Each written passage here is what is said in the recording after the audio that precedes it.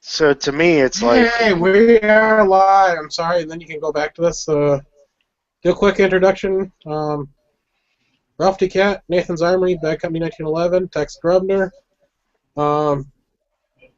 Trevor, and then myself. I can never remember Trevor's channel name. So, okay, go back to talking about 10 millimeters and 357s. I mean, have you thought about the LCR in 357? Wait a second. Oh, yeah. Actually, I've had one of the LCRs. The thing is, my criteria, if I'm going with a 357, I want at least about a 3.5 to 4 inch barrel. My preference is actually between 4 to 4.5 inch. So that's just because with the barrel length at 357, you gain a lot of ballistics going from a 2-inch to sub 2-inch barrel up to a 3-inch. Then you gain a little more performance going from a 3 to a 4-inch. So, what's your general price range? Just curious. Anywhere between $0 and $8,000. I'm not that specific about it. Okay, then since you're that high, go with one of those new Smith & Wesson Scantium frame 8-shot 357s with a rail. Are you talking about the 686 Plus with the rail? Yeah. That's actually one of the ones I've looked at and I've thought about, but maybe. Hey, Nothing Fancy says if you're going to kick in a door and be using a ballistic shield to shoot through, that's the best choice. So that right there is a sales point to me. I don't know. I don't know anyone who kicks in doors with revolvers.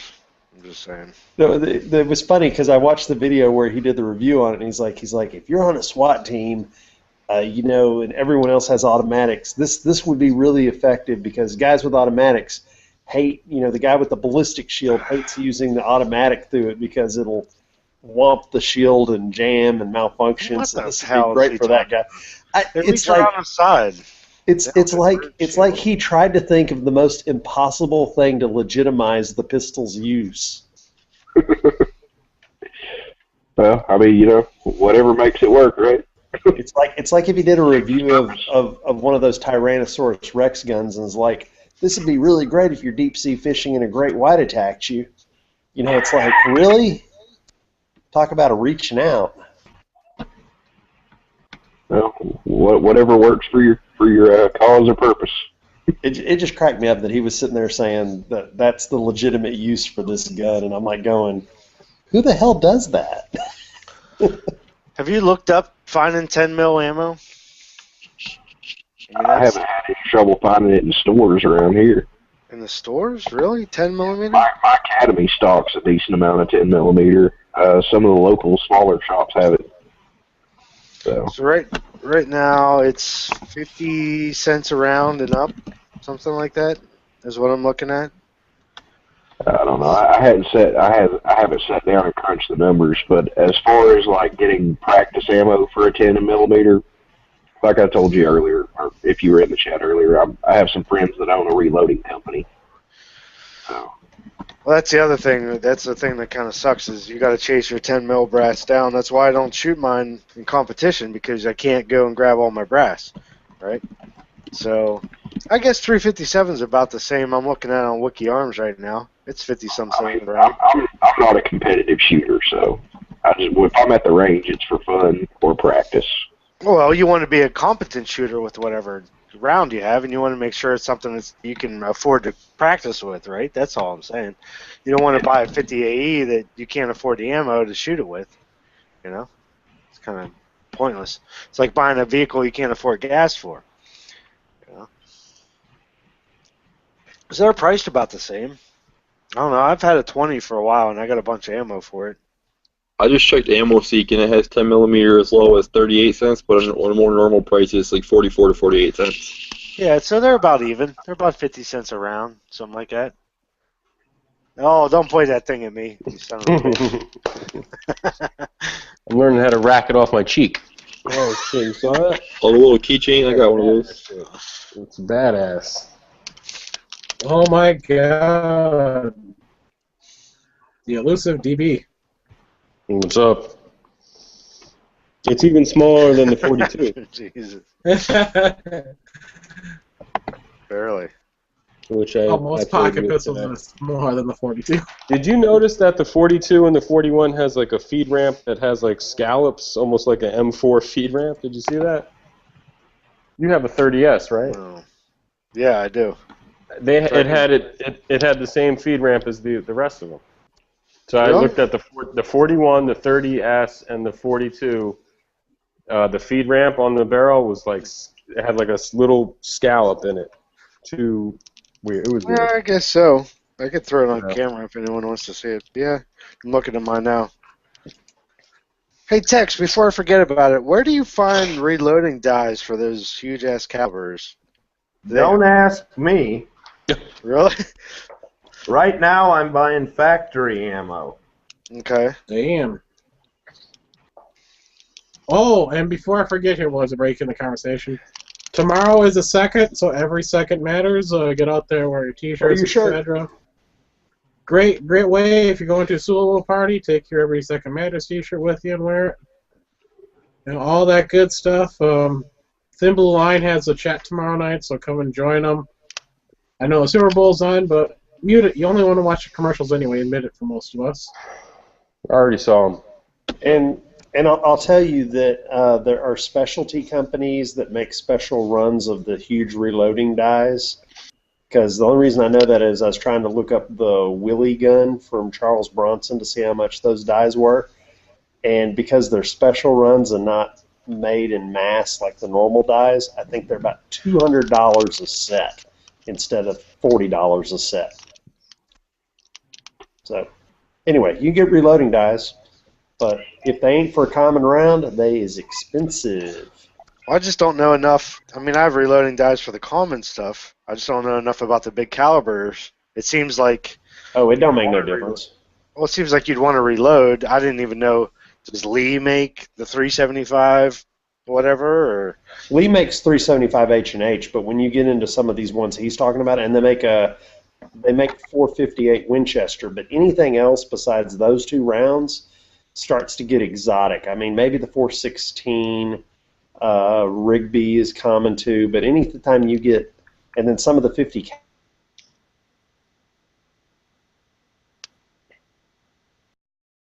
Why did I lose Nathan? I'll say I think he cut out. But here's the thing is, so you always take a reloading die and figure out how much ammunition is, so you've pay my die off. Well, with those giant rounds, I mean, even 375 H&H is $3 plus a round, depending on which ones you buy. Some are $3 a round, and I can load them for 90 cents. So I save $2 every bullet I load. And, you know, some of those big rounds, you're saving, you know, $4, $5, $10 a round every time you load one up. So, I mean, the die itself pays itself off in no time if you're going into the big game stuff. I will eventually get there. Right now, I just had to go buy my 375 H&H's. Wow. Just because I wanted to make sure that before I finalized, you know, the payment, that I wasn't going to have to buy it online. But at least I can get my 375 in Gander Mountain. What rifle did you buy to have? What Don't shop there. Hey, Tex, real quick. They got the ammo. Yeah, How much was a box of 375? 20 rounds, right? Yeah, 20 rounds was 67 something after tax. wow. Yep. That's how much they are everywhere I see them, too. And what was the model rifle you bought again? A Inter-Arms Whitworth Express Mauser. Sweet. So it was like a Mauser Action, or who made Yeah, it? it's the Safari-style Mauser Action, I guess. So Inter-Arms is the importer, right? I believe so. Hopefully this rifle is better quality than a Polish Tonto. We're not live yet, are we? Oh, we're live. Okay, make sure. What's going on, fellas? What up, Hey, son? Edge, and I'm going to see this. If you're in the chat, you look in the upper right-hand corner in the black, you'll see a little thing. It'll be yellow. And it'll say live. Oh, my phone. And by So the I can't way, see the that. guy that just hopped in here, Thin Blue Line, he's the one hosting tomorrow night for Every Second Matters night. Dude, I got that thumb stud in today for that 110, the Buck 110, installed it, and I was like, this is pretty damn cool. Set it up, installed it, and I was like, damn, you could really possibly cut the living shit out of yourself with that thumb stud because your thumb is so close to the edge of the blade. It was never really designed for that kind of stuff to have that put on there. It's cool and it's handy, but you can definitely cut the living shit out of you with that thing on. How do you install it? You have to drill a hole or something? It just screws on. It has like a little piece that slides on, and then it has a cutout inside of it with a screw that pins it down to the blade, like kind of like a trigger screw, like an adjustable trigger. It's too fancy for me. It's called a Quick Thumb Stud. Is the name of the brand name. I don't want everybody to blow everybody's mind there with that one. I'm sorry. You mean a knife is dangerous, Edge? I was gonna say my knife sounds all plain now. It just has a hole that I open it with. Yeah, where's my knife? I went to grab my knife and it's not on me. I ordered a Boker Kalashnikov 74 yesterday. I've been thinking, I'm not a huge fan of the Spidey hole. I still haven't gotten that thing down, at least with thumb studs. I've been looking at the paramilitary. You can't have any like assisted knives, right, Court? I can have assisted. I can't have automatic.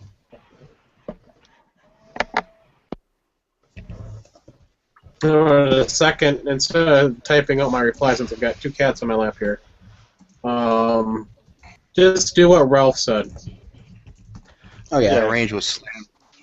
Our range was slammed today, man. Everybody's like trying to get in before tomorrow because I think tomorrow, I imagine, it's going to be dead for some folks. Some people are going to go anyway, but it was slammed today. All right, now this is something that'll open up for everybody, and Ralph put it in the internal. He's picking up the Tenacious, which is, I think, really nice. I really like the blade for the price. I think it's a great design. Well, just to be clear, I have a couple of them already, but I'm picking up a black one for the contest. We have a contest on Gun Channels once we get to 250 members that are 80% lower. So I ordered both of them tonight. I'm getting ready to check out. I'm looking at other Spydercos. I don't know if I should order another one or not. There's the Cali. I almost bought a Leatherman Mutt. A couple Delicas. I don't know. So it's burning a hole in my pocket. For those of us who are not familiar, familiar though, might want a link so they can actually look it up. Why don't you get a Spyderco? I'm getting a Spyderco. The question is which model. Do you have a paramilitary too yet? Yeah, I have a pair too. I'm looking at the Delica with the Emerson. Oh yeah, that's cool. Hosh has one, so I should have one too. Do you have the one with the Glock tool on it? No, I don't. Is that actually a Spyderco? Yeah, it's an Enduro. Huh. It's Lone Wolf Distributors has an exclusive. That was a Spyderco product. No, yeah, oh yeah, it is. It's on Spyderco's. It's in their catalog, which I have. So we could do like a left to right, what everyone EDC'd their knife today. That'd be good. Yeah, that's actually a good idea. Yeah, well, knife and firearm. We'll get that correct because we'll cover both. So you're up first since you brought it up. I EDC'd the Glock 30S today, and what is this? Delica Gray. That's an awesome knife. It took out a splinter in some chick's hand the other night. Saved the day. Super sharp. You know, her husband didn't even have a knife on him. She had a splinter, and I'm like, here, use my super sharp Spyderco. Saved the day, so came in handy. Coop, I went to you're the up. range, so. Today okay. I carried this. I carried my Spyderco Military. It's a full-size, huge blade, like a 4-inch blade. Liner lock. And my gun. Fire. I had a whole crap load of guns on me because I went to the range, but I was carrying my Ruger LCR 357 in my pocket just in case someone tried to jack me on the way out of the range. All right, Ed, you're up. I had my Glock 26 today, and buck 110. Pretty simple there. You're really liking that 110, aren't you? I like it. It's just I don't know about carrying it to work, because if somebody says like, yeah, you know, that blade looks a little long for, you know, work purposes, I just don't like taking it to work. I don't think anyone's ever told you it looks a little long, have they? They tell me so damn well it is. That Well, knee knocker you got there. If you like the steel and off sharp, they want something a little bit smaller in the blade length. The Buck assist. There's a Buck. They make an assisted opening. The Quickfire, the Buck Quickfire. It's a 2 3/4 inch blade. I always got my I forgot to mention. I always have my Swiss Army knife on me. Every day I carry that. Just something to cut open box and whatnot. Nathan, you're up. I carried my Car CM9 and my SOG Aegis Tonto blade. And I go get them, but then my wife would get me if I go back to the back room. She'd make me do something. Clean something or put the kids to bed or some, menial task I'm hiding with you guys. All right. Rob, you're up. Let's see. Today I carried my usual Buck 721 as my utility blade, my K-Bar TDI serrated blade as a defensive knife, and my Car CM9 as a pocket pistol. Dang. Car is popular today. All right, Tex, you're up. Now, due to the fact that I currently do not yet have a carry permit for Illinois that is still in the works, I'm going to decline and say if I were to have carried a gun today, it would have probably been Glock 22 converted to 9mm and NAA Pug 22 Magnum. But I did, in fact, carry, well, we'll go with the knife. Cannot confirm or deny the other. But I generally carry a Leatherman Wave and a Cold Steel Recon 1. Flip point. Nice. The Recon 1s are great knives. Can't blame me there on that one. You can carry on private property, right? Yeah, we'll go with that. There you go. Hey, it doesn't matter if you don't leave your house, you're still carrying. Then Blue, you're up. Okay, I missed like the whole beginning part of this question because I had to go take care of something. Well, you're underage, so I know you couldn't carry a firearm, but what did you carry for a knife? I just carry a... Let me get it real quick. I bet he carries that wooden My First Knife thing. Or you assemble it with your kid. I don't know what you said. I had to take my headphones out. It's just a... It's not even like a brand name, like Gerber or nothing. It's a Premier knife. It has my local police thing on it, and they were selling them for some memorial event. It's a good knife. It works. Now, if I remember correctly, Trevor also is underage. So here to get out of my house, so I didn't leave the house today. So, the gun was the Glock 17, and then the knife, like always, good old CRKT M16, 14 SFG, and the Swiss Army knife with a key on it. Oh, and the Streamlight Stylus Pro, but I don't think we were talking about lights yet. We can talk about lights. That's one thing I thought about. Streamlight Stylus Pro, all the way. AAA batteries. Oh, Dang, I forgot all about the flashlight, because that's the other important thing. We'll go back and cover flashlights here. I'll cover all three, and then we'll go in reverse order. Carry my SIG SP2022, as always.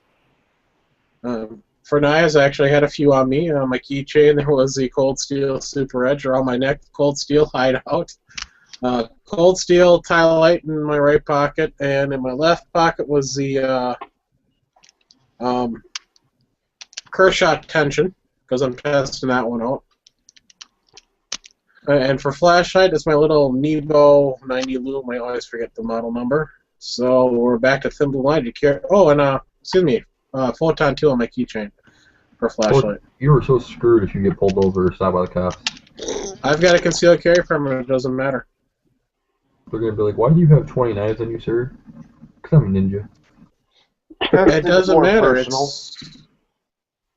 It doesn't matter. I've got a concealed weapons permit, or license, so it does not matter what I carry, as long as they're legal. I don't have to have a reason. I just can carry as many as I want, because I have that right in this state. All right, Thin Blue, what was your flashlight?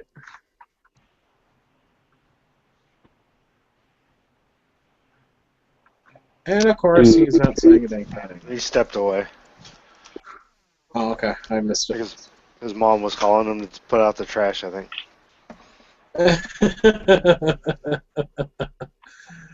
All right, Tex, what were you carrying for a flashlight? He has to help her. I'm going to be honest with you. I don't generally carry a flashlight with me because, well, outside of what's in my Jeep, TK10 from Phoenix, my weapons light, though, is a Surefire TLR1.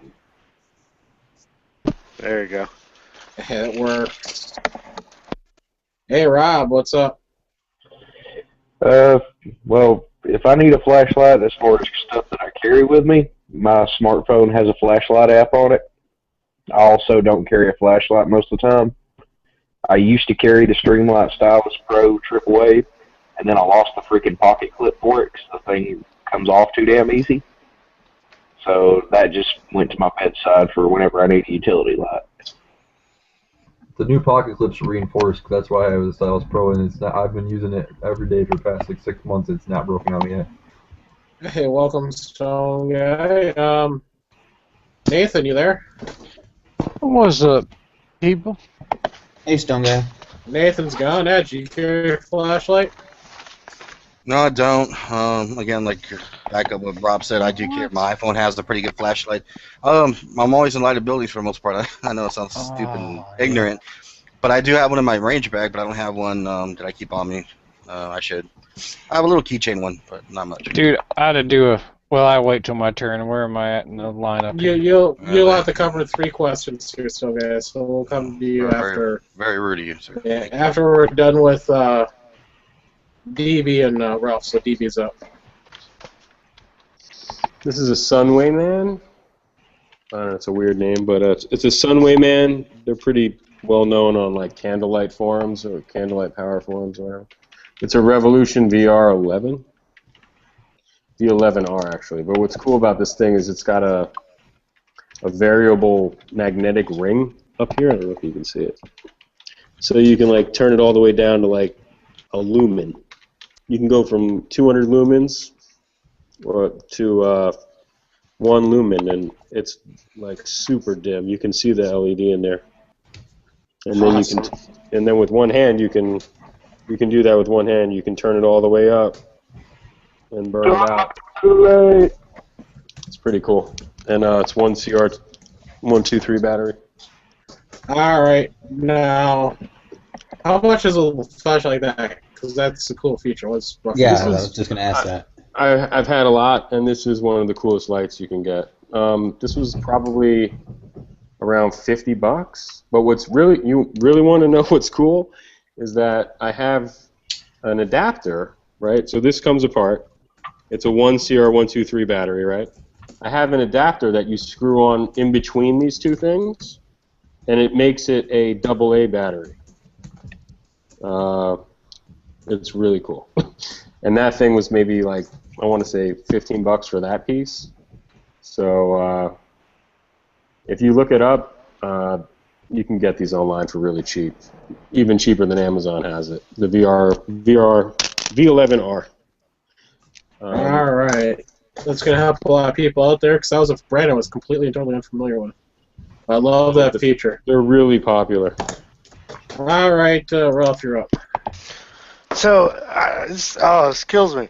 So, if you carry a gun, you got to carry a light. You're going to need a light way more often than you're going to need a gun. A gun's a lot heavier to carry, and if you don't carry a weapons-mounted light, and even if you do, you should really carry a flashlight so that you can deal with half of your time on the earth is in the dark, right? So you need to be able to ID your target, search out for things, all kinds of stuff. So I would highly, highly recommend you carry a light. I carry a bunch of lights. You go to sleep with the garage door open. And people walk in on you. G-Web said, man, I got a beer bottle and I got me a knife right handy right there. Yeah. Well, we'll come back why flashlights are important after Stone Guy answers a question.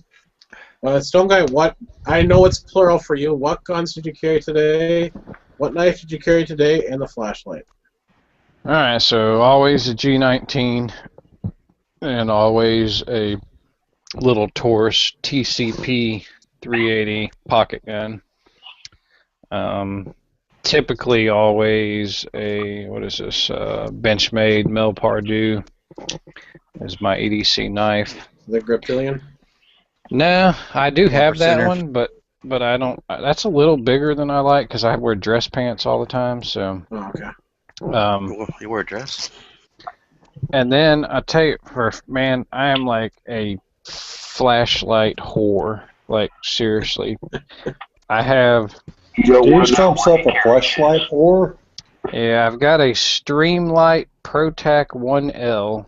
This is probably the most expensive little flash. It was about $60.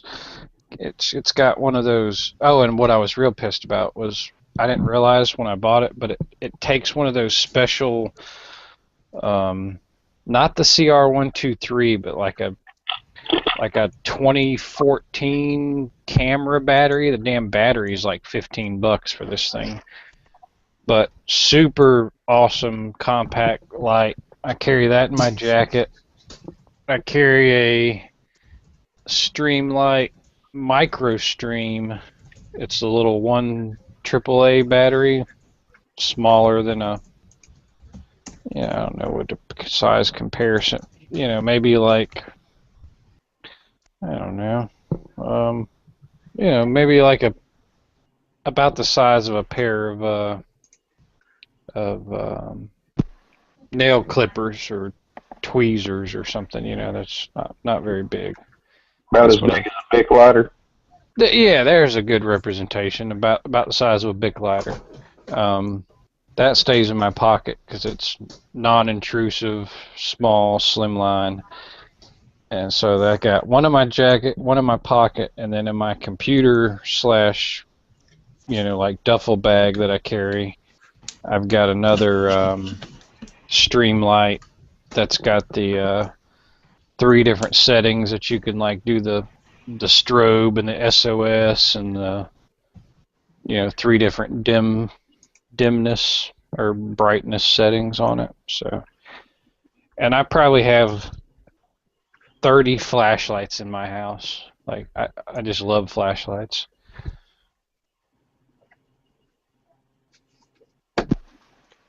All right, now Thin Blue Line and Nathan didn't get to answer the questions with flashlights. All right, normally, just yesterday actually, I used to carry a Nebo, but it broke and now it won't turn on for some reason, and I've tried everything to fix it, so I'm just going to get another one. What? I thought Nebo was top of the line. Oh, you're ruining it for me. Yeah, I've had it for like 3 years, so I mean, it worked good. Well, for the price, I'm going to say this. Being facetious there, but then you Blue. lose it. No, I know Nebo, you can replace it. Yeah, I mean, it's a Nebo. I mean, it costs like $10. So, but it worked good. I've had it for 3 years. It never failed. But for some reason, it busted yesterday. It won't work. So right now, I don't really have one. It's the whole thing, though. You don't know in that 3 years when it's going to bust and fail. That's the whole thing that worries me about them. Well, the whole thing about it is, something always works until it doesn't. Right. Exactly. Yeah, I will say this. That's why I have a Photon 2 on my keychain, because I know those are quality. Yeah, and then I have a little keychain light thing that I've had for years. So, I mean... Well, I know that I said that I don't really carry a flashlight, but in the interest of conformity, I'll make up a lie that I keep a kerosene lantern on my belt and I strike it with a flint and steel like a mountain man. I almost believe that he would do that he would just carry around a lantern. Damn. Tex, I thought of all people you would have a flashlight. Well, I do. I don't know what the hell it's called. It's a little red one,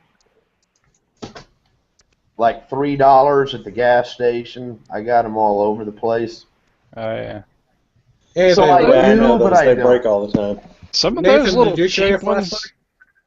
Yeah, I got my here's my wallet. See, can you see all my credit cards? Boop. I got one of those little Credit card flashlights? credit Those card are slick. flashlights. Yeah, those are awesome. Little Eon. That way when I always have it and it's pretty cool because there'll be times I'll be like in the dark looking for something and I'll be like, man, I wish I had a flashlight, and I'm like, idiot, and pull out my wallet and crank it Just on. real quick, now that Nathan said that about his little card, does anybody have one of those knives that's a credit card? The Snowdy Crisis card. Whatever, I don't know what it's called. My brother got one, and they were like $10, and now they're. You like got. 30. I know what you're talking about because there's a crisis card and then there's the card sharp. The card sharp is you have to get the right one because there's a metal one and a plastic one. The plastic one's a piece of shit, but the metal one's good. But the metal one's a lot more expensive than the plastic one. Yeah, he got the plastic one. He just got it because it was cool. He didn't get it for any specific reason. You can get the metal one. It's a good knife because the original ones by Ian Sinclair, like you can get the original series of metal ones and they're good. But the plastic ones are Chinese knockoffs and they're crappy. I have no idea what he got. I just know it was plastic. Yeah, I know Bolker makes one too. He just got it for like the whole novelty factor of it. Yeah, but we really got to talk why, especially those that don't carry a flashlight, why it's important to carry a flashlight. Now just think about this.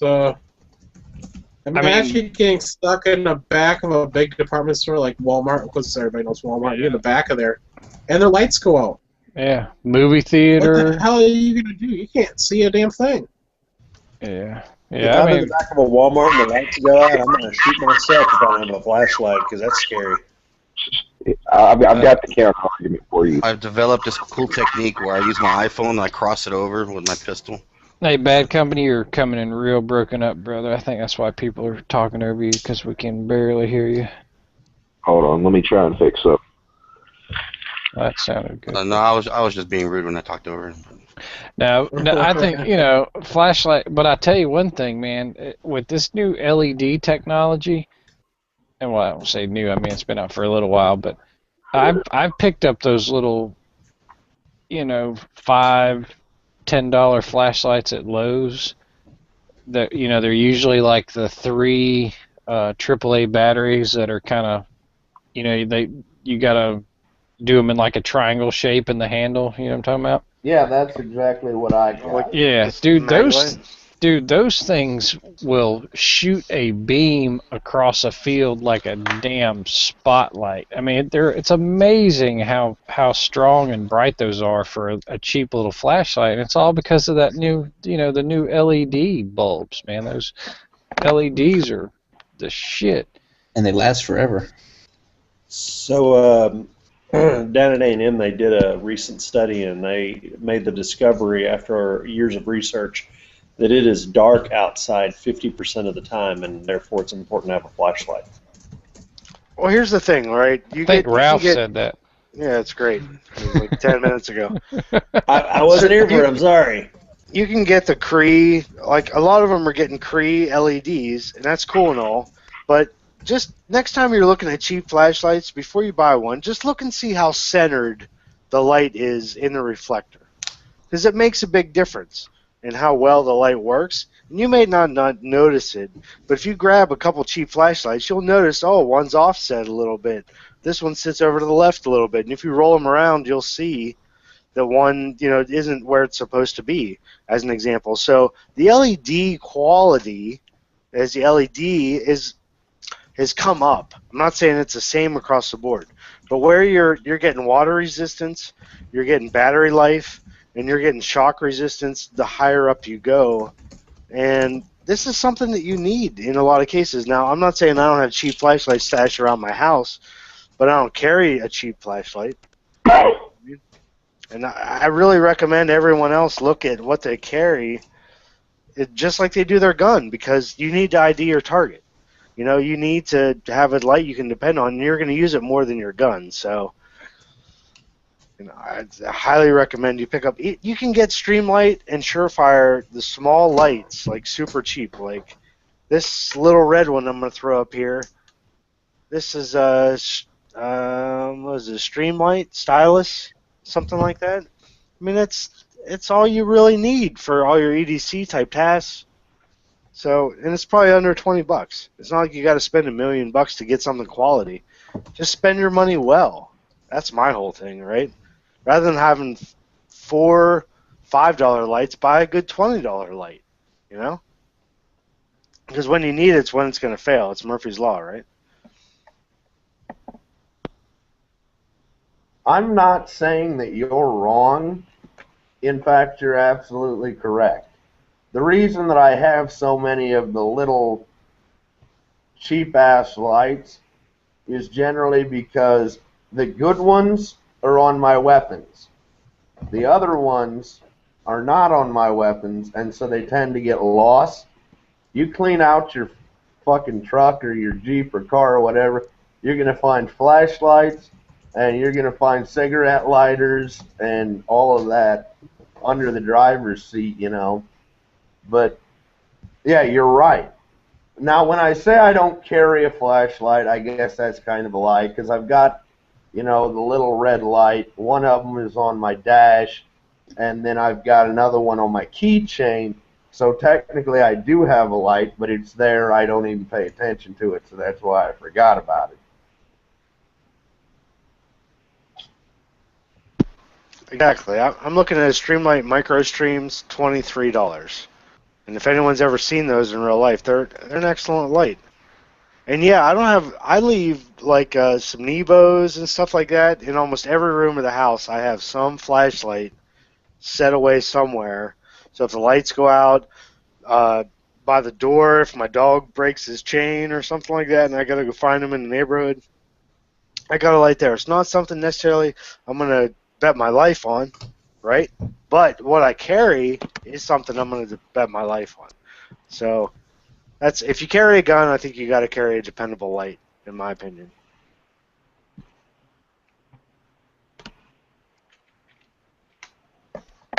I'm going to say this: even if you don't carry a firearm, you have a light on you, because it is so useful to have. And the one time you don't have it, you're sitting there relying on your cell phone to be the light for you, and that's not going to be nearly enough light. Battery could go dead on you. We'll talk about an emergency situation. Do you really want to be wasting the only communication device that you have is battery on using a light? The 2 inches of snowpocalypse that Atlanta recently got, right? Do you want to use your only method of communication as a flashlight? The most basic thing that you can use, right? Let's say you get in a fight and you lose your phone for some reason, like it falls out of your pocket or something like that in the shuffle. If you have a light clipped inside your pocket, you can pull it out to find your phone. If you get in a fight and you lose your phone... And I will say, it depends what I'm doing that day, because like if I'm going to my cousin's house at the lake, I take a bag with me that has a bunch of other lights and things like that in it. Yeah, but that's not on your person. Oh no, it'd be in my car in the house, but I mean, it depends what I'm doing that'll dictate what exactly I have with me. Because I have another light that has 2 features and then a strobe feature that I carry with me sometimes when I know when I think I'll need it. But I was buying a dining room table the other day. I wanted solid wood. So I'm at the furniture store, basically, underneath all these tables with my flashlight, looking to see if the grain matched the upper, to make sure it was solid wood. You know what I mean? Like, something in the bag ain't gonna help me do that. You don't even know what you will use it for until you have it. Well, Nebo would have been good. Would have done you good there. Sure, unless something would have broken out, and then it would have died on me like it did in your case.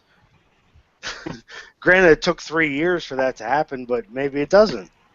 You know, why not spend that small amount of extra money? I would say that having a flashlight lasting 3 years before it breaks is pretty good if you carry it every day in your pocket. Yeah, I had it every day. That is thousands of hours it worked. So, and I will tell you, I've dropped it. It fell in water a couple times. I mean, it wasn't like it just stayed on a shelf for 3 years. All right, well, show me one police department or one military agency that uses Nebo as their lights. I know a couple cops that carried Nebos, but that wasn't their primary one. Switzerland. Yeah, that's my point. No. Hey, I carry a Nebo because I break flashlights so easy. And I did have a more expensive flashlight before I bought this Nebo, but if I was a professional door kicker, I would go surefire all the way, but I'm not. Yeah, if I spend $40 or $50 on a flashlight and it breaks on me in 6 months, it's gonna leave a bad taste in my mouth. Exactly. Now, if I spend $10 on a flashlight and it breaks on me in 6 months, it's $10. But what if it breaks on you like in the shit? Like, that's why I have a backup flashlight on my keychain. Hold on, attacker. Let me get my keys out. I'll be honest with you. If it's a situation where I'm drawing, I'm not going to get my flashlight out. The flashlight is coming out if there's some type of power outage or something like that. What are you talking about? Light. Wait a minute. This is my backup light. If I can get it. Oh, this camera's the one that's working. And then this is also on my keychain, which you're supposed to use this to hit somebody, but I would probably just end up using my keys and swinging that. So it would be plausible if I needed the extra light to pull my keys out, because I could also use it to defend myself. Good Lord, how big a keychain do you have? I have. These are all the keys I own to everything I own. Good Lord. Do you have a Sherpa to carry that? No, it's just my house key, safe key, file cabinet keys, handcuff keys. I'm going to separate it. I want to do a plug for goinggear.com. They're like an awesome retailer of flashlights, knives, like outdoor equipment. They have a YouTube channel. And all they do is basically sell flashlights. And it's Going Gear, I think, is the YouTube channel. And they went to SHOT Show. And they have relationships with all the big channels, like, they send lights for testing and stuff. They send them to Jaeger all the time. They send them to Jaeger, they send them to Such, they send them to Cutlery Lover, they send them to everybody. I go there because I live close by, and they can tell you, like, if you're going to put a gun on your weapon, then you might want to spend a little bit more than the average light, because the shock resistance is what you're paying for, I think. I never put a gun on my weapon. Did I say put a gun on your light? Yeah, I'm just fucking with you, man.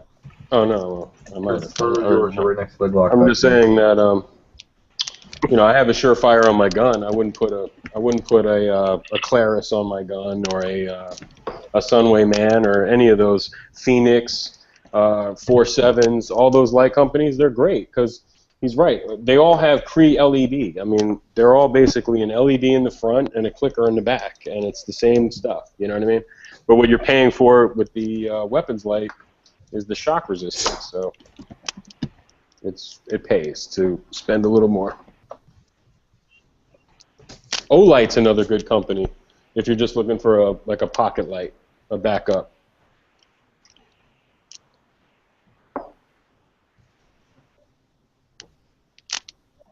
As far as weapons lights go, I've got 2 TLR1s, and then I've got a Phoenix PK, whatever the hell, on the shotgun, and a TK21, I think it is, on the AK, and I haven't had a problem with the AKs and the lights, but generally when I'm out shooting to conserve the life of the light, I don't have it on the rifle.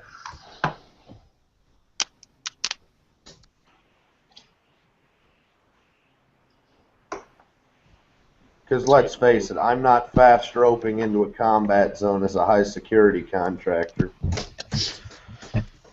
Yeah, your hat would come off.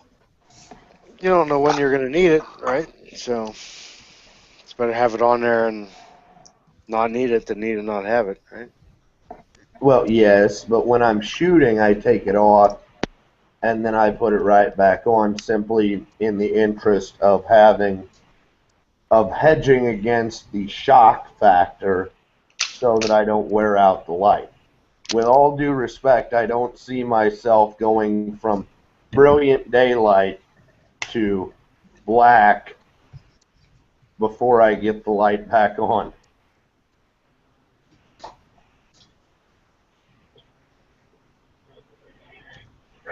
Yeah, and I do have to agree to him. I have to agree with him to an extent. Most places will have some type of backup lighting if something does go wrong. Well, okay, you're going to count on that? Oh, come on now. No, I'm not going to count on that, but I'm also saying you don't need a light that's going to light up the whole, Well, don't you want every advantage? Listen, don't you want every advantage that you can have in a situation like that? Don't you want to? You don't want to count on it. Yeah. Okay. If you're using your, shit around. You ever take an elevator?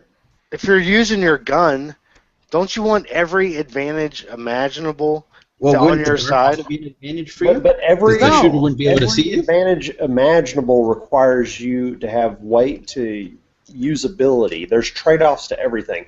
And again, if I'm in a store and the lights go out, then I'll use my little flashlight to get out. I'm not planning on having to use my gun to get out of a store when the lights go out. No.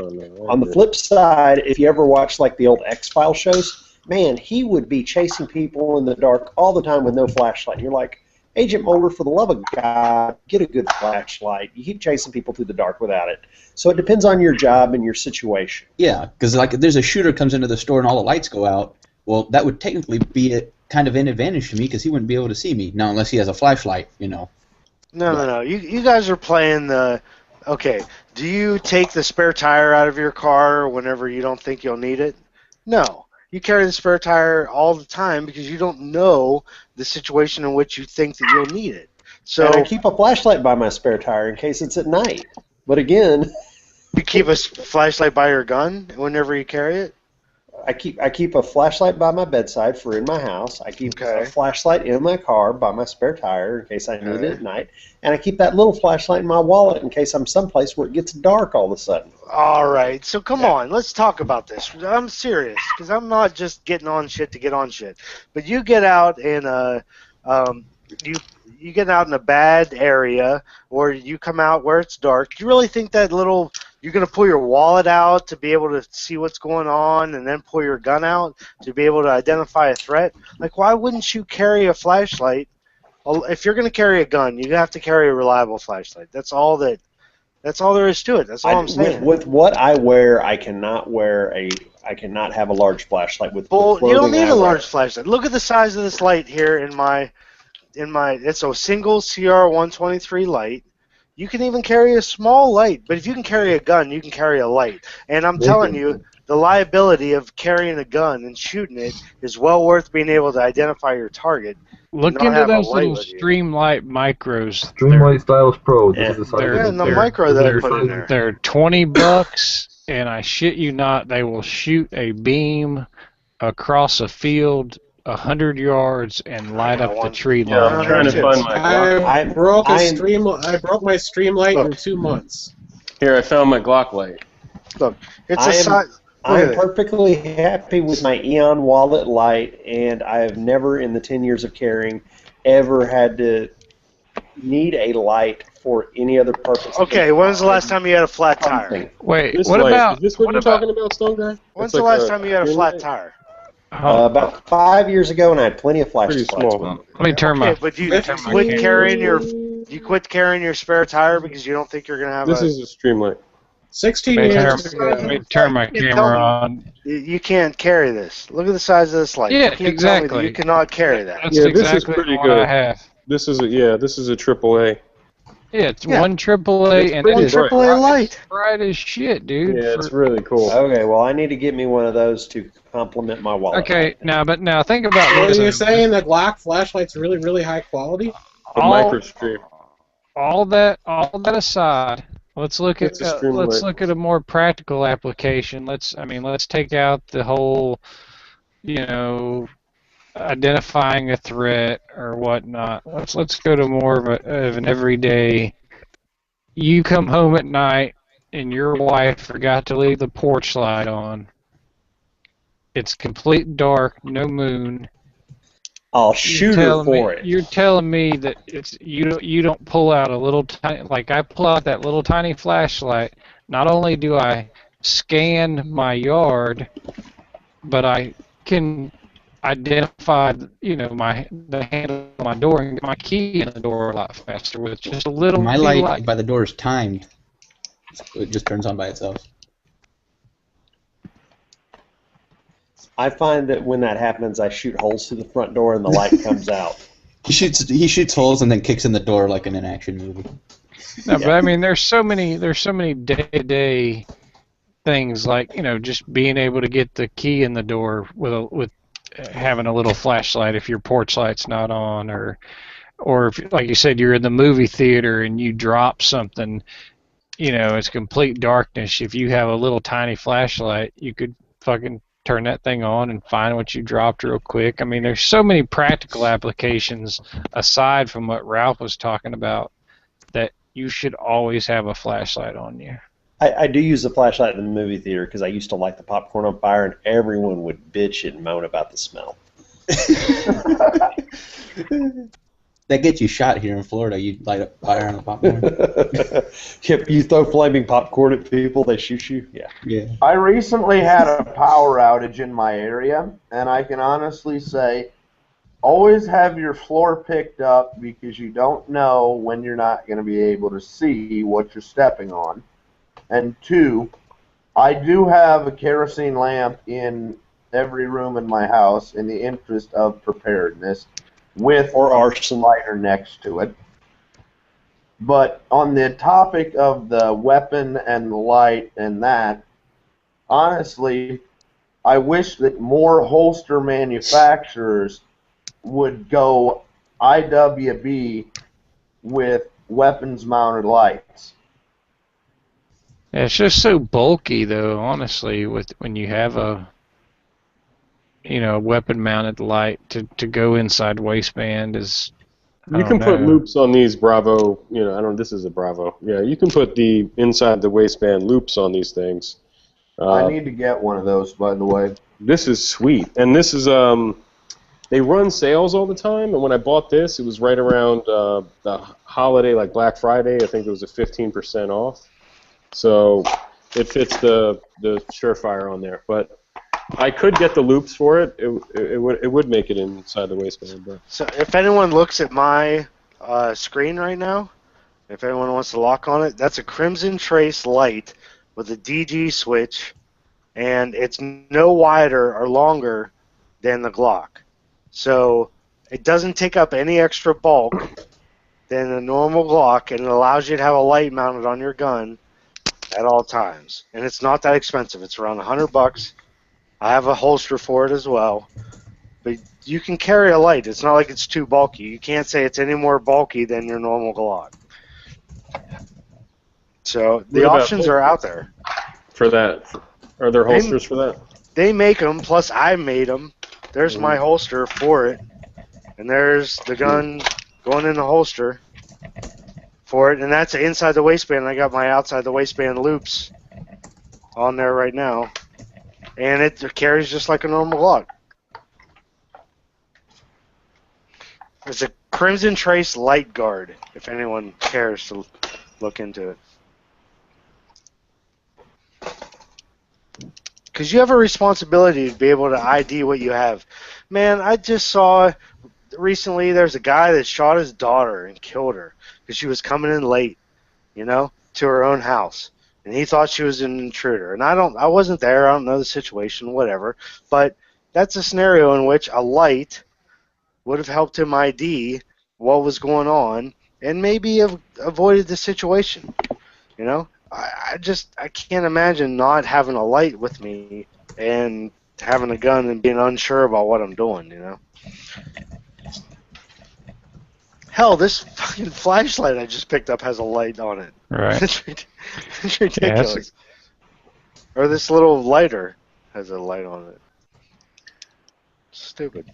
The Streamlight, that micro, it should be good enough to ID somebody in your home. If It's very good. Oh, dude, I'm telling you, for that little bitty light, that thing is for $20. One AAA battery, that thing is bright as shit. I mean, I've looked up at treetops and big pine trees, and it illuminates the whole top of the tree. I was 20 lumens. But you got to realize shocked. those big ass mag lights from like the late 80s and 90s. Those things were probably like 40 lumen. They were probably the same power as the Streamlight. Right, exactly. They were very, those were very dim. Now I will ask you this, and maybe Ralph knows because he's more into some of the retail end and stuff like that. There's some flashlight out there on the market because my Autry's has one, and you may have seen it while you're up there, DB.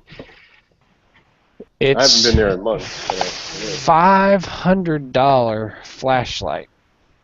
Is it a weapon light? No, it's like a mag light, but with a bigger flared out bulb part. Is it Surefire? I don't know if it's Surefire or not, but man, I'm talking. I mean, $500. For this flashlight, and I'm going.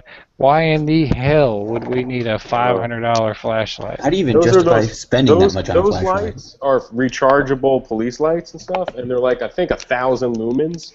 They're incredibly bright, and they're high end. I used to have a torch. In the cop car and stuff. I used to have a torch that would light crinkled up newspaper on fire. Like it was a flashlight that if you held it up to crinkled up newspaper for like 3, 4, or 5 seconds, it would actually light it on fire. That's how bright it was. I saw that flashlight in blood. Yeah, I had one at one point, but there's stupid expensive Surefire lights like the weapons light with a grip and all in one. That's $600. That comes with a vertical forward grip and the light. It's $600 for that thing. But you can get one for $40. You can get a Surefire light for $40. It's good. The G2 Raven Concealment makes a nice belt clip for it. For well under $60 or something, you can have a dependable, good light that you can carry around all the time. I don't know. I think it's silly, and I think it's only responsible for us to carry something that we can depend on to be able to figure out what's going on and determine a situation before we even pull our gun out. That's all I'm saying. I see a Thin Blue Line asked about less than lethal options. My answer to that is don't go stupid places with stupid people and do stupid shit. That is a good answer. Yeah, especially at your age, that's going to become...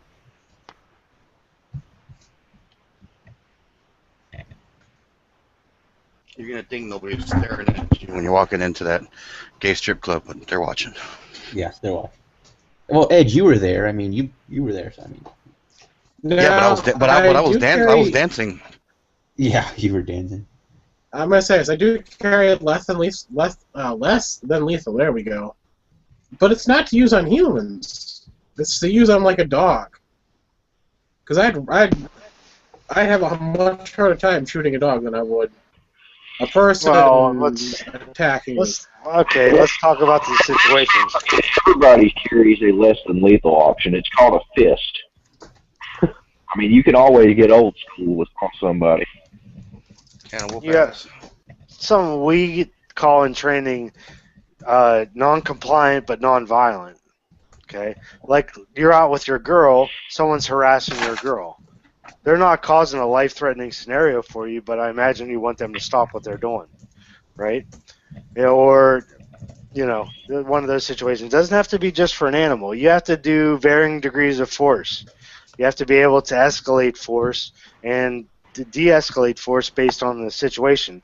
If all you have is a hammer, then everything looks like a nail. If all you have is a gun, everything looks like a shoot or no shoot situation. If you have other options, a good bright flashlight with a strobe, mace, baton, you have a lot more options at your disposal, because unless you're under that life or death scenario, do you really want to have to go to court because you shot someone that wasn't posing a life threat at you? So don't just think of it as animals. Think of non-compliant, non-violent. Someone that's not letting you get to your vehicle, but isn't causing you a life or death scenario situation. You're going to shoot them? You're going to try to talk them out of it? They're under drugs, they just want money, that type of thing? Or you're going to spray them in the eyes with mace, then go about your business kind of thing, right? So... Well, it depends, because if they're on drugs and you spray them with mace, one, it may not affect them at all, and two, it may just cause them to get more enraged. You see, that's where you actually have to be under bodily harm. Not severe bodily harm, but you have to be under bodily harm here in Wisconsin, the way I understand it. And I could be wrong. See, in Florida, if they stop you from getting to your car, you could shoot them anyway. To use pepper spray. Listen, dude. But let's talk about let's go back to this. Just because you can, does that really mean that you should? Does that really mean that you want to have to deal with that shit? Okay, let's stop back to my chat a few nights ago. You come out of your bedroom and some guy's walking out of the house with your TV. Are you going to shoot him in the back because you can? Do you really want to have to deal with that? You never shoot anybody in the back. No, that just gets you in a Okay, but legally you can. That guy's not letting you get to your car. Legally, you can shoot him, I guess, in Florida, which I don't really believe. No, you wouldn't be able to shoot him because he's leaving your house. He's no longer a threat. You could do that in Texas too if it's dark out. No. He's in your house. In your house. Oh, he's in your house. Then legally you could. I mean, that depends how much trouble you want to get yourself into. Okay, it's the same thing with you going to your car. Some guy's blocking you going to your vehicle. Let's say, for example, he doesn't have a weapon. He's just being a dick asking for money. Do you want to shoot him? Because I don't know, in Florida, I guess you legally can. I don't think that's the case, but let's just assume it is, right? Let's just assume it is. If you don't mind. If you're going to your car and your only option is a gun or nothing, you still have the option of just calling the cops. That's my point. So that, I guess, its own way is a less than lethal option without actually having to have any more confrontation with the aggressor. So. And I would say there are option or not, you still got other options. And I would say there are scenarios where shooting people in the back is not only the most preferable option, but it's good to do.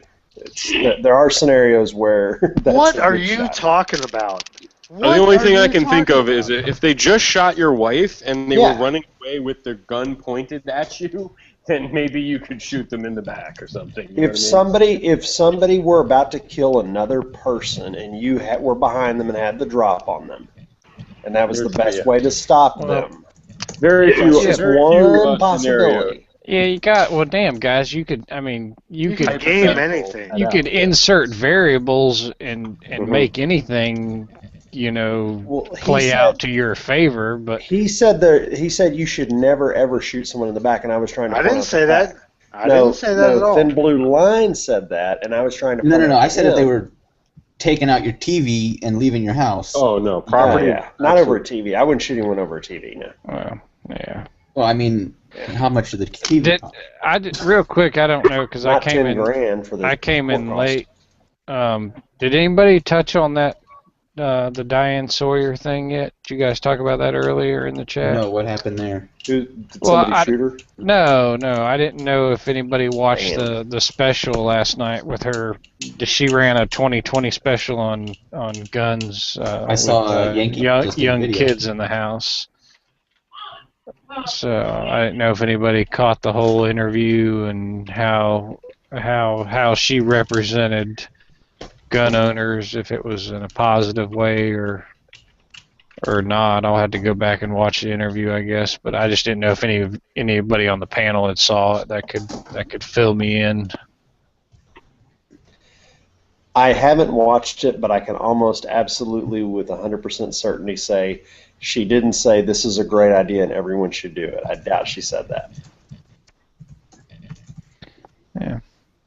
But I mean, think about it. How many gun owners are there in America? What percentage of the population? Yeah, I'm pretty sure it was probably something like kids shouldn't be around guns and they're bad. Yeah, and they could cause accidents. And she'll tell a story or two with pictures of the kids who got shot. Isn't it like 9 out of 10 or 10 out of 10 kids that have guns around get shot or something? I mean, it's much higher than the kids who aren't around guns. But anyway. But it, you know, they're going to skew the results. They're going to show pictures of kids that were victims of shootings and all that. But I mean, if you take the total number of guns in houses and the total number of kids shot, it's a very small number. And I'm not saying that doesn't make, you know, I keep my guns locked up in a gun safe because I don't want my kids getting into them.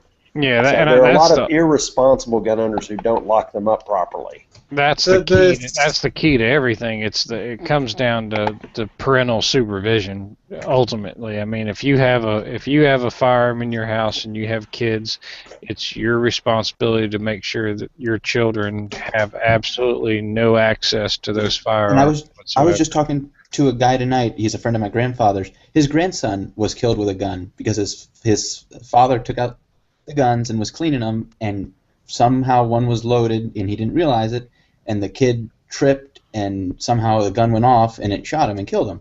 And he himself said it wasn't the gun's fault, it was my son. He wasn't being careful, and that's what caused my grandson getting killed. You know. And him, some people who logically think too, have the gun loaded. His fault for thinking safety checking him as not safety checking it too. I mean, don't forget that. But yeah, I mean, and again, I never trust my children not to be clumsy. You know, I pretty much assume they're going to be clumsy because they are. So yeah, I don't know.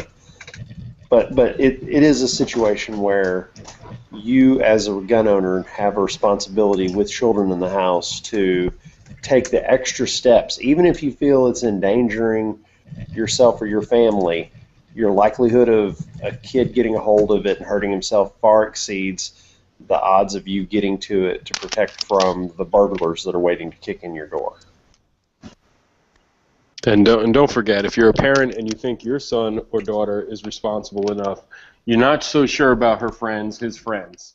Your child's friends could be absolute retard. I don't want to say retard. Just absolute screw up. And well, you can say morons. Yeah, I say moron all the time.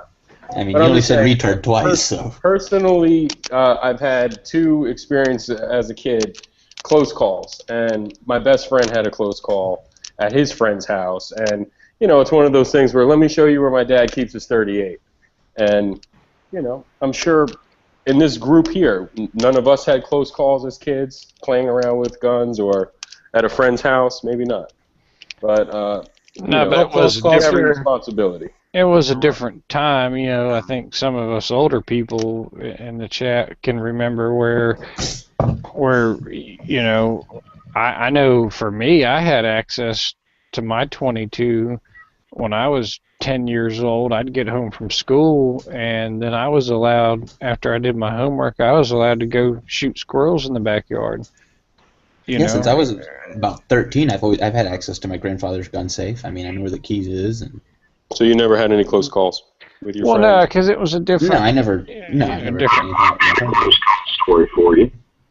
Now, as a kid, I was allowed to keep a .22 and a shotgun in my bedroom, and a lot of my friends, they had guns and stuff. But we went over to my buddy Daniel's house one time, and his buddy Corey came over, who had virtually no experience with firearms other than just seeing them on TV and stuff. He came over, we all went out shooting, and you know, everybody was used to guns except for him. He has a jam with a .22. He got a live round stuck in the chamber, and he can't get the little hand. It was a Marlin Model 60, if I remember right. He couldn't get the little charger handle to slide back because he was going to try and unload it or whatever. I'm not sure what his goal was. but he's sitting down there trying to like push it open and he can't. And then by the time we look over and see he's having a malfunction, he's looking down. He's got like his eye over the barrel, looking down it, trying to press the little charging handle knob down, like with all of his weight on it. So we're like, "Whoa, dude, no!" So, now that that's... I was with a friend, and we went to this kid's house. He was like, "Yeah, let me show you where my dad's 38 is." So it's a friend of a friend. We were in like 5th grade, and he went and grabbed the 38. Was showing it to us. Like, okay, cool. Then he points it at my friend, and my friend's like, "Don't point that at me. Don't point that at me." He's like, "Oh, it's not loaded." Then he takes the 38 snubby and points it at a mirror in his dad's room, pulls the trigger, and it put a round right through the wall, right through the mirror, right through the wall. And we ran out of that kid's house so fast. I never even asked my friend, like, whatever happened to that kid? Did he get in trouble? None of that. Like, but that was just, Well, now, can you you explain that one to your dad? Oh, I'm Well, sure that's the kind of shit that happens, That's like quintessential, storybook. Oh, the kid didn't know it was loaded, pointed it at his friend, and pulled the trigger, and that's where, they shouldn't. I guess it's all relative to the kid. Like I said, my father was military. I was trained at an early age, and I was responsible enough to have access to that firearm. And but now I have a 10-year-old. There's no way in hell I would trust him with a gun by himself. No, I have a 17-year-old stepson that I wouldn't trust with a gun by himself. So it's relative to the particular child and their experience and their maturity level.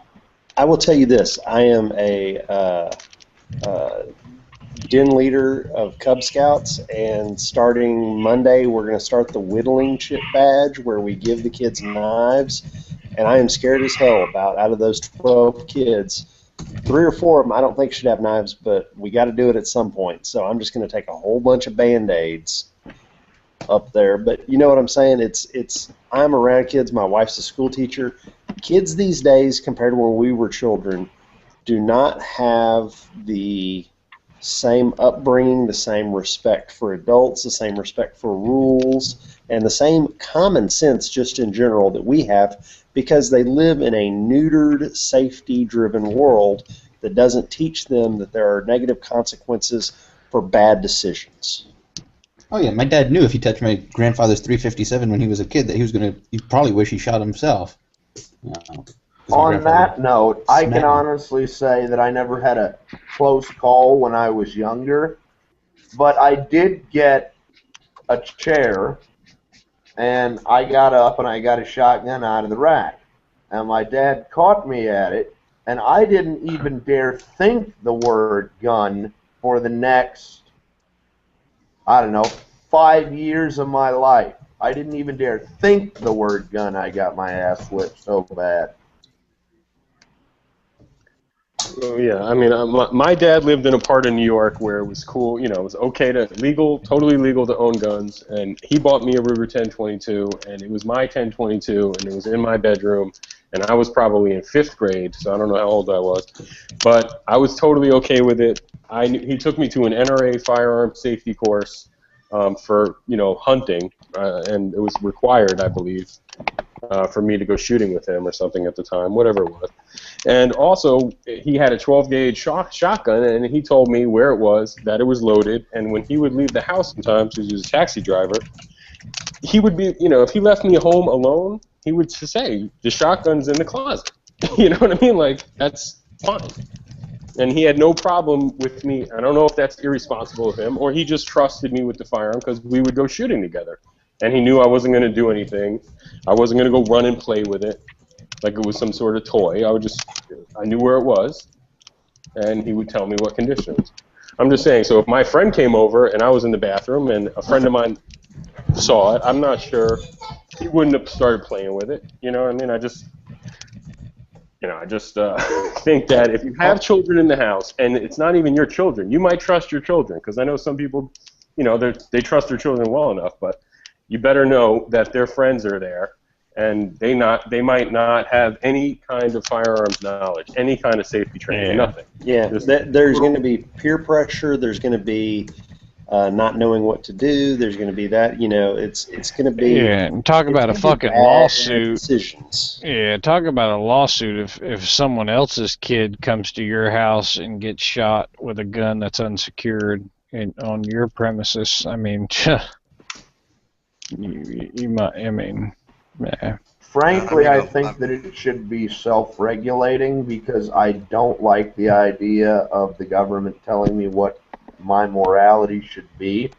So it is really our own responsibility for education and to impart our gun safety practices on to others. Well, and hold on, and another thing I would just like to input is how many times is there a tragedy that occurs with a child and they interview the parent and they give you the whole, well, I didn't know anything about that safety stuff. And, I don't know what the answer is, but I wish there was a way to make sure everyone who had a firearm knew how basically to make it safe and lock it up and have the common sense to do it. Sure, right. I made a video about that ways back about talking about people. If you don't like guns, I understand that, and you don't want a gun in your house, I completely understand and respect that. That's your choice. But it doesn't mean your neighbor down the road, 2 houses over, that your kids play with, doesn't have a gun. And one day when they're farting around like you're talking about, one of them finds it, grabs it, and hey, you want to see my dad's gun? All of a sudden, one of them charges it, and they're like, "Oh shit!" Now what do we do? How do we get the bullet out of there?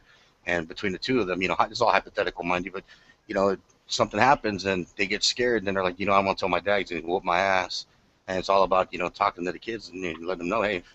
I know a lot of kids are afraid of their dad, but I'm like, hey, call me, dude. You need to call me and get me and let me know what's up. Well, and I see where Tex is going with that, and I completely agree that no Second Amendment right should be regulated by the government whatsoever. But on the same hand, I do wish that people would have the common sense to educate themselves, either with firearms training or firearms safety or something, so that the rest of us don't have to suffer as a gun community.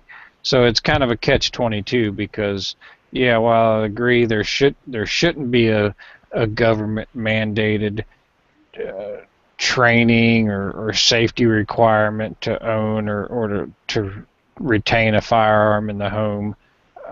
I would also hope that the people that have those would go out of their way or make preparations on their own accord to make sure that them and their family know what the hell they're doing with them. I agree, and honestly, I can speak from personal experience. Even if you know what you're doing, accidents can still happen. God help the kids that don't know how to handle firearms.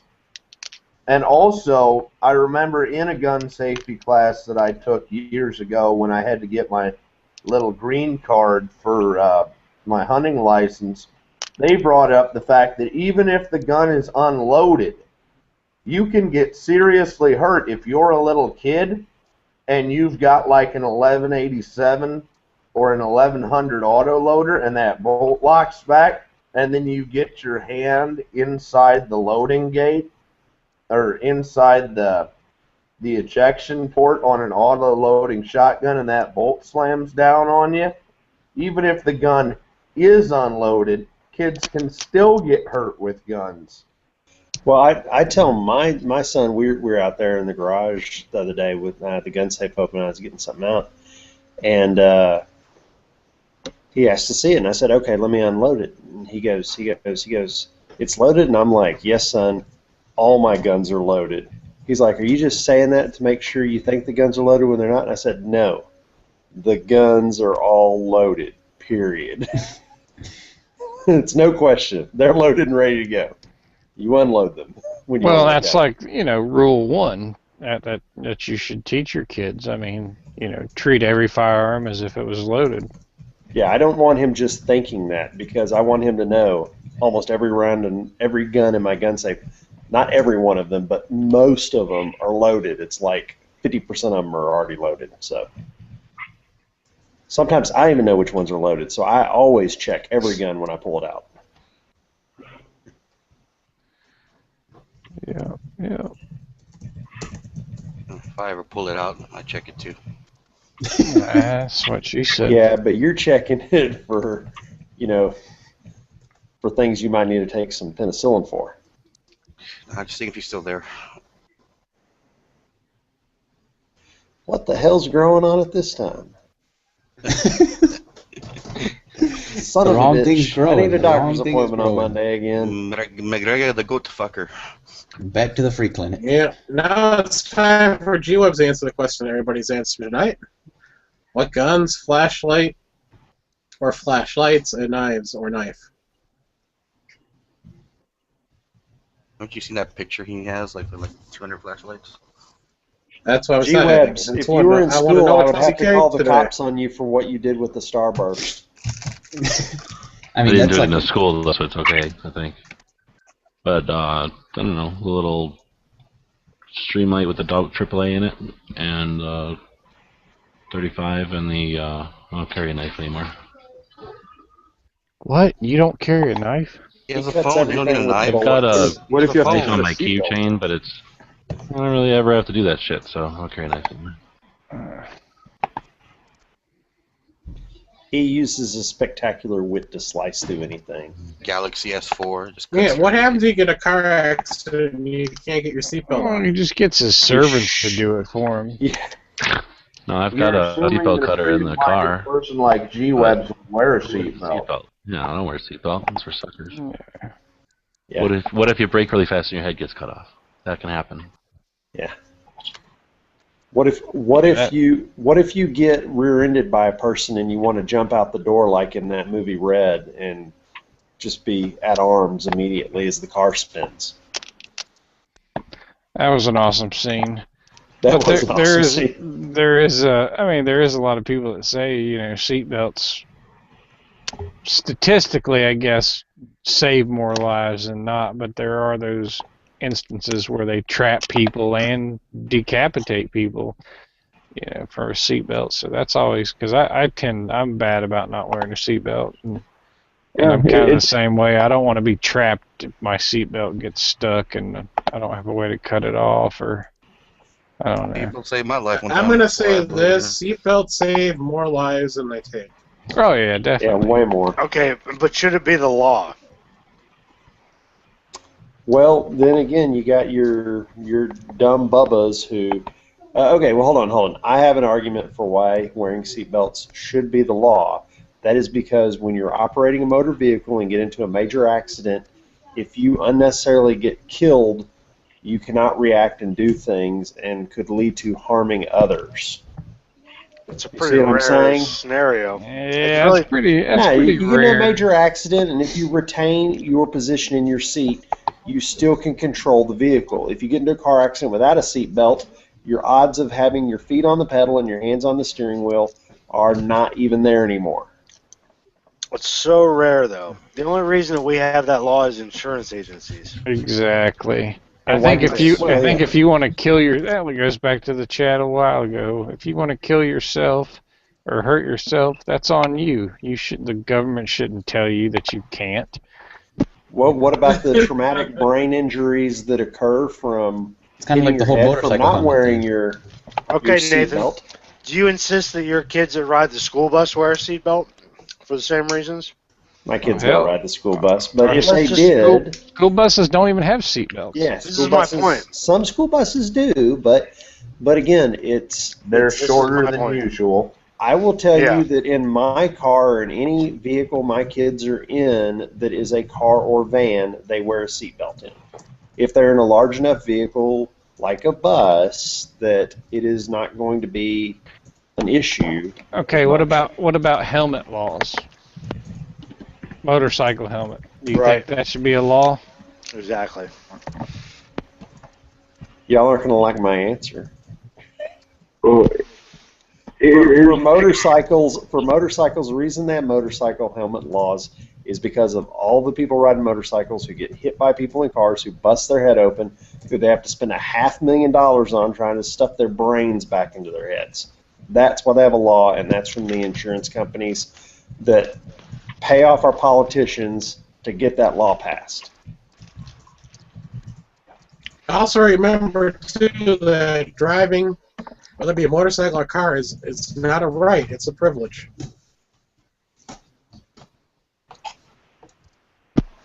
Okay, but what you do in that vehicle, can you smoke a cigarette and drive at the same time? Because you're distracted at that point.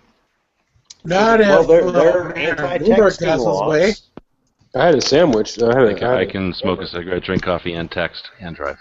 Right. All right. And do your eyeliner. While getting a blowjob, so there. Jeez. Stone Guy's a stunt driver, apparently. Multi situation is while giving a blowjob. It's called multitasking. I do have a bad habit of driving with my knees while I eat, while driving. So, it's a problem. Well, you could hold the burger with one hand if you didn't get a triple Whopper. Yeah. No. It's usually doing the ketchup with one hand and the fries in front of me as I drive while I'm driving with my knees. Oh. If you have a passenger in the front seat, you can do what I sometimes do.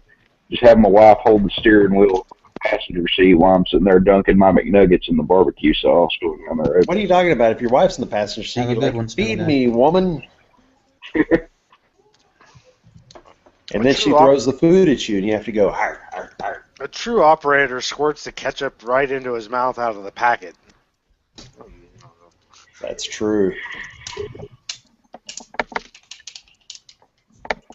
If you're hardcore, you just eat the packet. Jeez. What I can say, Nathan, is on a completely unrelated topic. I felt like a man when I got a 30-06. I feel like a real man now. All right. Well, I posted a link in there for. I'll post it over here too for the Center for Disease Control, or from the Center for Disease Control, is supposedly tracks this stuff, right?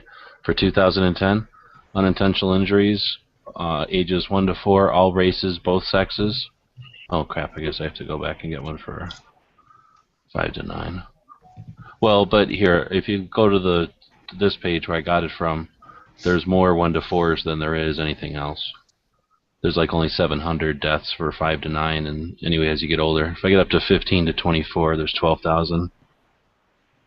So, anyway, this will. They're not the leading cause. Well, that's what I was going to get at. Is that this is bullshit. I mean, you can have all the debate you want about people having to take safety classes in order to own a firearm, but it's bullshit. We have owned firearms for a hell of a long time, and there's no mandatory firearms classes, safety classes of any type at all, and there's never has been. And in 2010, all races, both sexes, age 15 to 24, there was 12,000 deaths, and of those 12,000, if I'm reading this right, 145 were firearms. So it's not significant in a country of 350 million people to limit rights or sounds like what Tex was saying, like infringe on our rights at all to make us be aware of firearms danger. We know that. Same way that we know about hot pans, we know about sticking our hands in the fireplace. So, all right, now this is point. actually kind of an interesting number. I'm looking at this chart you left. More people were killed by natural or environmental than they were killed by firearms. So, struck by lightning. I want to break this down here and see what the numbers are. It's just taking a second to load. The most dangerous thing we ever do is drive in a car. It's obvious. And the next thing we do is to go to the doctor. So that's the two things that kill us by far the most. And the fact that they keep doing anything about firearms is ridiculous. It's insignificant numbers. 350 million people. And well, I mean, we're talking about hundreds that die from accidents with firearms. When you're looking at the one that's age 1 to 4, drowning's incredibly high, and that's because parents walk off and leave the kids in bathtubs. Seriously, exactly. Without monitoring them. So I mean, think about that. Every parent knows you're not supposed to leave the kid by himself in the bathtub, but they do it anyway. So it's not a problem of education; it's a problem of common sense and poor parenting. Well, it's stigma. Really they know they can scold us as gun owners, and there's nothing we can do. We have to say, yes, you're right. We have to be responsible with firearms. We should be more responsible with firearms. We put our tails between our legs. We put our head down, and we say we're sorry for not being responsible with firearms because two kids every day die or whatever. But again, I think we should have the balls to go, okay, let's talk about what's anything else on that list is like the same amount of things. Suffocation. If you have kids, we should take other land transport. What the fuck is that? Falling off of tractors and shit is twice as much. I mean, and aren't you're more, how many house fires are there that people aren't killed, but they have severe smoke inhalation and, have all types of injuries from that? I mean, according to this, ages 15 to 24, it was 138, so like 9 kids less. Yeah, but okay, let's burned in fires than burned in had firearms even not accidents. Counting deaths, people that survive. Okay, yeah, you had severe smoke inhalation, and now you have brain damage because you weren't getting oxygen for a period of time. So I mean, if you're a vegetable but still alive, does that make you better off than if you're shot and killed with a gun? But I mean, and I'm not defending anything, but people are always frightened of what isn't that dangerous per se. It's what they perceive to be dangerous that isn't. Exactly. So a lot of people are scared to fly, but driving is the most dangerous thing everyone does. And nobody thinks twice about driving. It's a perception while eating, while smoking. Don't like it. It's a perception that we should be able to change with the numbers because the numbers exist. And again, all we have to do is do these little Facebook, whatever they're called, with the pictures and show that, there's 7,000 deaths with traffic, and we're talking about 145 deaths with gun accidents. Are you seriously going to scold every gun owner? There's 30 million gun owners? How many of us drive? I mean, there should be ways that we can change that public view, and so when they try to attack us every time there's a tragedy, the more of the public is thinking, why are they going after this tiny little aspect again? Why not go after the natural causes of death, like tornadoes and lightning? Well, I know why a lot of people. And you can't control it, at least. The reason people fall for it is because they do not like the idea of firearms because it brings them in touch with the capability of violence. Whenever people think about police with firearms, they think of them as police, not people. Whenever they think of a soldier with a firearm, they think of them as a soldier or military, not a human being with a firearm. People have this way of disconnecting authorities with firearms versus people with firearms. That's why CHO carriers are so weird for some people, because they're like, oh my God, a normal person can carry a gun around? This isn't right. It's just, it doesn't make any sense, but in their brains, they don't like the idea that someone they know who's a nice person is capable of hurting someone else. If you have children in the home and you are a firearm owner, you have the responsibility to do whatever it takes to make sure that your children are safe around those firearms when you're not home. And there shouldn't be a law about it, but how about this? If you leave your gun on the table and you go to the bathroom and your 5-year-old picks it up and shoots himself, should you be held criminally responsible? I mean, because I've seen that happen even in the state of Georgia, where like a few years ago, someone's kid picked up a gun unsupervised. The gun was just sitting on the dining room table and shot himself with it. And I think they charged the parents with negligence. It wasn't murder, but it was definitely endangering a child. That's how Brico went out of business, because a babysitter shot the kid, and instead of suing the parents, they sued the company who out of business who made the firearm. I'm just saying, I don't believe in laws either, but I do believe maybe in after the fact, if you're, if you're charging the parents after the fact, depending on how responsible they were or irresponsible. Well, of course. It might send a message to other people. But yeah, well, of course we do. You're criminal when you're criminally negligent, just like when you're criminally negligent. Don't they arrest you when your kid dies in a pool or something? I mean, I used to scream about my ex-girlfriend used to always leave the like a pot of hot boiling water on the stove with the handle out, and I used to say, "Wow, you know, that's crazy." You know what I mean? Like, you're always leaving stuff on the edge, and we just had dogs, so it's like, I don't know. I just, you know, it's irresponsible. Just, you know, if you're cooking hot things on the stove, to leave the handles of the pots turned in so they're not, you know. So it's not, you're not going to accidentally knock a boiling pot of water on yourself. Again, we're talking about the obvious, and that's backed up by the fact that it barely ever even happens. So, I mean, again, obviously, yes, we should be safe with firearms, but people are safe with firearms, is what I'm saying. Well, I'll tell you this, issue, due to the human condition, we screw up things all the time. It's in our nature. Well, if we did, then the Center for Disease Control would have that number written down. Again, we're talking about 145 kids from 15 to 24, which is pretty... You know, that's the age group when you're going to decide you know how to pick up a firearm, play with it, or whatever. Like I say, if you look at the other groups, they're in the hundreds, not the thousands. So again, you can look at the numbers, and we are safe with guns.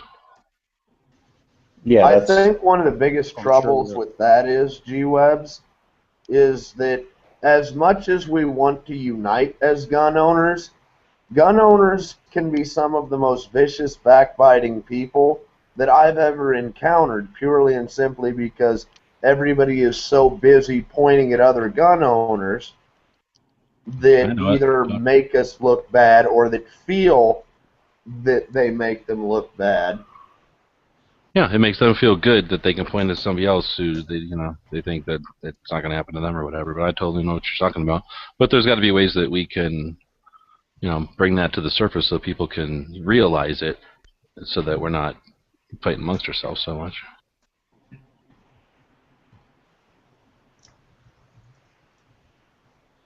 I mean, this is like Thailand. At the end, there can only be one.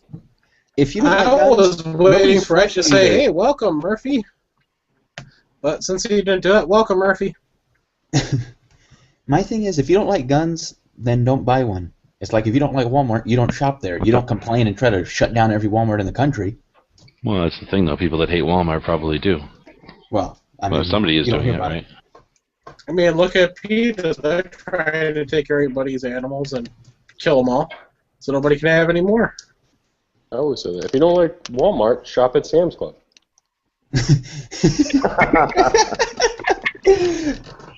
And it'd be kind of interesting to do a study of how many people go to Sam's because they don't like Walmart, just because they don't know that they're basically the same company. Sam is Walmart.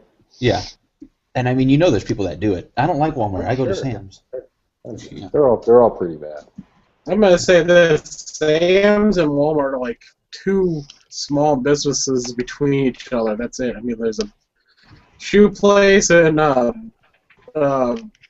beauty parlor in between the Walmart and the Sam's. You can't tell in the same store. If you really want to have a laugh, delivered to the same places. Do you guys have a Whole Foods where you live? No, I know of. Fucking 1%er. It's funny. Jesus Christ. Today I went there and I just laughed at all the rich people because I'll go there for one or two things, whatever it is, but. You see these rich people with their caviar, with their whole. No, I'm there for today I went there for some exotic tea, like a green tea. Anyway, but $100 a day. No, it was cheap. It was like a $4 box tea. What, the help couldn't get it for you? No, they were on strike. But I just was walking around. It's a tea that some kind of cat in Asia eats and then poops it out and then you make the tea out of it. Exactly. It was what was that? Muskrat coffee bean? No, not that thing. No, but I'm just. It's a serval cat thing. Yeah, serval coffee. I think it was gerbil coffee or something like that. But anyway, these rich people walk around. Gerbil retrieved from somebody else. Wait. He didn't trust the help with that much money to go buy his tea. All right, you guys don't even. They're going to steal from me. It's not my fault. You peasants don't even have a Whole Foods in your town? I mean, come on. No, I don't have a Whole Foods where I live. Green Bay is a blue-collar town. Of course we don't have a Whole Foods. We just got a Costco earlier. Doesn't have a... I shop at half-price foods and half-price books. I don't want to pay whole price. Do your servants get tomorrow off for Super Bowl Sunday, DB? Absolutely not. Who else is going to make my guacamole? I mean, come on. Yeah, who's gonna like serve at his party? In the lava rock or whatever the hell that thing is. I like to have a couple extra flat panels ready so that if you throw something at the TV, then you can have another one put up right away. I was trying to say, I went to Whole Foods and I was laughing at rich people because they have an entire cart full of products like dishwashing detergent and like, I don't know, it's just like they go to Whole Foods for these organic dishwasher detergent. Like, You're gonna say you're laughing at the rich people because you think you're rich, but look at me. Oh no, I'm broke. Really rich. Yeah, You're laughing along with them. You're like, do you have any great coupon? Give me palm olive. Believe me, I'm not on their level. I haven't been to Whole Foods in a year. I haven't, yeah. You know, we were talking earlier about leaving your gun on the table and then going to the bathroom and then the kid gets killed with it. This is in very poor taste, but that's kind of common sense not to do if you've seen Pulp Fiction. You ain't lying, man. That's why Bravo Tactical is making a toilet Kydex holster now that goes right under the seat. Well, G-Webs has seen the team room. There's a holster next to the shitter. Oh, shit. I have a holster next to mine. I want a shower holster. What do you guys think about a Ziploc shower holster? Just get a Glock. Just get a Glock. Why do you need a Ziploc shower holster? Yeah. I don't want the I Glock. have a shelf in my shower. I can just put my gun on. That's true. No, they don't rust. I saw. There's no need to Ziploc your Glock. Just put it right. Just hang it right by the soap rack. You know what I mean? Just I saw Haas take a bath with 2 Glocks once. That's fine. Seriously though, like if you guys ever bought one of those cheap universal holsters, whenever you're starting out and now you don't know what to do with it, I took a coat hanger, I made a hook, put it on the side of my shitter, like took the lid off and hooked it through there, and then put my holster through there. It's like a universal holster, so it fits like any of my guns. And just throw a gun in there, do my business, grab it out. Why don't you just put it on the counter? Because it's right there. What do you mean the counter? Right there. Like my counter butts up to where that is, so I can just put the gun on. He straddles his toilet. You have a Formica or granite on that counter? It's just a regular counter. Not, I think it's Formica. Mine's in an outhouse, so I know. Oh well, you know. I don't really have this counter you speak of.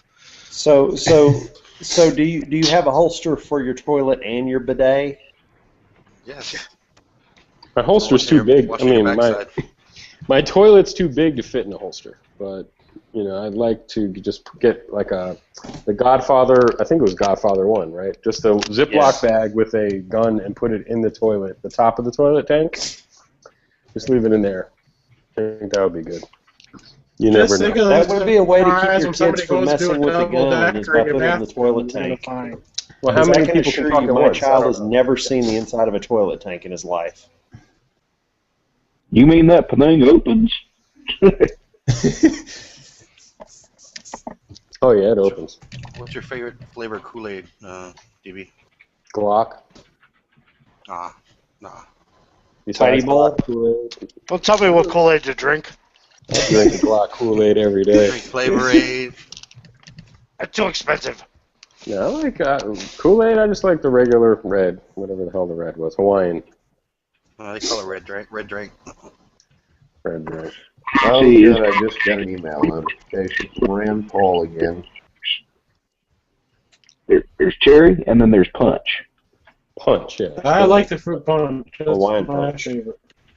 Purple passion. Hawaiian punch with little chocolate donuts. Yeah. Now, they do. Let's see. Hawaiian punch does make like a polar or something or other, which is like blue raspberry, which is freaking awesome too. I like that. Pink lemonade. Yes. What was I drinking for a long time? Pink lemonade. It was Hawaiian Punch orange, and it came in a big jug. It was already made. Dang. It was like orange punch or something, like orange drink, but it was Hawaiian Punch. That Some was addicting Everclear. to that. It kind oh, I think I know what you're talking about. It kind of tastes like a creamsicle. Yeah, it was awesome, man. I drank it every day while I was telling my servants what to make me for lunch. Actually, that's not bad, but I got sick of it pretty quickly. So I can only do one serving at a time. Oh man, that like a gallon of that and a pack of Newports, dude. I'm in heaven, man. That was just. Now, do you ever get onto your Newport servants if they're not menthol, using? cigarette. Do you ever get on your servants if you catch them making your drinks with tap water instead of the glacial water you have imported? Dude, I flush my toilet I pour Avion, just straight Avion into the tank. I'd figure if you're a Kabbalah water guy. We're all good, dude. Fiji is what I like to use to brush my teeth. Madonna, that's all she uses, Kabbalah water. No, but seriously, back to Mace. Who's got the Cold Steel Inferno? Because I'm thinking about buying a can of that. Wisconsin are lame ass fucking laws of pepper spray. No. What about Fox Labs 5.3 whatever OC? You ever heard of that? That's supposed to be some strong shit. They say Wisconsin pepper spray is like habanero pepper. Oh, if you want something a little more potent than your average OC or pepper spray, go get you a can of Bear Spray. Same thing as OC, only higher concentrated. Do you have any opinions on foam versus the spray? Well, I actually have a pepper spray video. Please be it you do you know what brand it was? pepper sprayed. Please be it you being pepper sprayed. Yes, it's me getting pepper sprayed. I don't watch it now. What brand was it? It was the cheapo, keychain crap. Because, I feel obligated as one, people love seeing me get hurt, and two, I can't really recommend something unless I know that it's going to work. And like cheapo pepper spray sucks. It takes if you watch the video, I taped the whole thing. And once it actually got into my eyes, I couldn't open my eyes. But, if it's not got a good solid mist, I mean, most of it ended up in my fucking armpit. What's the shit the cops use? That big ass can. You always see them getting protesters with. And so most of it wound up in your armpit. I bet you didn't need to use deodorant that week, right? It was just.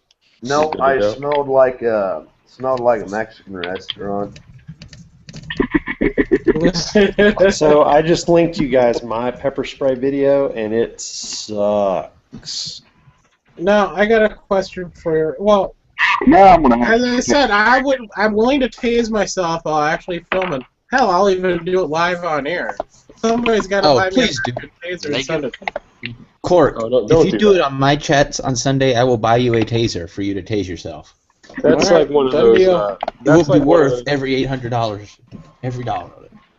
Like if you go like in the car, you know what I'm gonna watch. Please go see a doctor before you do that. They're like, hey man, I don't think he's getting up. So anyway, what were we talking about again? Pepper spray. Yeah, the pepper spray I used was the big law enforcement can called OC 1.3 million capsaicin, which is half what the bear spray is. But they used to before Chippy and Dirt became a bunch of weenies. I went down there and bought a can of it for like $10. This Fox Labs is supposed to be 5.3 Schofield units or whatever. Is that what we were talking about when we? If that's 5.3 million. That's worse than That's worse than bear spray. Bear spray is about 3 million, I think. Right, Fox Labs. It's 5.3, and I think Cutlery Lover put some. No, he did Cold Steel Inferno. He put some in his mouth. But if you look up Fox Labs on YouTube, there's people trying to take the challenge, like take a shot in the face and like punch a punching bag for a while and run around. But not many people could deal with it. It's really hot. I think I'm gonna buy some of that because I had the Saber Red, and I keep giving that stuff out. Like, oh yeah, take my mace. This is great. This whatever. So. Hey, real quick, Nathan, why didn't you just keep recording after you got sprayed? As soon as you hit the ground, you stop. The fun part comes while you're on the ground. I know, and I only left a little bit of it in because I thought 45 minutes of me splashing milk and water in my face might get boring. No, it wouldn't. Yeah, it was literally 45 minutes of me. I tried the milk, it didn't work too good. Then I tried water, and then finally I just got him to give me the water hose. I just sat there with the water hose going in my face for like 25 minutes. And then after all was said and done, I talked to someone, and they go, no, it's a lot better if you don't do any water. You just suck it up, and it passes faster if you don't get it wet. And I was like, if you get it wet, it lasts a lot longer. That's why cops don't wash it off. I kept it going with water. Yeah. Could have told you that. You could have done that in like a 16x speed. And then always do another video of you getting pepper sprayed, and this time don't do anything. Just let the pepper spray, Oh, yeah, now that I know what I'm doing, I should go get pepper sprayed again.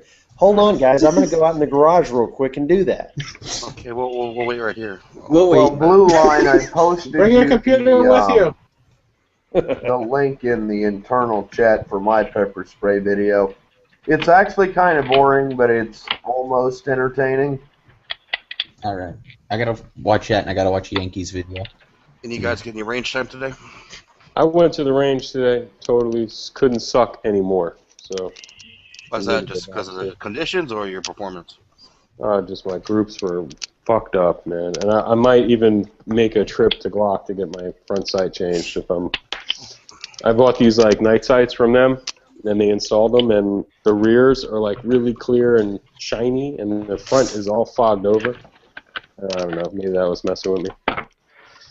But I went and I had a 357 SIG barrel that I needed to test out some more before I might carry that thing. I wanted to hit the pistol range, but it was slammed. Like I was telling you today, like everybody's trying to get their range time in before Super Bowl tomorrow. Because tomorrow would be a great time to go if you're not going to watch a game. You're right. But I went with Murphy, and he helped me sight in my AR and got the red dot set up. The Vortex Hey, Spark. you can go before the game tomorrow. What kind of red dot did you get? It's the same one I had, the Vortex Spark. I just finally got it, set up. There's some dude like 2 lanes over, and he was shooting above the 50-yard targets on. They have another high mound behind it. The ladies are like, "Hey, you're shooting that target way up there." Yeah, my red dot's not working. Well, then you can't shoot the damn rifle. You can't shoot your rifle. Your red dot's not working because he didn't have like a quick detach or anything. You had to take it out. I was like, you can't shoot that rifle. You're gonna get your fucking red dots off.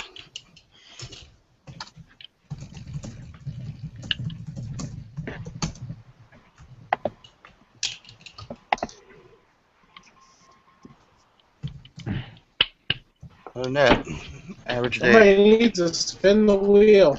Okay, so just to let everyone know, when the law enforcement grade pepper spray got sprayed into my eyes, as soon as it hit me in the eye, it felt like someone peed in my eye, but with fire. Like flaming urine. So you've been peed in the eye before? Yeah. It just the stream stuff.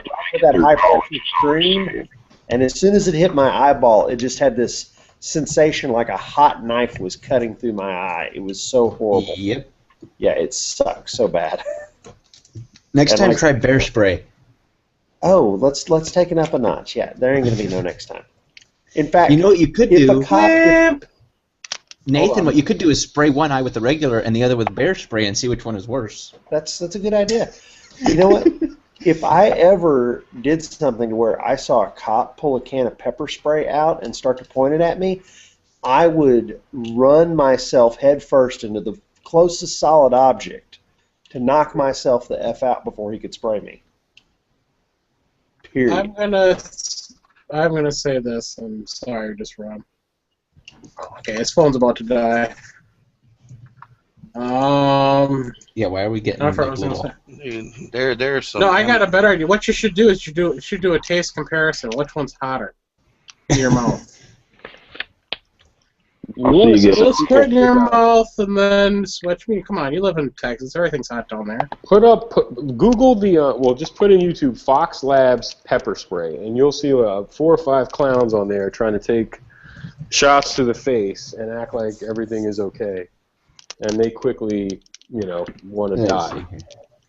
So I'm thinking I'm going to get that stuff. No, I'm saying they quickly wanted to die. Like, where's the water? I can't breathe. There were dudes crying. Like some UFC fighter was in tears. Like, I can't breathe. I can't breathe. It's, that stuff. Well, in his defense, pepper spray does make your eyes tear up. So I mean, he may not have been crying. Hey, Sorry, look, I'm not guys. saying it's Can't not. say next stuff over. I've seen some people have no reaction to it online on YouTube. It must be weak garbage stuff, Yeah, or they just are touching it Some out for 10 people seconds and then are shut the camera off. just aren't affected by it. Just like there's a certain percentage that don't get poison ivy. There's some people that just aren't affected by pepper spray. Yeah. I understand if you train with it too. There's some police departments where they make you get sprayed just to know what it's like. Yeah. And They make you get actually sprayed and tasered. You not only get immune to it, you just get a little less irritative. Well, What they do here for the police department is they spray you, and then you got to run the course while sprayed. And then if you could do that, then you can basically... What happens if you crawl up like a little ball like a baby and just lie on the ground and cry? Well, then you have to either do it again or you don't pass. What if you yell real loud though and you're upset? I don't know. Well, then they think you're a big man and they pass you.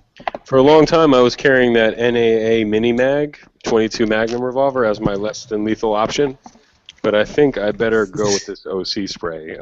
This probably makes more sense.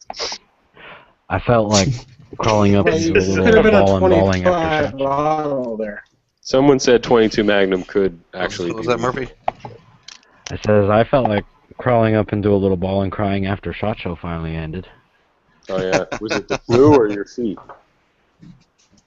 I heard everyone got sick. Did you get sick?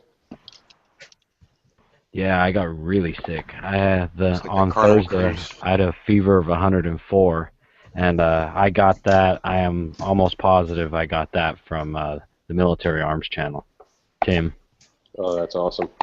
Yeah, I shook his hand and talked to him the first day, and then he got sick with that flu, same symptoms, and like 2 days later I had it. Wait till you find out Tim was eating like raw pork. Did you take a plane or did you drive? Did you make out with him? No, I just shook his hand. He's a CIA operative, you know that, right? Didn't he tell you he was just in Vietnam eating raw chicken? No, but I was actually thinking like, oh shit, I picked up something from somebody who just came from some foreign country. I probably got freaking bird flu or some bull crap like Dude, that. when you're Mac, you can imagine all the hookers and all the chicks he's money's rolling in Vegas with. Because I was hanging out with all these tactical operators, so I'm pretty sure that's what happened to me. I got some kind of crazy foreign bug. Oh, you got sick too, G-Webs? Everybody, yeah, but it was totally a tactical type of situation for me. Yeah, apparently a lot of people got sick from because they were making videos about it. Everybody gets sick every year. Well, pretty much everybody. You all caught syphilis from Haas, okay? Bingo! I was just gonna say that. G-Webs, real quick, because I didn't catch it earlier. Did you actually make that AK-47 in that out of Starburst, or is that just a picture you found online? No, you can make those out of Starburst. Just knead them for a little while and they get all soft. You don't see his patch? Yeah, look at his patch. Let me see. I'm clicking on. Now I see it. Never mind. And you wanted to be a cop? Well, I hadn't clicked on his name to see it. I mean, I just been whenever he talks, I can see it real quick. Very perceptive, my friend. I messed up. Thanks, Edge. On my vote. Murphy's Muskets. What was because we asked everyone else pretty much. What was the coolest thing you saw in shot? Any really cool guns? The coolest thing I saw at shot.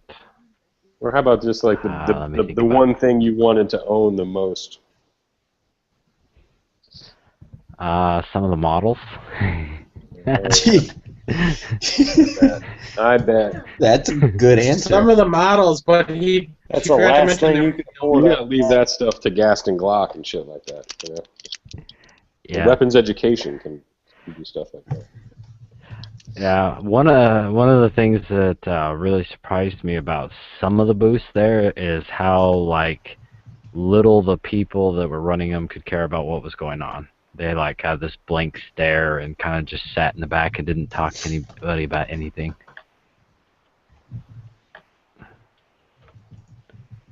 So. I think that the thing from I saw on the videos, that Cry shotgun looked really cool. I wish some company like Ruger could copy them, because Ruger's pretty good at doing that. Like if Ruger could just next year have that at shot, that would be awesome. Yeah. So I'm trying to think. I didn't see anything that I got like super excited about, but I work in the industry, so I see most of the things before anyway. So it takes a lot to get me excited about anything anymore. Kind of desensitized to it. Did any of the models get you excited about their product? Or? Oh yeah, that did happen. It's a tactical bikini you put on the side. And then... Oh my God. Yeah. Some of those models I'd like to see do a frog noob demonstration or something like that. Oh my God. Oh, where's Stone Guy when you need him? Brum-bum. Yeah, he wimped out on us really. You guys ready for the best booth babe of all SHOT Shows? There you go. Sure. What did you think, G-Webs? The problem with me is I went there to work. I was a buyer, and I spent the whole time running around education's wife, making orders and stuff like that. I didn't really get to experience or enjoy the SHOT Show, so G-Webs would be a better person to ask. By the way, before I start yelling out in the chat, I did lock in on G-Webs, so. Oh yeah, she had a nice stock there. The scope. See if I can find a picture where I'm not cutting off her head. There. That was a nice silhouette. Why are you? It looks like the picture was taken from the floor up. Did she know you were taking this picture, or were you like using a hidden camera? He's on the ground. He's like on his back. Like, don't move. That's it. Now He's using that belt buckle camera is what he's doing. You guys need to stop talking so we can see the picture. Actually, what he was doing, he was adjusting the mirrors on his shoes. So that you can get the Steiner behind there, because it's a Steiner model. Steiner? The optics, yeah. Like weapons education's old lady. Yeah, the other photo showed off some things too. The other one's clearer, but cuts off her head. Yeah, because we were all looking for the head.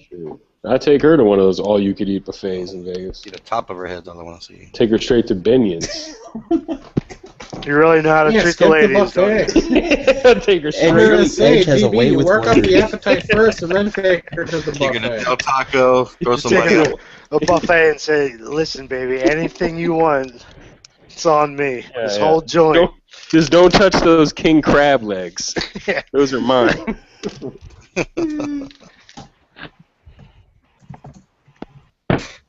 I feel like going to Vegas, man. Maybe this year. Oh, dude, if you go, DB does think the underwear at Goodwill is quite nice. Is Binion still open? Do you guys know? Because that place was like incredibly. I didn't see it, but I didn't get a lot of extra time to do anything. Oh man, it's like the most dangerous casino there. I thought.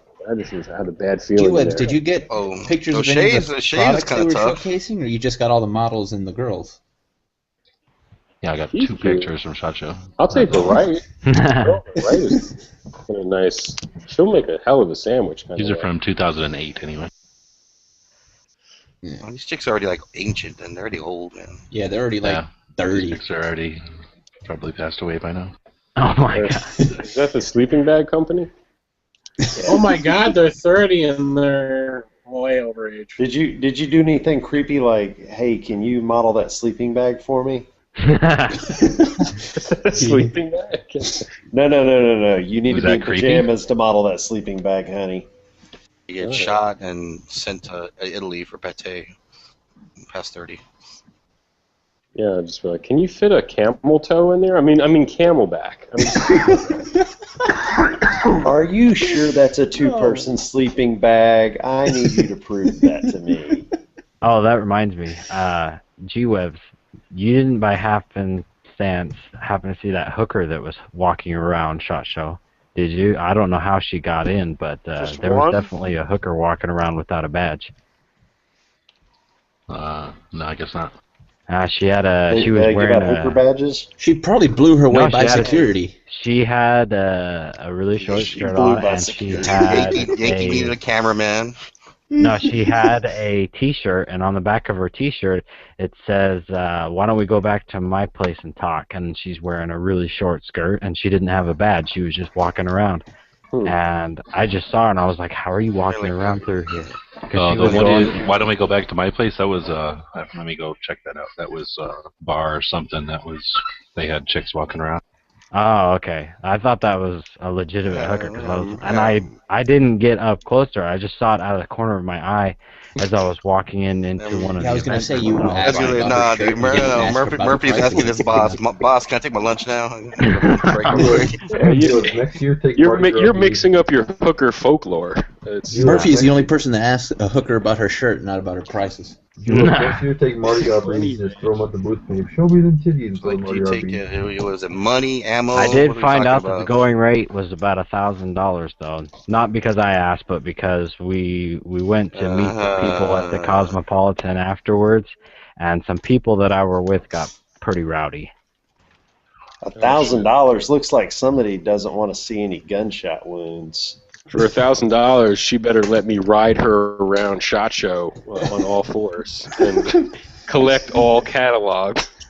Yeah, well, apparently that was a going rate because, like I said, a group of people that I went with, the Cosmopolitan, after we were done talking business, they started messing around, and some of the girls that were with us were made a game out of talking to hookers or trying to find hookers, and they ended up finding this one where they were just grinding up all over her and asking her if she wanted to have a good time or whatever, and she just all of a sudden turns around and says to this chick that I'm with and another guy, he says, "It'll be $1,000 for the night. I'll do him and you can watch."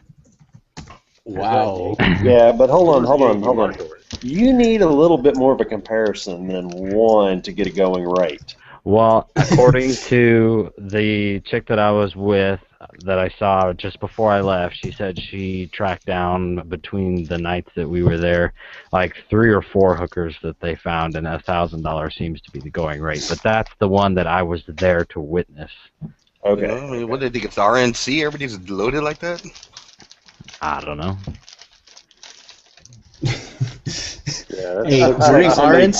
RNC had no hookers when it was here. Shit, dude. Yeah. They liberals, man. Yeah, I was gonna say all those chicks planned their year around the RNC convention, man.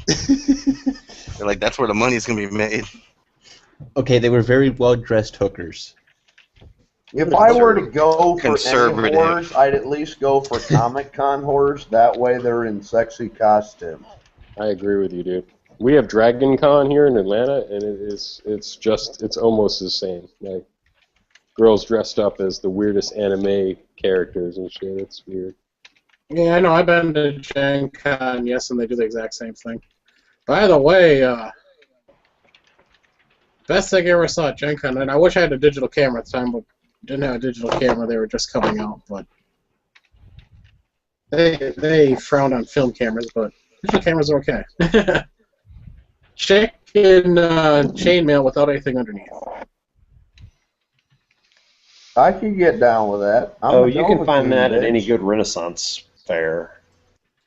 This is at Gen Con. Did you say chicken chainmail? No, a chick in chainmail without anything on underneath. Left very little to the imagination. What would you do with $1 million? Think I get 2 chicks to double up on me?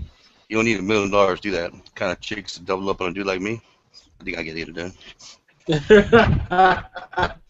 Fucking Brewster's Millions. No, that's Office Space.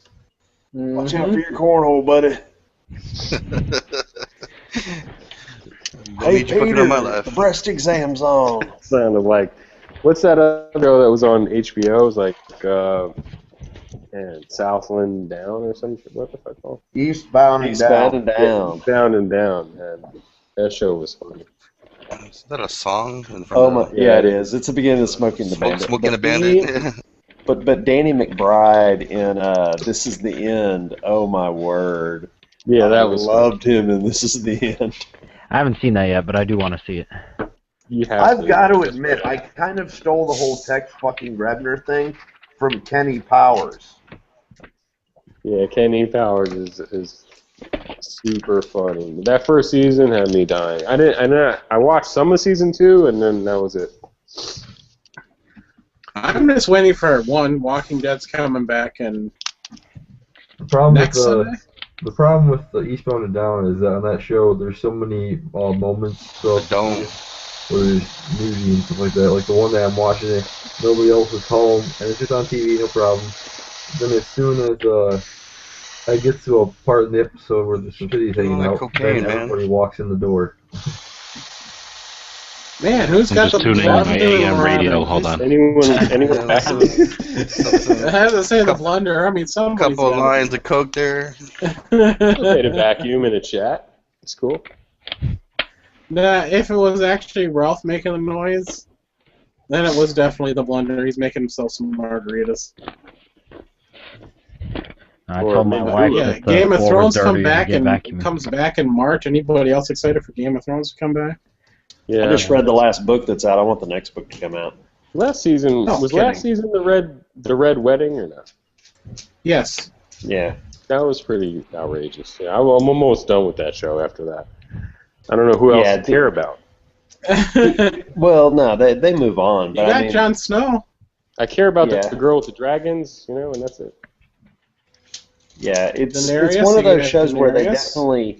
The reason I kind of like it is it shows the bad guys win and not just the good guys always win. You know what I mean? It's more like real life than most shows or books are. Right. In real life, the leaders and the main people do get killed. Yeah, and backstabbing, tricksome people do come out ahead in real life. They do hose job the good people who have honor. Yeah, and there'll be new characters to fall in love with. And then as soon as you fall in love with them, he'll kill them. George R. R. That's Martin one thing awful. I do love about George R. R. Martin is that he is not afraid to kill off main characters because it makes a story arc. He's a little sadistic, I think. Oh, very. Yeah, I don't want to ruin it for the people that haven't read books, so I won't say who is still alive and who isn't at the end of the last book, but geez, that book came out earlier this year, or earlier last year, right? It was midsummer last year. You're not going to see another book for at least 6 years unless HBO really makes them crank it up. It seems like every book, it's another year added onto the wait time. Between the first and the second, it was a year. Between the second and third, it was 2 years. And 3 years, and 4 years, and 5 years. It's just like that. I bet they make him speed it up so that they can get more shows out if they're going to continue it. But they put a lot of fire underneath him. Yeah, the problem with it, he's an older gentleman like Robert Jordan was, if you ever read the Wheel of Time series. Yep. And he died before he could finish writing the books. But luckily, he had it all written out so that his other guy could finish them true to what he wanted to do. Oh yeah, he had the plot down and knew roughly what was going to happen. Yeah, he had it not written out to the way he wanted because he was such a perfectionist, but he had the manuscript made to be perfected by his ghostwriter, but yeah. What would happen is the way to put it. That reminds me, right. Mossberg 500 or Remington 870? That was funny. We've killed that one to death. We already did that. Remington 870, because you shake a Mossberg and it sounds like a maraca. Plus, the receiver's aluminum. The 870 is steel. It wins every time. Mossberg, well, you can Mossberg's lighter. It doesn't have to be sent back to the factory to replace the ejector if it breaks. They both have their advantages. They both have their disadvantages. I think at this point I might go with the Mossberg. Yeah, I think both is the answer. I want the Mossberg chainsaw because that looks so practical to use. Dude, like the only problem with that, they should have called it 870 to 500. They should have called it the breaching shotgun. That's all it is a breaching shotgun. That's the whole point of it. Yeah, there's not. I think it's more like a novelty type thing than it is. Man, we're just kidding. And Walking Dead's next weekend. I actually want to take my chainsaw and take the Mossberg chainsaw and like combine the two into one unit. You'd probably go to like Red Jacket, Sons of Guns. They could probably do that for you. We got a guy who came in with this Mossberg shotgun. He wants to combine it with a chainsaw. Going to open up a whole new market. Never been done before. Yeah, that's a good question. Does anybody watch Sons of Guns? Not anymore. I've seen them all at for the SHOT Show. dome to I come watched back. like the first year and then nope. I've been watching them on Netflix. They had like the 3 seasons. That show is more dramatic than I saw, well, I freaking shouldn't say soap SHOT Show. operas. I saw them at the Rifle Dynamics open house. Oh, I got a question for Geoloves here. How big is your kitten getting? Should that be a private chat question? He's like a junior Jabba the Hutt right now. Off air. A little Jabba the Hutt. He's getting there.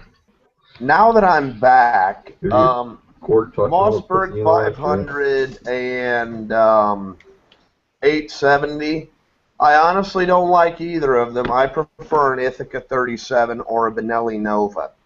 1%. Now, Benelli is that M4s are because nice. is that because your servant prefers to carry that one? Well, about me? you know, the Ithaca is the featherweight. I think Benelli M4s are nice. I think I'd like one of those. I would like to be so rich someday that I would have a servant drag around a golf bag full of shotguns, and I'd be like, My stepfather. Let me have the Benelli for this shot. Sound like a spoiled bastard.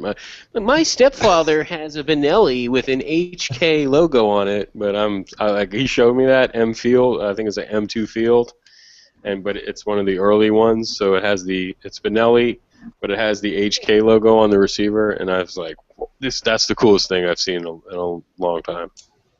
Okay, if I'm a 1%er, I guess I'll have to admit the fact that I own 4 Benelli Novas and Supernovas. Adopt me. Oh yeah. Your video on the Supernova had me convinced that was going to be my gun for sure. But I bought an 870 Police Magnum instead. I don't know why. This is a good deal. My favorite shotgun is it used to be the Benelli M4, but now it's the Remington Versamax. Everyone says those are incredible. Yeah. The problem with the Benelli M4 is that when you get it comes in like 20 parts. You have to freaking put it together, and if you don't have a manual, putting it together sucks. What's the shortest barrel Versamax you can get, you think? Like 21? I don't even know offhand, but they're pretty long. The shortest barrel length is like 22 inches, but that's because it comes with the extended tube on there too. Like it comes with the attachment already on there. And then they have the Zombie Edition, the Tactical Zombie Edition. That's pretty freaking sweet looking. I knew a website like a few days ago that they said that you could get a Versamax for $700, and that they're usually $1,000. Is that true or no? I haven't looked at them in so long because we don't sell them in the store. I don't even know. We use them for 3 gunning because they will cycle any low wall piece of trash brass or shells that you can come up with. I've never seen one choke. You're not the first person to say I'm sure that. they have, but I mean they don't choke. Oh yeah, okay, so this Versamax Tactical here, I don't know what the barrel length is, but it looks probably like a 21 or something, right? Oh, here we go. Oh, 22-inch barrel. That'd be worth it, though. Oh, so look, their MSRP is $13.99. I'm not sure if it was a tactical, but the Sportsman Outdoors thing had it for like, I think $7.99 on sale. Yeah, that's an excellent shotgun. I would take that over a Benelli M4 any day of the week. New technology. Yep. It cycles so smoothly, and it cycles just about anything. Yeah. I can't say enough good things about the Versamax. And I'm not a shotgun guy. I don't even like shotguns, but the Versamax is awesome. That might be my next shotgun. I don't have anything against auto-loading shotguns, but for me, I've always been a fan of pump guns, simply because a shotgun has such a limited magazine capacity. I have to reacquire my sight picture before I pull the trigger again, so it helps me control my shots better. I also like the Benelli Novas and Supernovas because they got a rotating bolt. Mm-hmm. I mean, the pump. What's the pump Benelli? That's the Nova, right? Yeah, Nova and Supernova. And the Supernova takes 3.5-inch Magnum. Is that it? They both do. Oh, sweet. I know the Nova is pretty affordable around my gun shops. It's like around $450 maybe. I saw the so I think that would be a good deal. Around $400, $450. The only real downside that I can say about the Nova being affordable is if you want an extended magazine, you've got to buy it aftermarket. So it's not a big deal, but it's also not one. It's not like a Remington Police Special where you can buy it in the condition you want it in. But Novas and Supernovas generally come standard with ghost rings. So it's kind of a trade-off.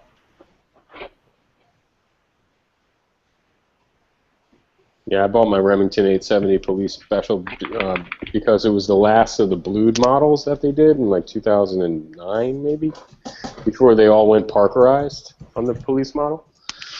And I was like, I have to have one of those blued police shotguns because those things are slick, man. It almost looks like a Colt 1911, the bluing. It's mirror polished.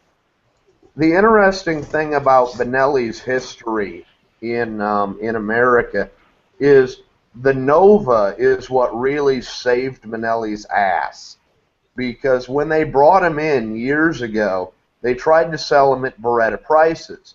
And when you had a market flooded with 870s and Mossbergs, who's going to buy an Italian shotgun that's $900? So the market fell out of them, or the bottom dropped out of the price. Now, when I bought my Novas, my original two Novas when I was younger, I was able to get them for $250. Yeah, that's incredible. Straight from Gander Mountain. But we don't mention that place anymore. No, I'm just kidding. Looking back. Yeah, Gander Mountains. The Gander Mountains is the place where I went one time and I saw like a standard Glock 19 Gen 3. Standard. $650. I was like, really? Really? They're like, yep, that's the price. So I'm like, okay, well, you're on crack. Exactly. They actually lowered the prices around here. They were over $600 for before the crisis, and they stayed that price. But now, yeah, this is like 4 years ago. They're down in the like the 560s range at my store. Oh, sweet. Okay, that makes this. I'm talking about. This was about 4 years ago when they wanted over $600 for Glocks.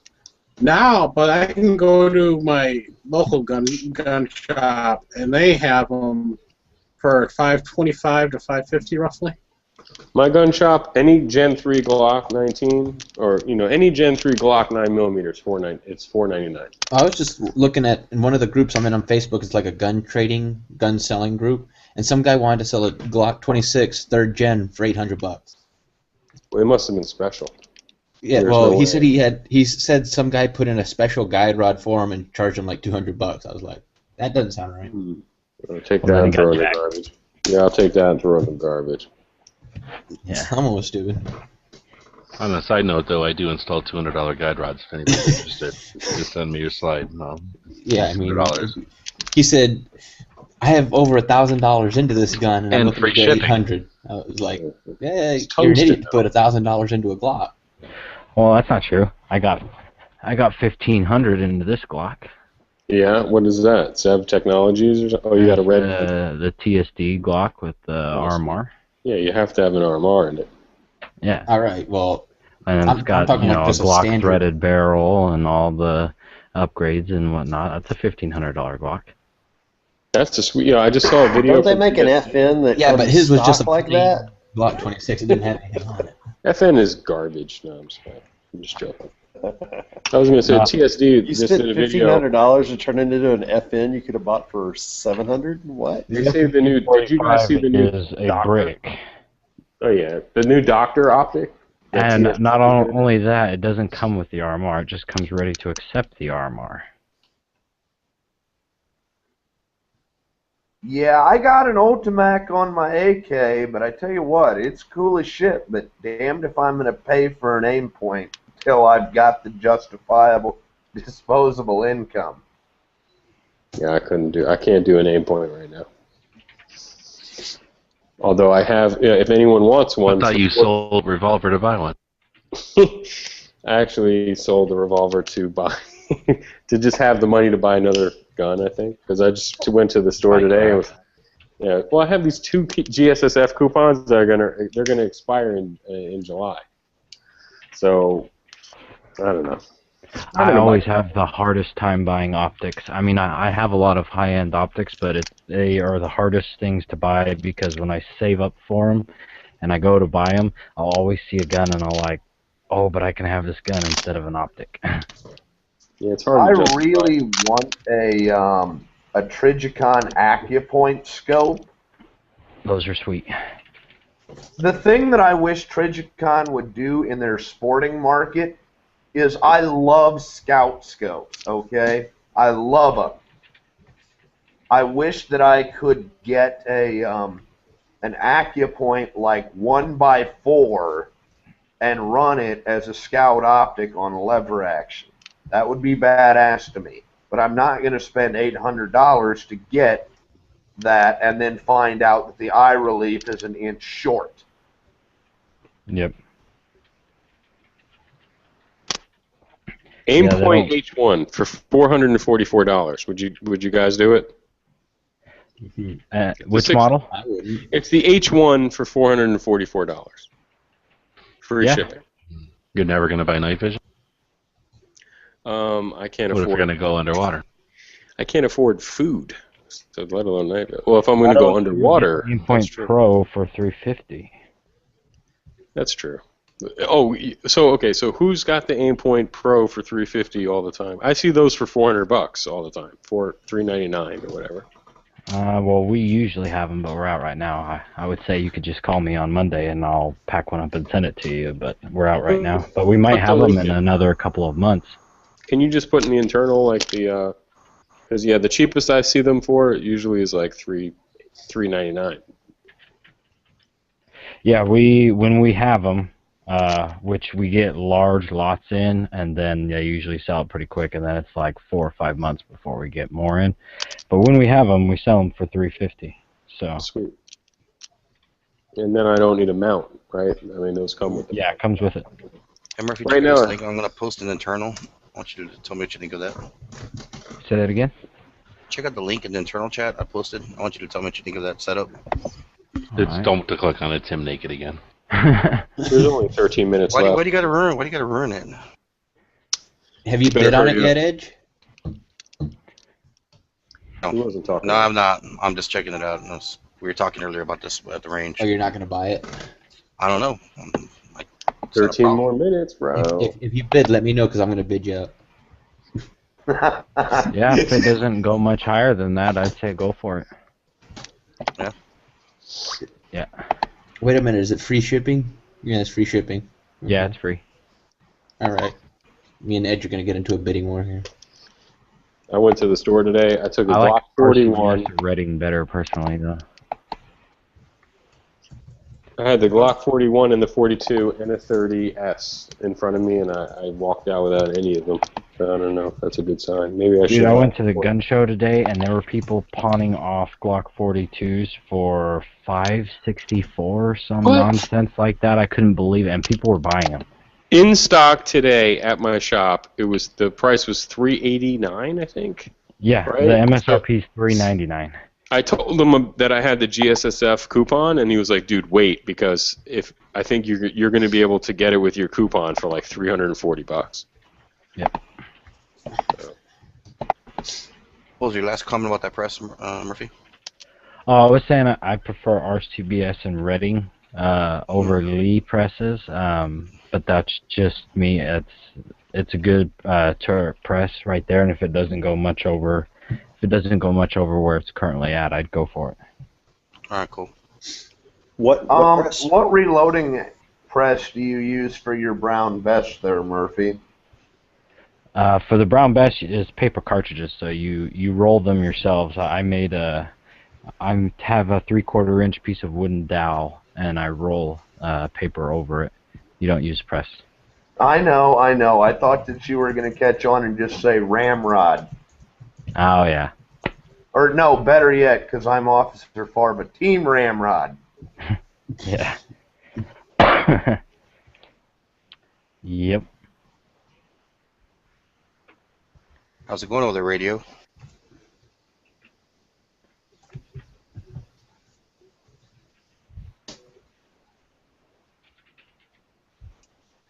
Alright, looks like we have to spin the wheel. Yeah, if we had a good host, he would have a bunch of topics ready so that we wouldn't have these dead areas. Hey, it's potluck. You get what we bring. You want me to... Tomorrow there'll be conversation. It's every second. Alright, spin again, but someone takes a drink. Works for me. Is anybody going to shoot tomorrow instead of watch the Super Bowl? Yeah, I'm doing tomorrow's chat. It starts at 10 p.m. Eastern. I went shooting today instead, and You know that the Super Bowl starts like 5:30 Central Time. That's PM. So yeah, I'm hoping it'll be done by. If you're shooting that late at night, you either live out west or I'll be shooting tomorrow instead of watching the Super Bowl. No, my shooting range down here is open till like 9, unless they're closing early for Super Bowl tomorrow. That I don't know. I don't know. Mine's closed on Sundays. Mine just opens later because apparently a range they want their that's employees closed on Sundays. That's messed up. Indoor, yeah. Well, you got to remember that minimum of 16 weeks, normally 20, 16 weeks out of the year, there's a Packer game in Green Bay, and nobody wants to go anywhere around the stadium to go on a Packer home day. It's just like messed up traffic-wise. Oh, okay. So they physically, because I was to say there's only 2 no, it's crazy to stay off a weekend. Oh, no, but that's what they do. It's just, they don't get turnout on a Sunday. If you ever watch a home Packer game and you look at how busy the streets are during the game, you only see a couple cars. That's how busy it is out there. That's nothing. Everybody's watching the game. So there's no reason. The shops are dead. I used to have to work in retail on Sundays during a Packer game. This is when they were going to the Super Bowl back in '96.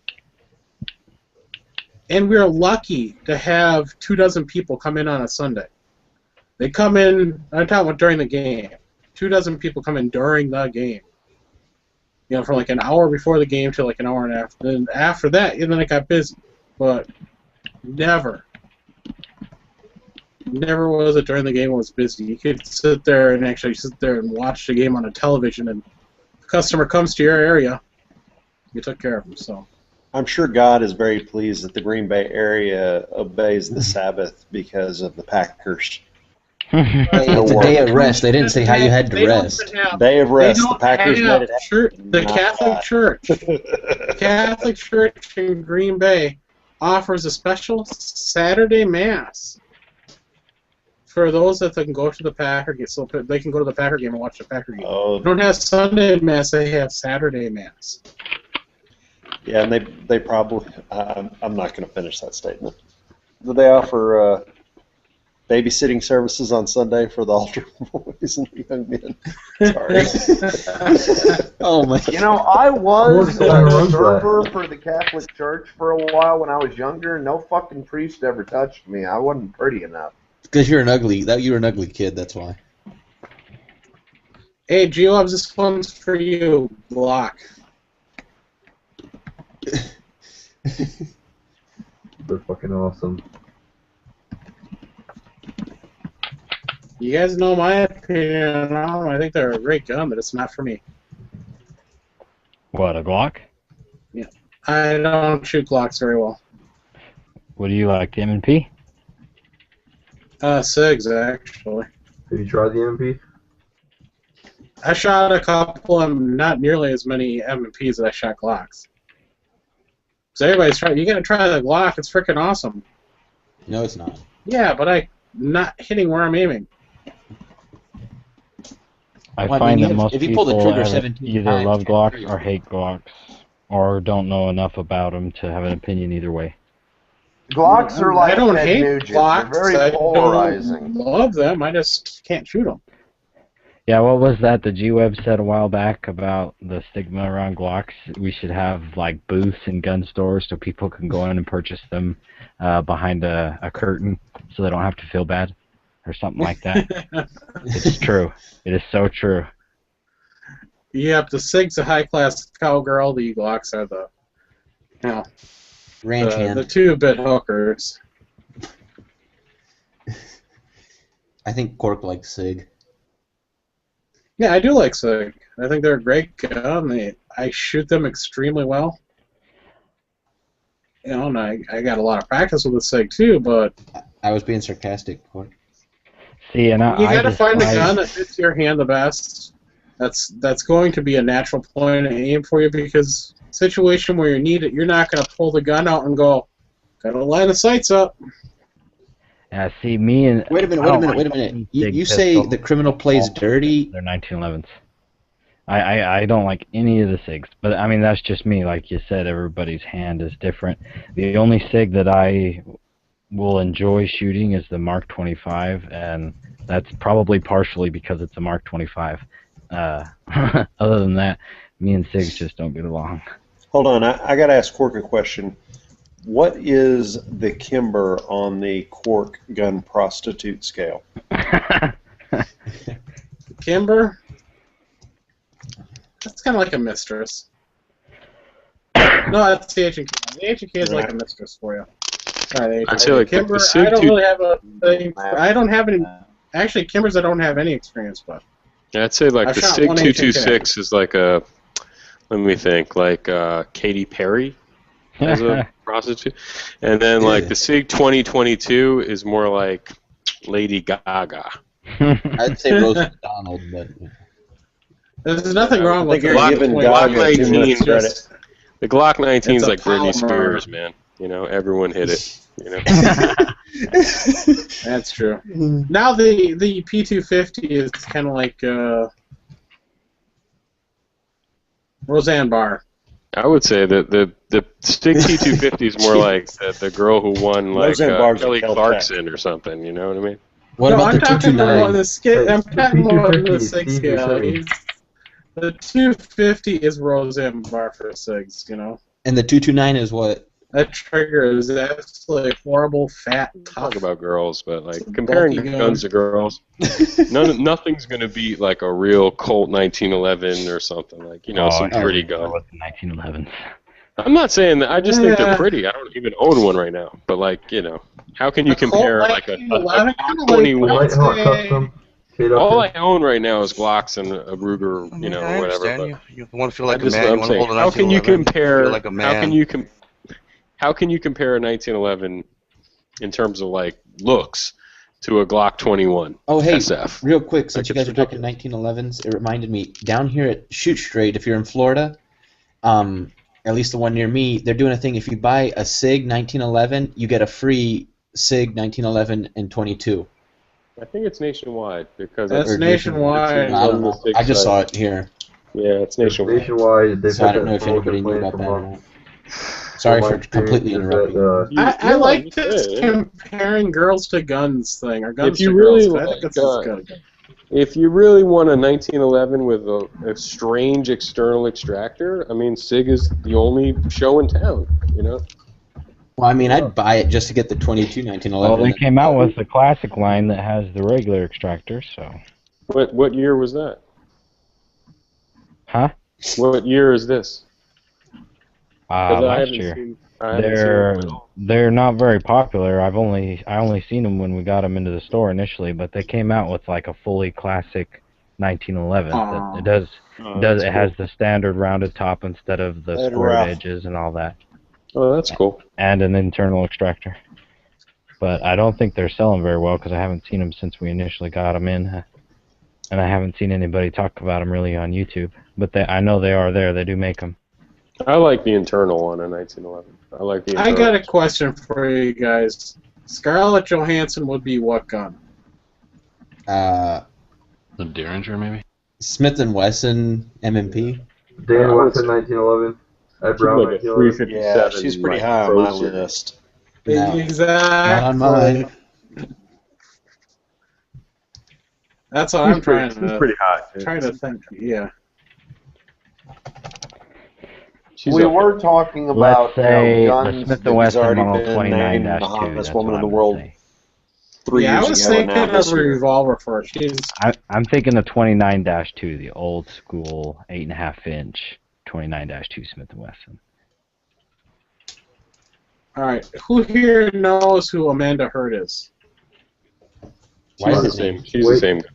That sounds really It's the same internal. chick, dude. Like they're almost identical twins or something. See what I put. Look at that, and then tell me. Well, I'm going to say this. Amanda Hurd is from Texas. She's bisexual, and she loves guns.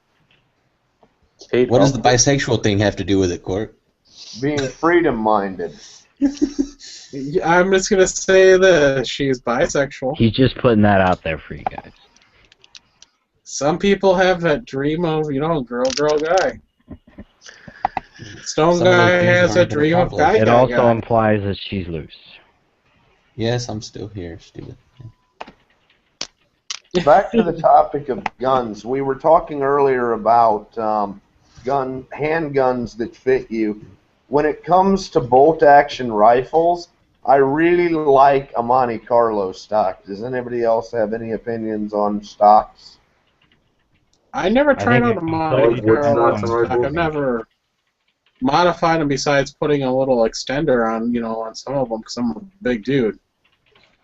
I think it completely depends on what you're doing. Where if you're hunting, Monte Carlo stocks are awesome. But if you are target shooting or sitting at a bench, or let's say you're doing like F-class stuff, then you're definitely going to be wanting a different stock. So I think it completely depends on what you're doing. Hey, Yankee, I got a question for you because we just talked about it. Are you going to do that whole buy a SIG 1911 to get the 22 free or no? No, I don't want another 1911. I don't even want the 1911s I have, pretty much. You better keep that cold, man. I'm in that same boat. I'm now actually that we got a couple considering people getting in here, we can do this again. Say, so this will be for Murphy and for Yankee. 1911s are like pretty stupid. It's like marrying someone that's pretty and stupid. At first you're like, wow, they're pretty. But then after a while you're like, oh, they can't cook, they can't clean, they're not good company, they're not good for much. Yep, I have one left, and it's only because my wife refuses to let me sell it. Oh, I thought you were going to say because your wife is pretty and stupid.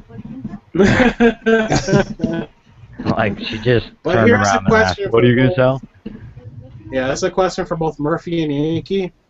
We'll start with Yankee first. Firearm you carried, knife you carried, flashlight you carried. I'm carrying my Ruger LCRX, which I took to the range again today. Great gun. Flat knife I'm carrying. My Spyderco Delica 4. Ooh, you got the Delica 4. My kids got me for Father's Day last year. And my flashlight is the one that G-Webs turned me and Stone Guy turned me onto. The little pocket streamlight runs off just a AAA, and it's really nice and bright for a little light. Yeah, I'm about to give me one of them. All right, Murphy, you're up. All right, what is it? Gun, knife, and then flashlight? That you carried today. What I carry today? Okay, yeah.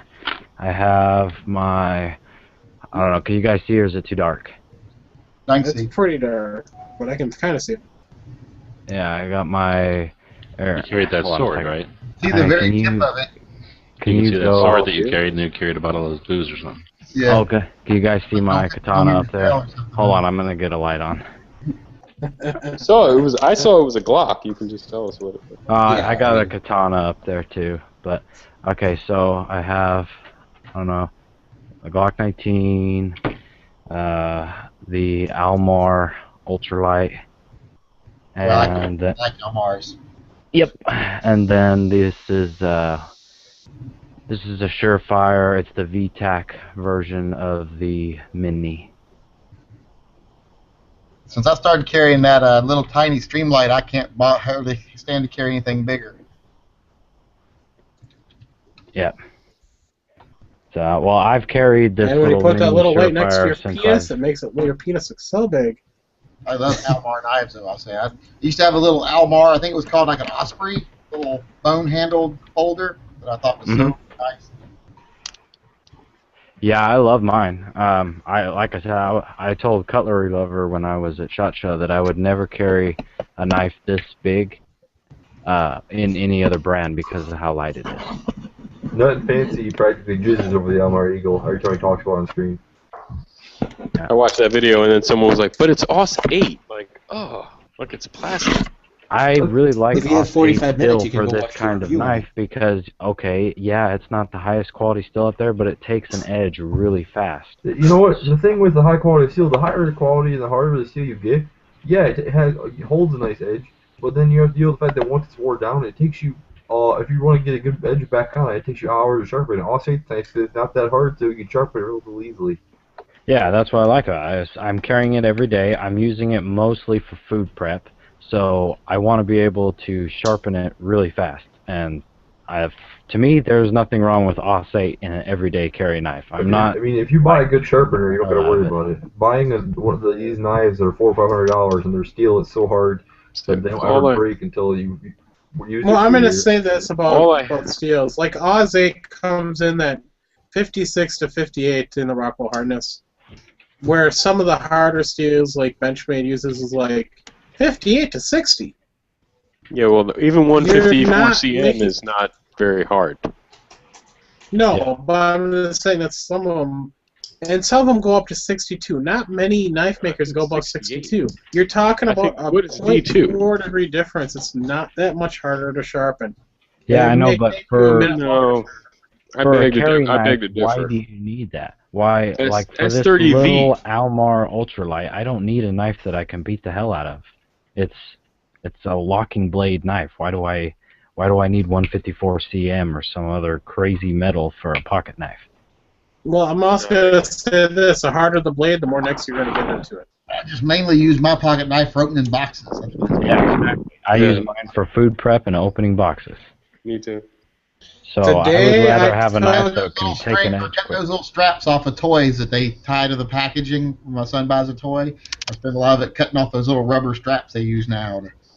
What you do have to resharpen. What katana is I that use up there? my Spyderco because it's the perfect design to do this. I was breaking down a whole bunch of I'll get that for cardboard you guys. boxes. That's actually a pretty cool sword. I've had that for, shoot, I got that before I started getting into guns. I've had that for a long time. I don't even remember who makes it. It was about $600. What did everybody think of that chick that I put in the internal? And the reason I went with the Spyderco is because the tension I had dulled after the first cut, and that's 8CR13 MOV, and the exact same steel is in that Spyderco. Went right through that box, and went right through those boxes, no problem. The same cardboard box, it did not dull nearly as fast. So it all depends too on the company and how they temper their steel for that hardness.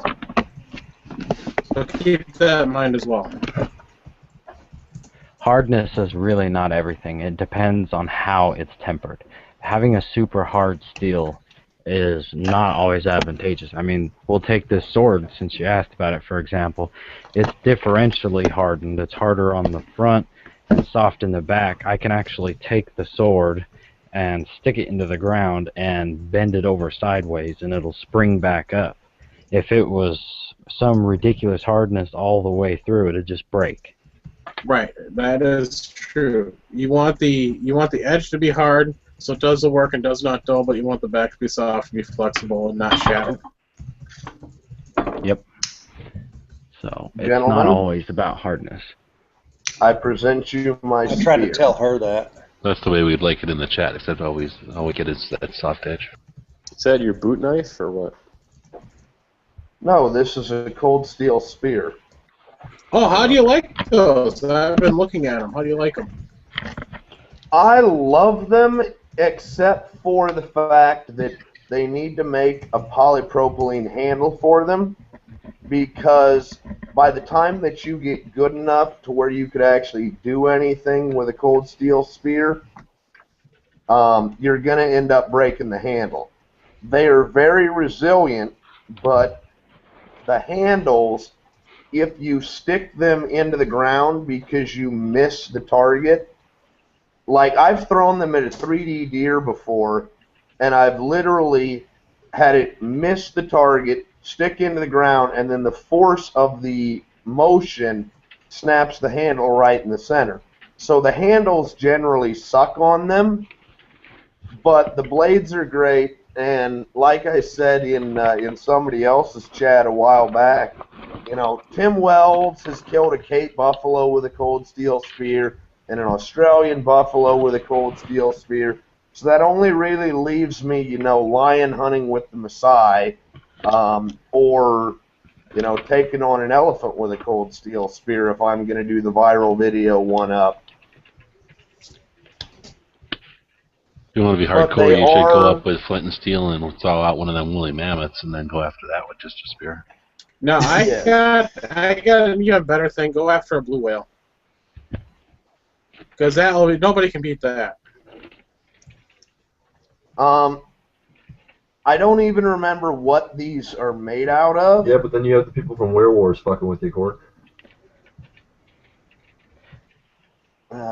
No, you'll go to federal prison for that. Those are endangered. Those are protected by. Did you say were-whore? I think he meant to say whale wars. When it's a full moon, you become a whore. Man whore. How do you kill a were-whore with a silver dildo? Straight full moon, they come out as a whore. I would imagine so. I became a man whore. I was trying to give my son girlfriend advice tonight because he's got his first girlfriend, and I wanted to make sure he knew how to get along with women and how to win their favor.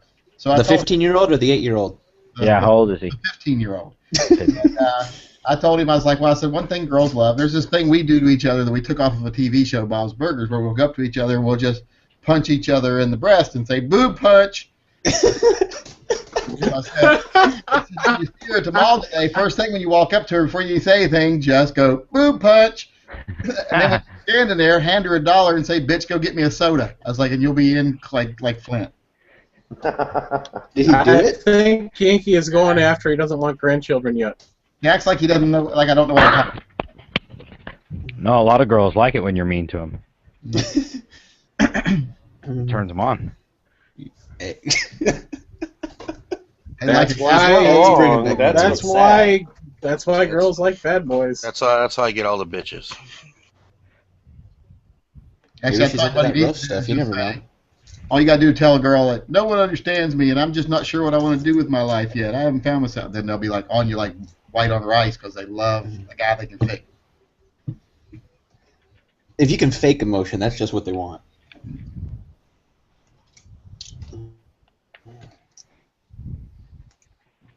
I was going to say that might work, but if you add on, like, I'm not sure what I'm going to do in my life, I'm not so sure about myself, I live in my mom's basement, it's not going to work out. Yeah, you probably don't want to add that part. Too far. Hey, man, I live in my mom's basement. Screw you guys. No, she lives with That's you. why you're on these She's your roommate. She's your roommate. She's your roommate. Yes. Yeah, let's go back to my You're like, I don't live with my mom. My mom lives with me. That's what you put in the ad. Or recently graduated. Or if you really want the girls to like you, say, my mother lives with me because I take care of her. Yeah, I take care of my mother. As long as she doesn't give you sexual performance advice. I'm Chinese. Not the Bates Motel age. Oh, by the way, Yankee, I went and bought some ammo. Congrats. It's only a little over $3 a shot. Faking emotion. I don't have to fake emotion. I can get emotional real easy. So. Hey Yankee, I bought some Liberty ammo today. They had it at my local gun store. They had it marked at $9.97 a box. I went around today looking to see if any of those new Rugers were on the market yet, but no one's seen hide nor hair of one yet. What new Ruger? The rifles, those 416 and 375. Oh yeah, I've seen Gun Blast had one. One. Like 5. I don't know what. I don't really know how I feel about it. I mean, it's cool. Yeah, and I can't decide if I want a 375 or a 416. I would just go with the 416. That way, I don't know. If you're Yankee, that means you get I can't afford both. more than a couple boxes of ammo for either one of them, so I don't know what it matters. But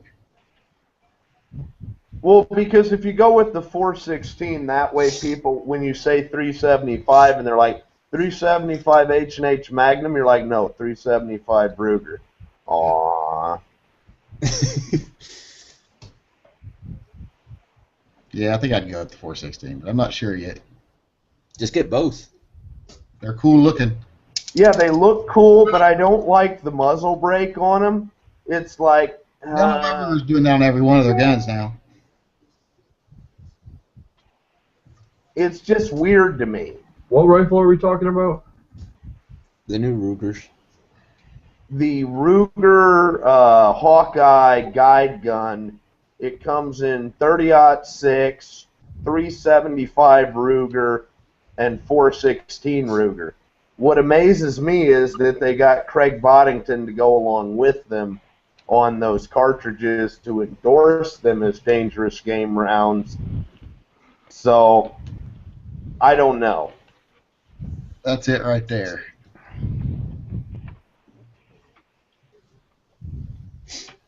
So I'll lock in on you for everybody out there watching. So it looks like a gunsight scout without a mag. Yankee, are you buying it for a specific purpose or just to have it? To own it. The same Does reason Yankee why buy I bought a anything else for any other 375 reason? H&H. Yeah, well, plus, what if elephants show up in my yard? Exactly. Fuck those elephants. Well, and don't forget, I mean, the whole reptilian conspiracy. What are we going to do when raptors start coming out of the woodwork? Okay? You're gonna kill him with the freaking bolt action. This is a little off topic, but has anybody ever, like, I remember somebody was telling me the other day that supposedly there's like a swamp in Africa the size of Rhode Island where they pulled dinosaur bones out of that were, they carbon dated them and they were as recent as within the last, like, 100 years as far as age. I was like, what? Anybody heard anything about that or anything like that? Might be. I mean, They found Bigfoot in San Antonio. There's places down the Congo that they've hardly ever been down before. Nope, crap. Everybody ignore the private chat. That was for a different window. Okay. That happened to me yesterday. I mean, come on now. I just got it right. Oh my god. Anyway, is there a way to delete that? Nope. You can delete it, but we all read it. Yeah. At least Now you can just wonder- it's an internal chat. You can just wonder which one of you I was directing it at now. Yeah. I'm guessing Edge. It was actually directed at a girl that posted a video of herself on YouTube throwing puppies into a river. You know what? I seen that the other day. She was just grabbing them and chucking them, dude. I want to track down her IP and punch her in the face. Several times. That was freaking horrible, dude. Yeah. I'm going to say this. That is too kind of you to say to her for that. All this violence just makes me upset. Wasn't that years ago? I think I saw a video like that like a couple years ago. This is relatively. There's always people coming out doing. I don't want to talk about it because it's horrible, and I don't want to give her any more attention than she already got. But it's just awful. Yeah, I'm going to say that's enough talk about that. How can that not be against the terms of service or something? Yeah. Oh, it is against TOS. It got pulled immediately, but it's all over the place. So. Yeah, once it's out there, everybody's going to have it.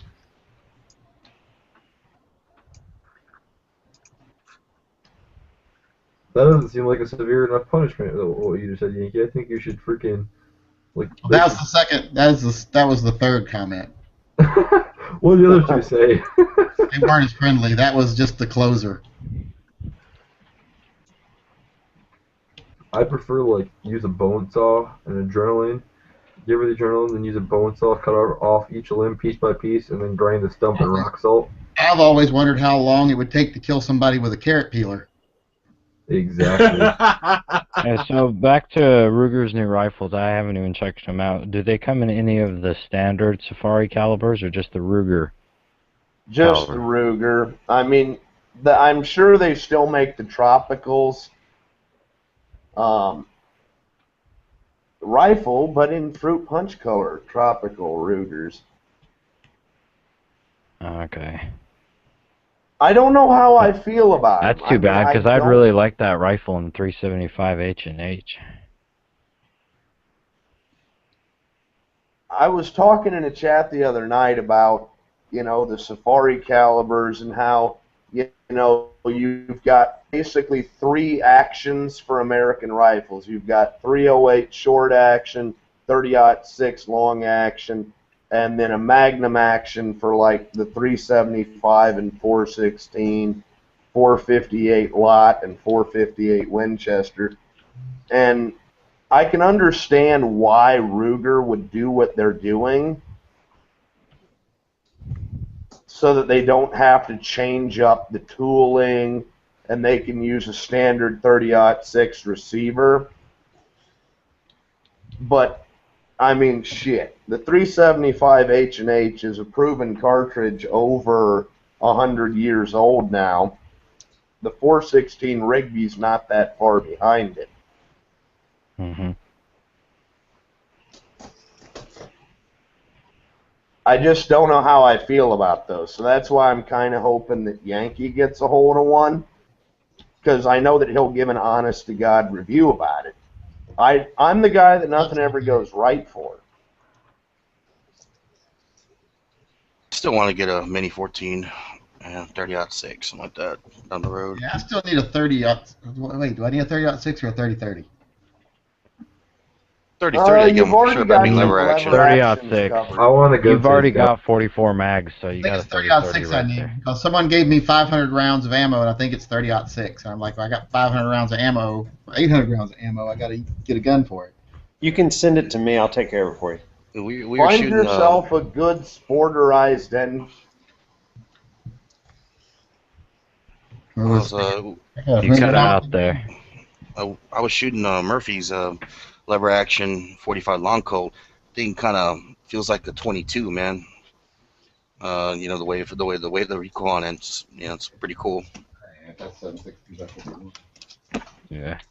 You should definitely get a 30-06 though, Yankee. That cartridge is really fun these days, especially if you reload. You can get a 150 grain bullet at 3,000 FPS. Yeah, it's 30 a 24-inch barrel. Yeah. It's 30-06 because someone gave me 800 rounds of this, like loose 30-06 ammo. So it's nice, man. I love playing with 30-06. Winchester. So I mean, it's Winchester anyway. You can't see that focus, but it's Winchester. Yeah. So you got like Yeah, 800 rounds for free? Yep. Awesome. Well, I wouldn't say it's free, but he didn't charge me for it. Spread the wealth, big guy. No, I helped him out. I mean, but Do you have an idea on what rifle you want to get in 30-06? I'm leaning towards. What was it I was leaning towards?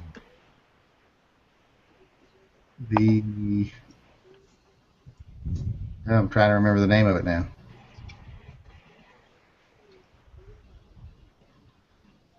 I don't remember the name of it now. I can't think for some reason. Let me get this off my desktop so I can think. Foreign made or domestic? I'm trying to remember. There was a rifle I had in my head that I really wanted, and I can't. I just wanted it because I saw it. Now I'm going to remember what it was. Stainless barrel, jeweled bolt, moderate price gun, not real expensive. Is that using a diopter text? What was that gun I wanted?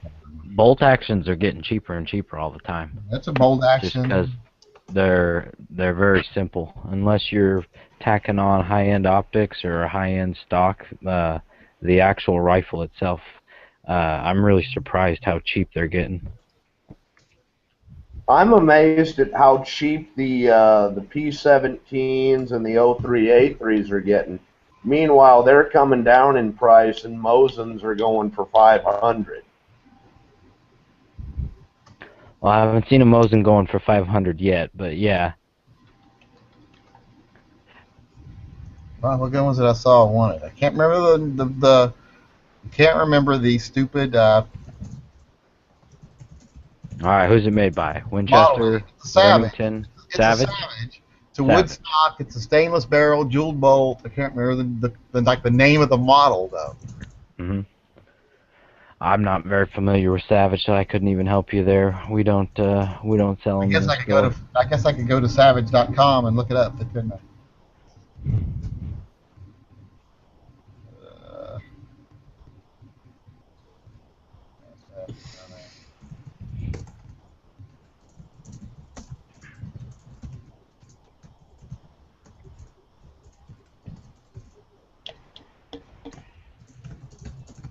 Well, that doesn't help me. I don't even can't see which one it is on.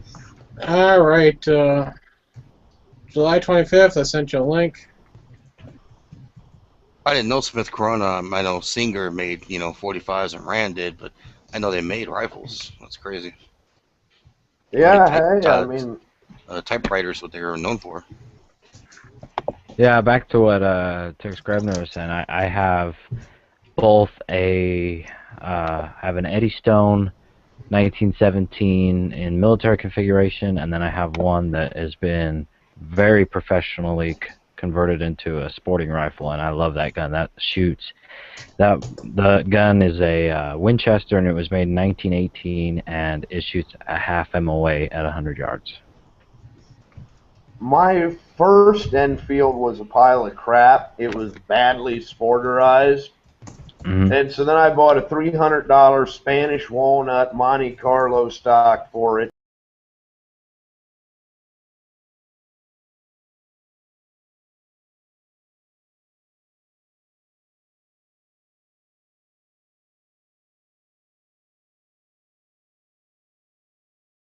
Been using in a lot of videos lately. I'm saving the other action because it's got a shot-out barrel. I save it for spare parts. And, well, Dino Apocalypse, I may end up getting that Enfield sent down to A squared and get the Tyrannosaur conversion on my P17. Yes, that's a beautiful rifle right there.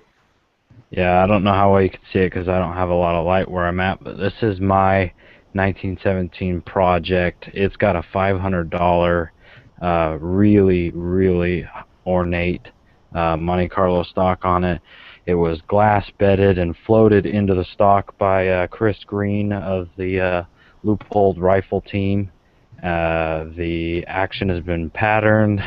It's also, the mount has been bedded into it, and I'm currently waiting for a Loophole Mark IV scope to go on top of it.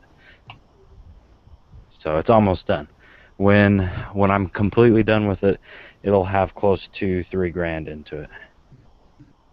What I was thinking about was getting a 300 Win Mag Enfield and then using that to put an AccuPoint on.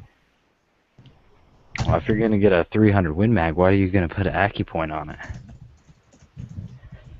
The 2x10 AccuPoint. Yeah, it just seems, I guess for me, if I was going to be shooting 300 Win Mag, I'd want something with more magnification. But that's just me. Well, if you know something that I don't know, by all means educate me. The AccuPoint's the magnified optic, though, right? Yeah, it's just if it only goes to 10 power, for me, and I do a lot of shooting. If I'm going to shoot my 300 Win Mag, I'm going to be shooting it at a minimum of 750 yards, most of the time at 1,000 yards. And I'm going to want a 15 to 20 power scope. And I'm going to want it to be more of a standard scope with target turrets so I can quickly make adjustments from 500 to 1,000 yards. And it's just the Mark IV loopholes, for example. The way that their turrets are set up, they have their tactical turrets and then they have their target turrets. It just makes it for a lot faster transitions when you're shooting. I see.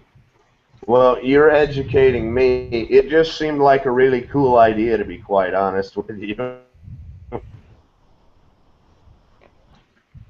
Yeah, I mean, don't get me wrong, the Trijicon scopes are awesome. Me personally, I don't know if I'd put one of those on a 300 Win Mag. I think that'd be great for like your 30-06 or something like that. The irony is I really like iron sights on my 30-06s. In all reality, though, if I could, what I was going to do was get an AccuPoint and put it on my Savage 99 in the Scout Scope mount, which that gun is an implement of God's will. But I didn't want to get the scope, put it in the rings, and be like, shit, I'm an inch worth of eye relief short. So now I've got a scope that I don't have a gun that it belongs on. Yeah, well, you can go on Trichicon's website and see what the eye relief is, and then measure it on your rifle. Good thinking.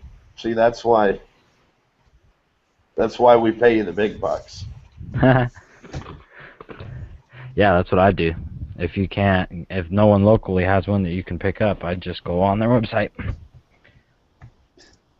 But hold on a second, I'll be right back. I'm gonna grab another prop.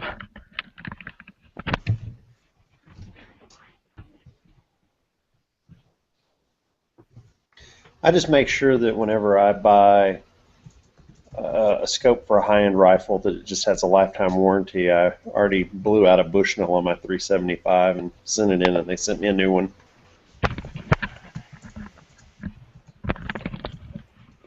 Okay. Alright, here's my 300 Win Mag, and I don't know if you guys can see that, but this has the Leupold Mark IV. This particular one I think is a 4.5 to 14. Yeah.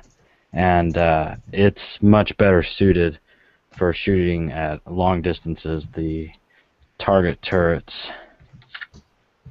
see if I can get it to where you guys can even see it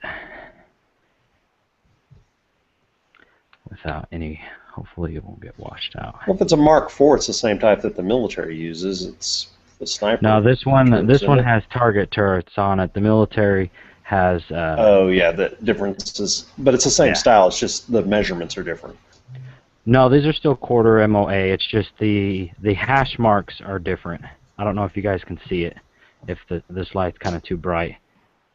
But the way it's hashed, it's a lot the hash marks are a lot larger and easier to read because there's not as many of them. You know, the military scopes are in MRADs now, and there's a lot of hash marks on it, and these are just in mils.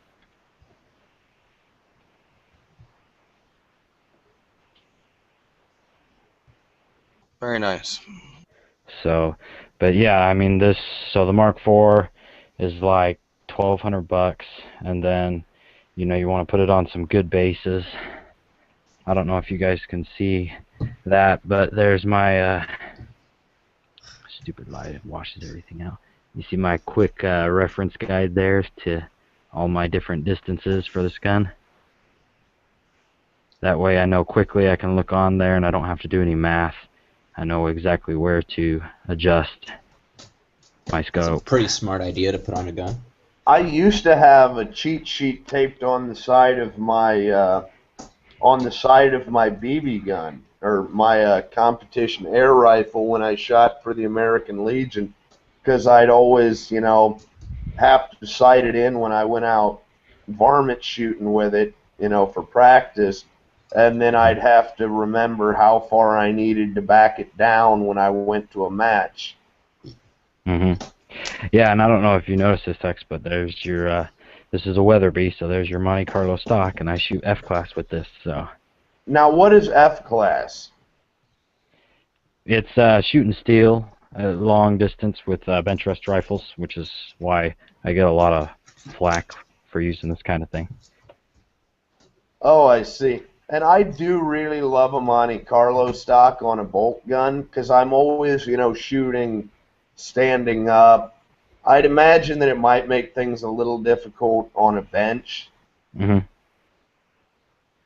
Yeah, no, F class is usually shot from prone, and it's one of those disciplines that really varies on your location and how your club is doing it, but it's usually shot from the prone position using some form of bench rest rifle. And you're shooting at steel targets of various sizes at various ranges beyond 500 yards.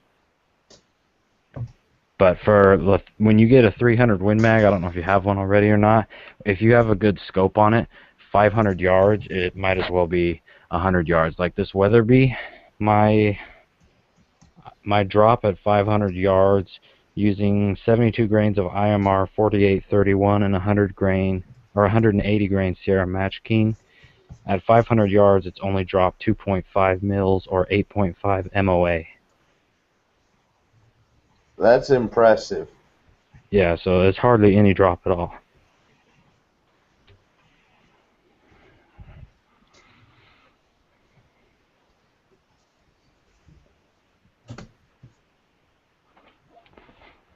Hey Murphy, were you telling me we were talking about it once about scopes on those way different calibers, but scopes on 22s take a beating on rifles?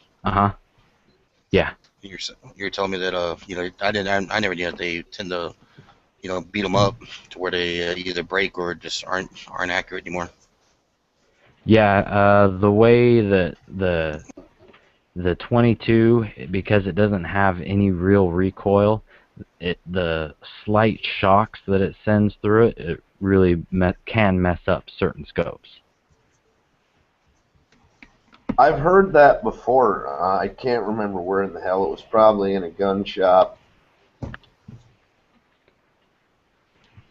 Yeah, there are some scopes that won't bother.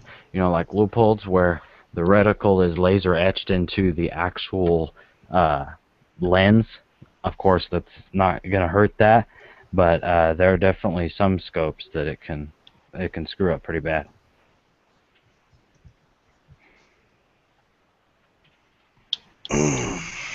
Cool, man. About Leupold, yes, I must remember to have a trustworthy gun bearer when I buy my Leupold. I've never even touched a Leupold. The closest I ever came to anything high class was when I got to play with an ACOG. Leupold's not even really that high a class. You should touch a Schmidt and Bender or something like that.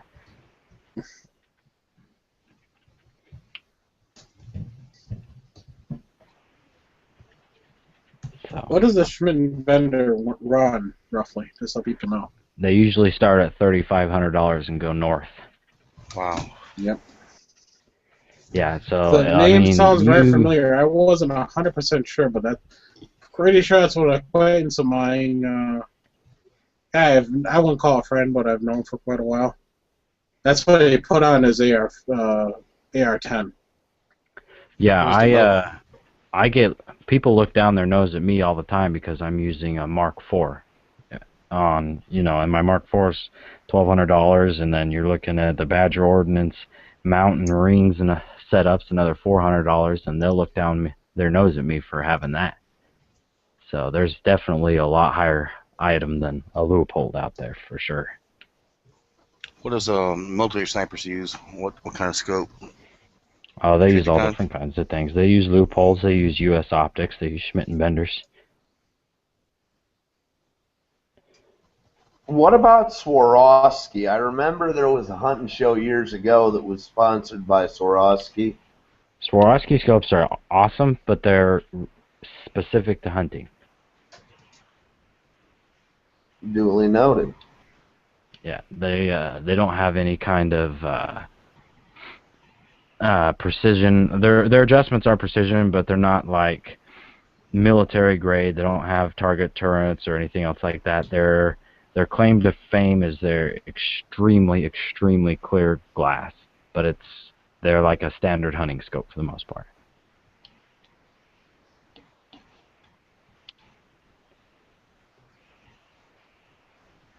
Seeing as I'm a 1%er in this room, since I own however many Benellis, my varmint rifle that doesn't get much use anymore, I've got a Simmons on that.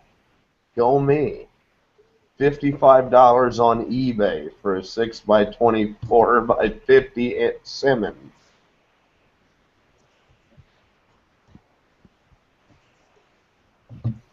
Mm-hmm.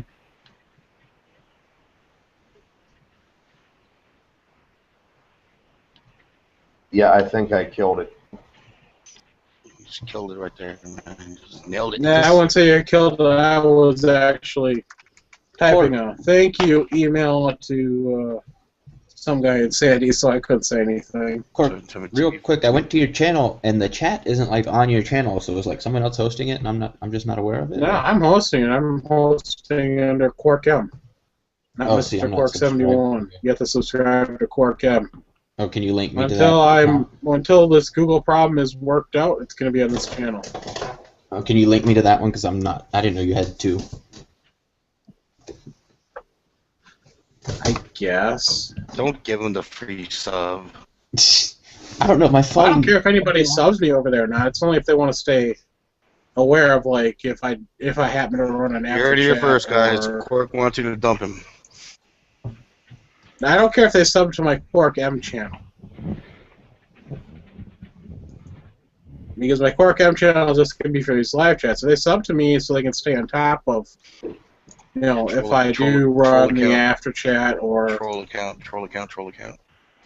No, it's my normal account. One I didn't want to use unless I had to. Thankfully, I was able to legally change my name to Quark M. He's only got 85 subscribers, so I'll sub him. Poor thing. I have like 134 now, I think. While you're subbing people, sub my channel. I have 137. Actually, I've got 90 subs and... Got 130 now? 137. Hey, where's the giveaway, fucker? For what? 100. You hit 100, you gotta give away. It's the rules. Okay, anybody want a calendar Quark sent me? If you're my 100th subscriber, come forward and I'll send it to you. Got some of your mom's undies, maybe? Oh, God, no. Good Lord. Everybody sub my channel. That time of night. Once Mr. Quark 71 gets up to 1,000 subs, we'll have it a giveaway. Everybody just go and sub him, because I'm scared of what that giveaway will be. And if it's that edible thong you bought last week, I don't want it. It's going to be open to all my subscribers. It's going to be something cool. It's going to be a Quark calendar of him naked all through the year. You remember those necklaces? It's going to be an item. Ed, do you remember those necklaces they used to get? It has like the little round, like, sour candy thing. I forget what they were called now. Smarties? I think so. It's been a while. Oh, the Smartie necklaces. He's got a thong and bra set made out of those, and he's giving that away. It's been worn. No, I haven't decided yet if I'm giving away a knife or something else. What's up, guys? Hey, Chris. Hey, Chris. And give away some used. Wait a minute. Let's see where Chris is. Is Chris in his car, on his couch, in Walmart? It's like kind of like Where's Waldo? Oh, you can't see him. Never mind. Yeah, Chris, for are you at those home? that may have missed it, I'm still taking suggestions for a name for this guy. So far, I've come up with the best name I've come up with is Phobos, which is... Latrine. No, it's not going to be Latrine. I'm not going Robin Hood Men in Tights here. You name a cat Bootsy it? Because that cat has boots on it. No, it's got to be a solar system name. Yes, Pluto. I got Neptune, I've got Mars, and I've got Sunny. You gotta be careful too, because G-Webs has his lawyers watching you. Yeah, I know. This looks a lot like Where did G-Web's G-Webs go? Is he still here? But for those that didn't hear the story, I found this guy right outside my garage, right against the house next to because it's got a dark garage door. And this was when the temperatures and the highs were in the negative, well, single digits, -10. Did he like get out of someone's He was house? actually near death. And full-blown cat lady. No, Hey, I Murphy's took Muskets, him haven't seen you in a to while. the shelter. They barely managed to save his life, and he came up for adoption. Nobody claimed him. They came up to our adoption Friday. Well, early adoption for me, so I went and picked them up. If they would have handed you the bill, they'd be like, hell no. No, I paid the adoption fee. They do everything else. Talking about the recovery.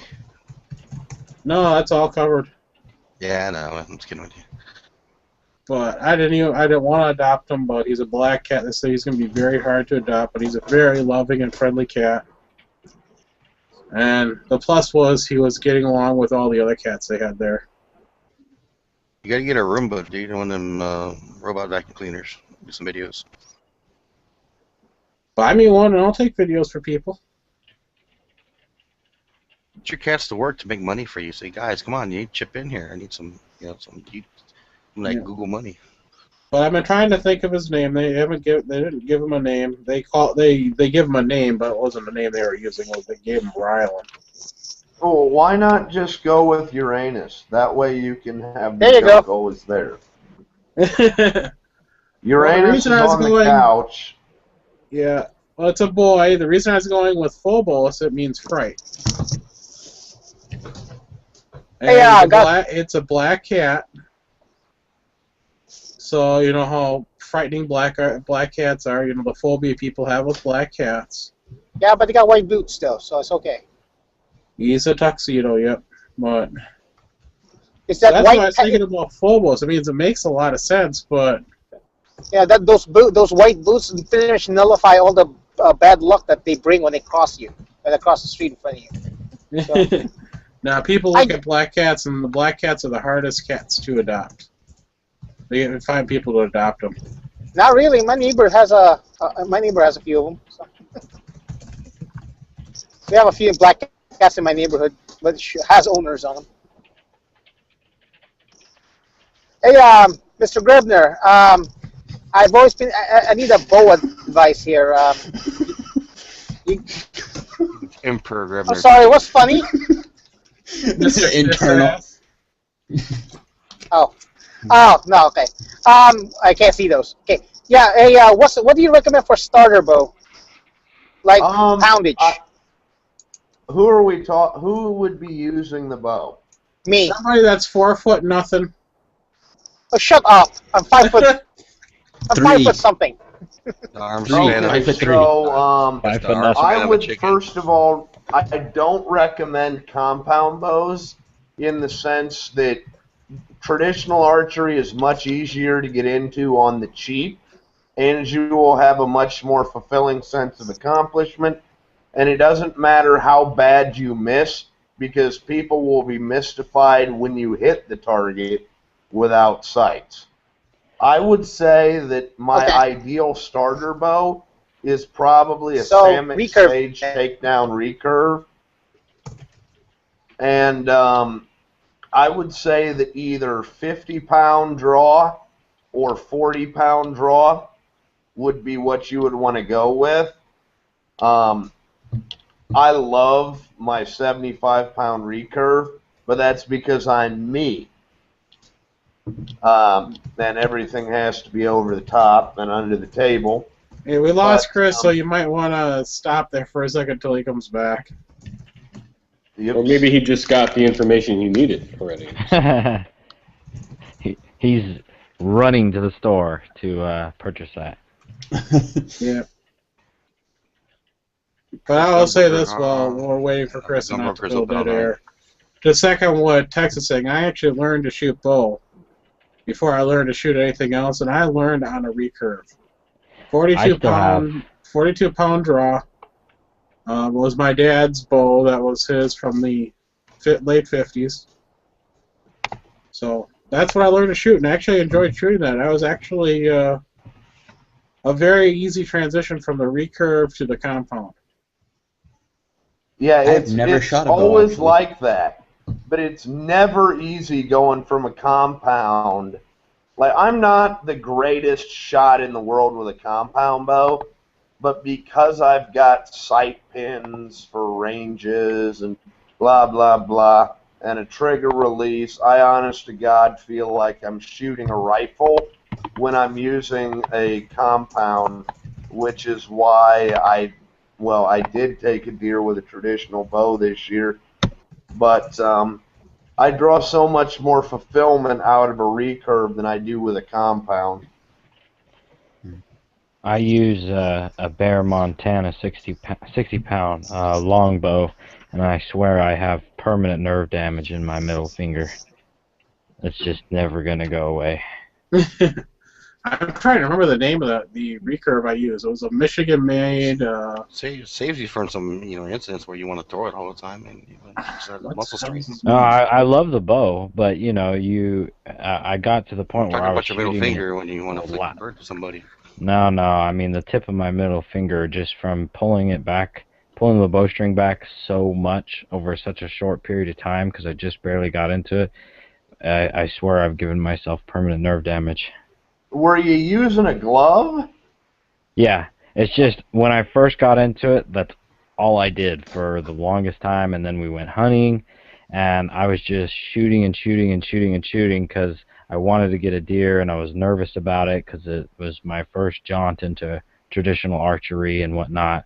So I just overdid myself, and it's been a couple of months now, and it's getting better, but my middle finger is still it's tingly on the end of it. I was gonna say, if you ever move to New Jersey, you get like a license restriction that says you cannot throw the middle finger properly. so that would. But yeah, I do use a glove. I just wanted to make sure. I wasn't gonna say you were an idiot, but I have had people where they're pulling bows, and they're like, "Oh well." It's like, dude, you forgot your glove at home, didn't you? Yes. I've heard mixed things about the Fred Bear Montanas.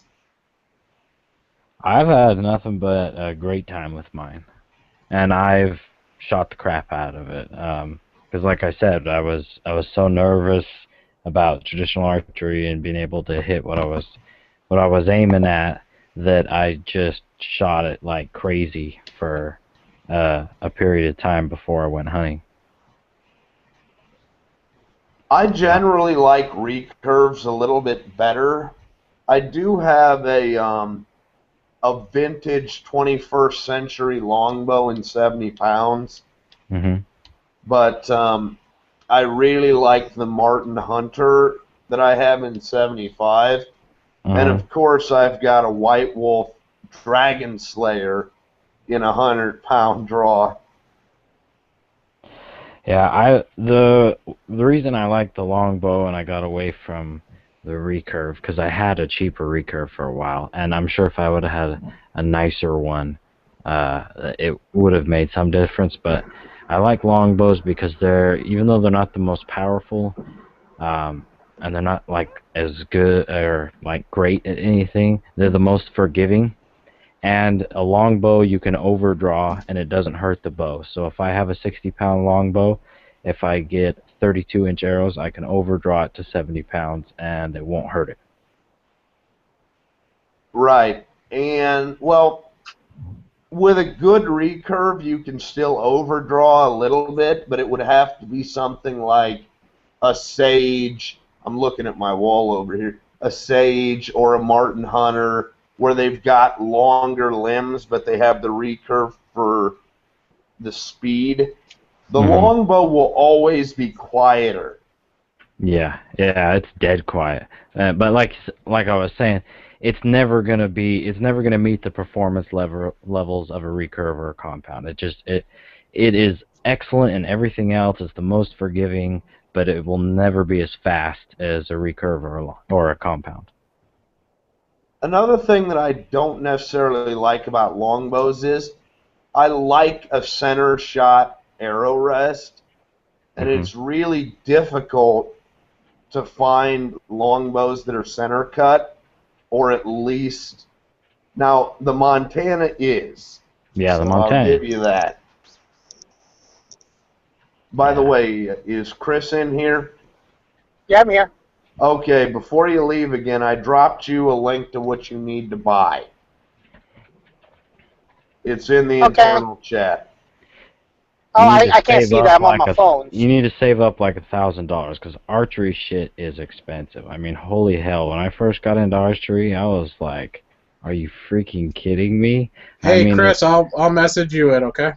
Thank you. $180 You'll get it for when you a get dozen home. arrows. That's what I was like when I first got into it. Are you, well, okay. What the hell are you buying? I've got elephant-style arrows that I made for less than that. Yeah, but I didn't want to make anything. That's the thing. I'm so invested into making different obsolete calibers that I just went out and bought the nicest stuff I could afford. So I shoot the Easton Legacy 2016 longbow arrows, and like you know, I have the Fred Bear Montana, and any of the nicer archery products that you have to have, like the quiver, the glove, a bracer, they're all expensive. Archery stuff is generally good because it's a smaller field, and if you don't make good stuff, the companies typically don't last, but it's expensive. I'll give you that, but here's what's strange about me. I don't reload, but damned if I don't do custom arrows all the time. Yeah, and if I wasn't so time invested into reloading, I would probably do custom arrows because it really interests me learning about spine and flex and all this stuff. It interests me, but I've got so much to do with reloading that I just don't have time to get into it. But it's really interesting. Custom arrows are a whole different world, but it's exactly the same as like working up a load. Yep. I know I did nothing but archery for about a year when I couldn't afford ammunition. So like I kind of beat the archery horse to death there for a while. I know G-Webs was all like, when are you going to start shooting guns again? Yeah, well, I want to say I finally remember the name of the bow I learned to shoot on. And that's a Rut, if anybody's familiar with that. It's an old vintage company. Rut Ranger is what I learned to shoot on. If you're not familiar with it, you can look up Rut bows. Because they're actually bought out by another company. Tex, do you do your own bowstrings or do you buy them? Okay, I'm just going to be honest. I buy my own strings, but I also have a buddy of mine from the Indoor Traditional Archery League, and he makes me backup strings. Billingsgate Archery has a video on string making that's really good. Speaking of the Indoor Archery League, since I'm running out of shit to film, I want to run this by you guys. Most of you probably won't care. But if I can get one of my fellow shooters to film for me, we do it once a week, and it's a 25 target shoot indoors with traditional archery equipment and with a cement floor, and anywhere between a professional recurve archer and a novice shooter, we can go through like a dozen arrows in a night. Dang, I'd be interested in that, but then again, I like archery. Hey, Tex, I didn't get I got cut off earlier. What's the starter weight? Well, I would honestly say 50 pounds. Okay. Just because that way, you know, a lot of traditional archery, in my opinion, is snap shooting. So you're not really going to be holding it back very long, but also 50 pounds will give you the ability to pretty much kill anything in North America if you've got the right arrow matched to your equipment. And 50 pounds is a general good weight for a bow. But your draw length affects your draw weight. Yep. And that's why I tell people when they're starting a kid on archery equipment, start them out on a traditional bow that's 40-pound draw, And as they grow and tone their muscles, they will grow into the draw because the weight will be self-adjusting. So by the time that they get old enough to where they can actually go hunting with the bow, they're going to be at a full 28-inch draw. They're going to be at a full 40 pounds of the bow's given weight, and then they're good to go, rather than the way that I did it, which was learning to shoot on a little red Indian bow from Sears and Roebuck, and that had like a 12-inch draw on it. Well, no, 24-inch draw. But then I ended up getting into compounds, and then I got bored with compounds, so my ADD had me buy a recurve. And I tell you what, I probably sold about 1 million Martin Jaguars over a year. And one of the biggest things that surprises me, though, is that when you do work yourself up to the 70-pound bows, when you're deer hunting and you have a deer in front of you, I was surprised how well I was able to hold 70 pounds back and wait until I thought I had the perfect shot because I had the deer in front of me and my adrenaline was going. Yeah, I'm not thinking about hitting, going for animals right now. Just, blinking, target shooting for a bit. Yeah, well, it won't come into play there, but when I stood up to take my shot, I was like, oh man, I'm doing good holding 70 pounds back. This feels like forever. You know, yeah, when I got my deer this year, I swear, I didn't mean to take a headshot, but damned if I didn't look into her eyes and I just let the arrow go. And it worked out. But I honestly don't remember hearing any sound from the time that I saw the deer until hearing the arrow hit in the head and hearing her hit the ground. That's all I remember for sound. Hey, the nice thing about the headshot, no wasted meat. No wasted meat and no blood trail. No game. It's not a recommended shot. I would never recommend taking a headshot with archery equipment, but I also engineered my archery equipment to be able to kill an animal from pretty much any angle. I've got delusions of grandeur, okay? When I got my 75-pound recurve from Martin, I basically said, well, I got a 75-pound recurve. Well, I guess I need to figure out that if it'll kill a water buffalo, it'll kill a whitetail. So that way I don't have to, if I ever end up with the money to actually go do anything interesting on Tex Grebner Outdoors, that way I've got the setup to do it. Nice. I'm going to say, stop playing the lottery. Yeah, I don't know. I'm thinking about when it comes to archery. What kind of broadhead do you like, Tex? I like single blade, single bevel. What brand do you? I do too. My favorite broadhead is the Muzzy Phantoms, and I take the bleeder blade out of it, so it's a single blade. My favorite broadhead is the Werewolf Eclipse, and Nice. they're badass. Also, they sell them for $90, which is expensive, but you get a 6-pack for $90 rather than Instead just of a 3-pack. 3 of them for $50. Mm-hmm. And also, I'm big into the alchemy of archery. And so, like, my arrows have a certain weight ratio, blah, blah, blah. I did a 45-minute video on it. I won't waste the time here. Mm-hmm. Oh, yeah. I mean, building an arrow can be every bit as complicated and as involved as, like you said, developing a load for a rifle.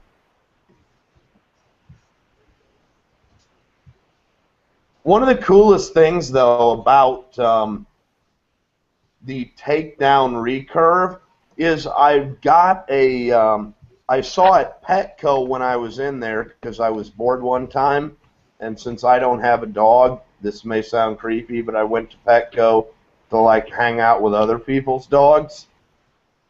And then when I was in there, I ended up seeing that they have like the elk base antlers.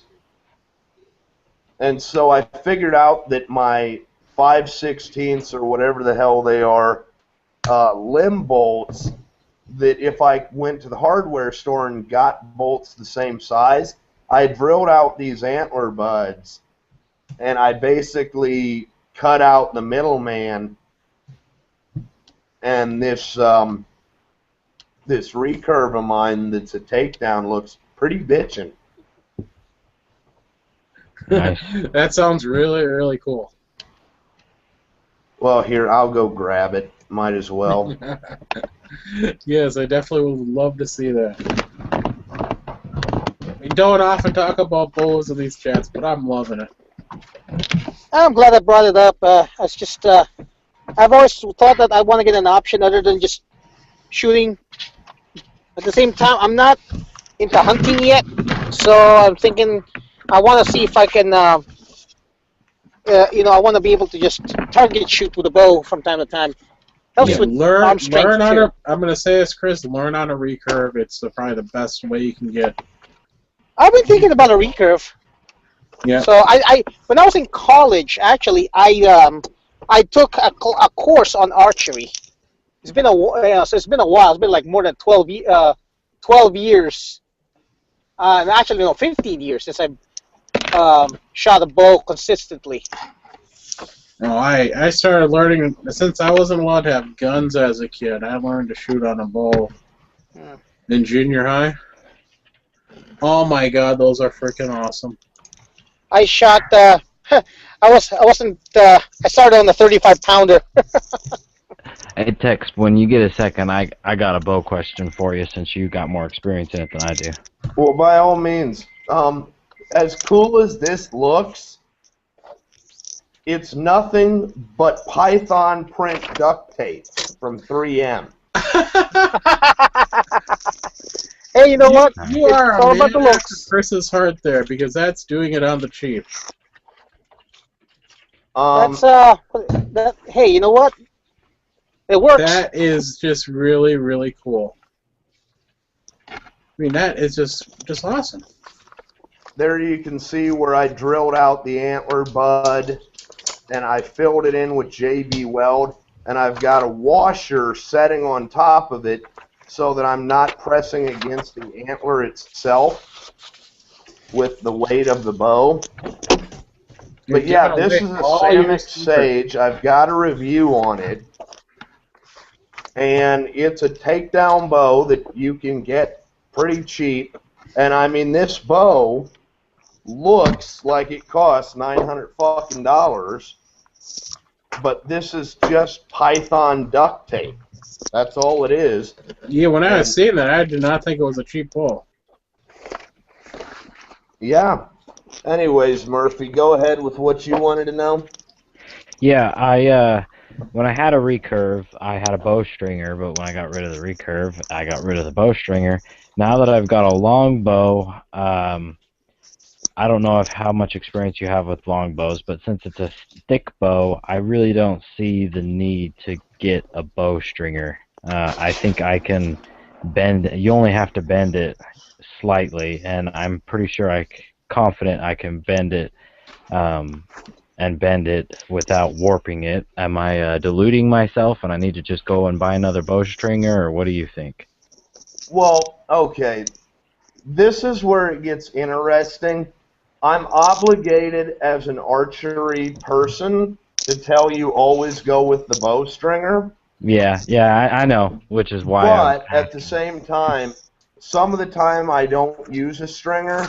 Other times I do use a stringer. The main reason why you would want to use a stringer is also if you're stepping through Odysseus style, and you're on gravel, you can chip the end of your bow out on the gravel, or if you're on concrete, and then you can ruin your lamination on your backing by weakening it if you're like stringing your bow on gravel or concrete and shit.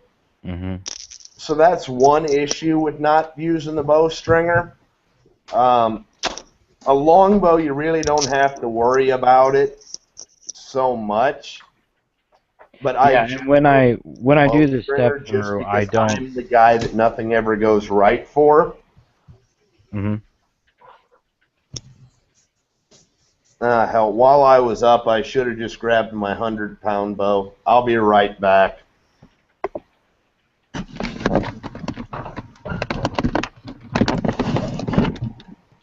Awesome. I'm enjoying listening to this, so if you're out there listening and don't like it, oh well.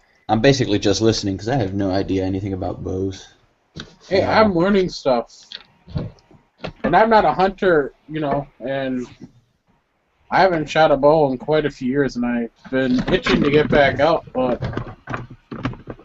it means spending a lot of money getting everything checked out and redone since it's been sitting for so long, or just buying a new bow. You're in luck because I basically focused on archery for an entire year after the Sandy Hook shooting because I wanted to keep my head down. And I made people pretty mad and bored because I didn't do gun videos and I focused entirely on traditional archery. So this here, gentlemen, is my 100-pound Beowulf recurve. You can't really see it, but you can see how thick the limb is. Damn. And just for verification that I'm not full of shit. Yep. And because it's my safari bow, by the way, this is a fade-out lashing. The purpose of this, if you don't know, is to brace the bow at its potentially weakest point as an insurance policy against shock and overdraw. It is cut to true. It's cut to center, but it's not cut to true center. And of course, because it's my safari bow, it's in leopard print, and the color of the riser is called High Country. This is an olive black riser,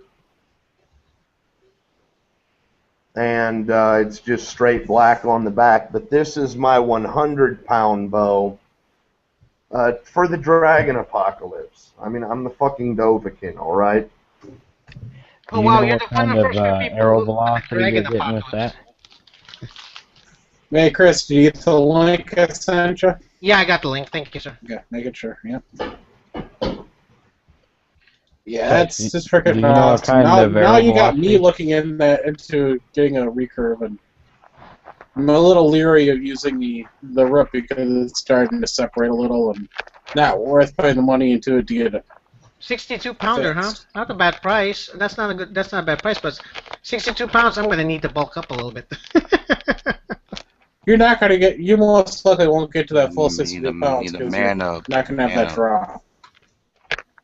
Well, hey, I guess I don't want to flatter myself too much, but, traditional archery is a great passion of mine, and because I didn't really have anybody to teach me, that's why I put so much effort into my archery videos.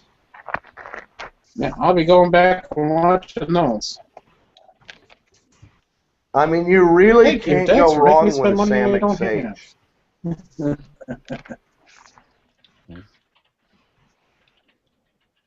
Oh yeah, same. Yeah, it looks like a good. I'm left-handed too, so I have to specify that one day. Yeah, they're called left-handed. They do make them in the left-hand riser, though. Yep, I see that. Now, what blows my mind is within the prepper survivalist community, everybody always talks about those bullshit PVC bows and, make them, blah, blah, blah.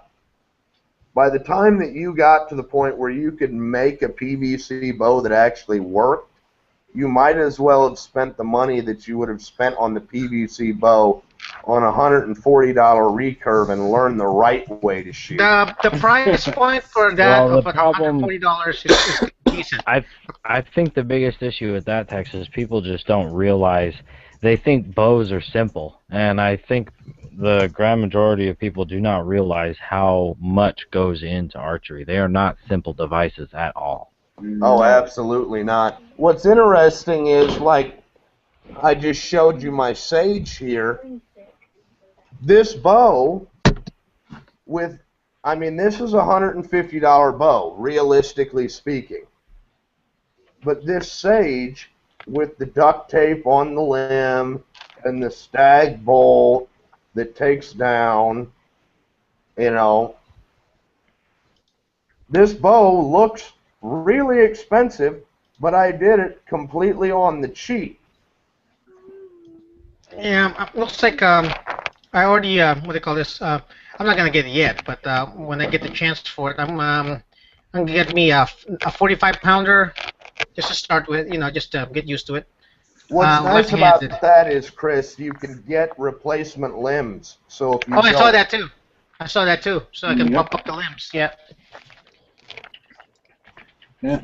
You know, if you get a 50-pounder, then you're basically can take down anything in the United States. So. Yeah. Well, that's the thing. I mean, I'm not in it for the hunting. I mean, maybe one day I'll be able to, but I'm in it for target shooting for now. Yeah, as I said, I learned when I was a junior high in a 42-pound bow. Just make sure when you get it, you watch Tex's videos and learn how to take care of your bow and take care of your bowstring. Because having a bowstring come apart on you or something like that because you haven't waxed it, that will be fun. We'll just put it that way. Chris, yeah, you and also you need a bracer.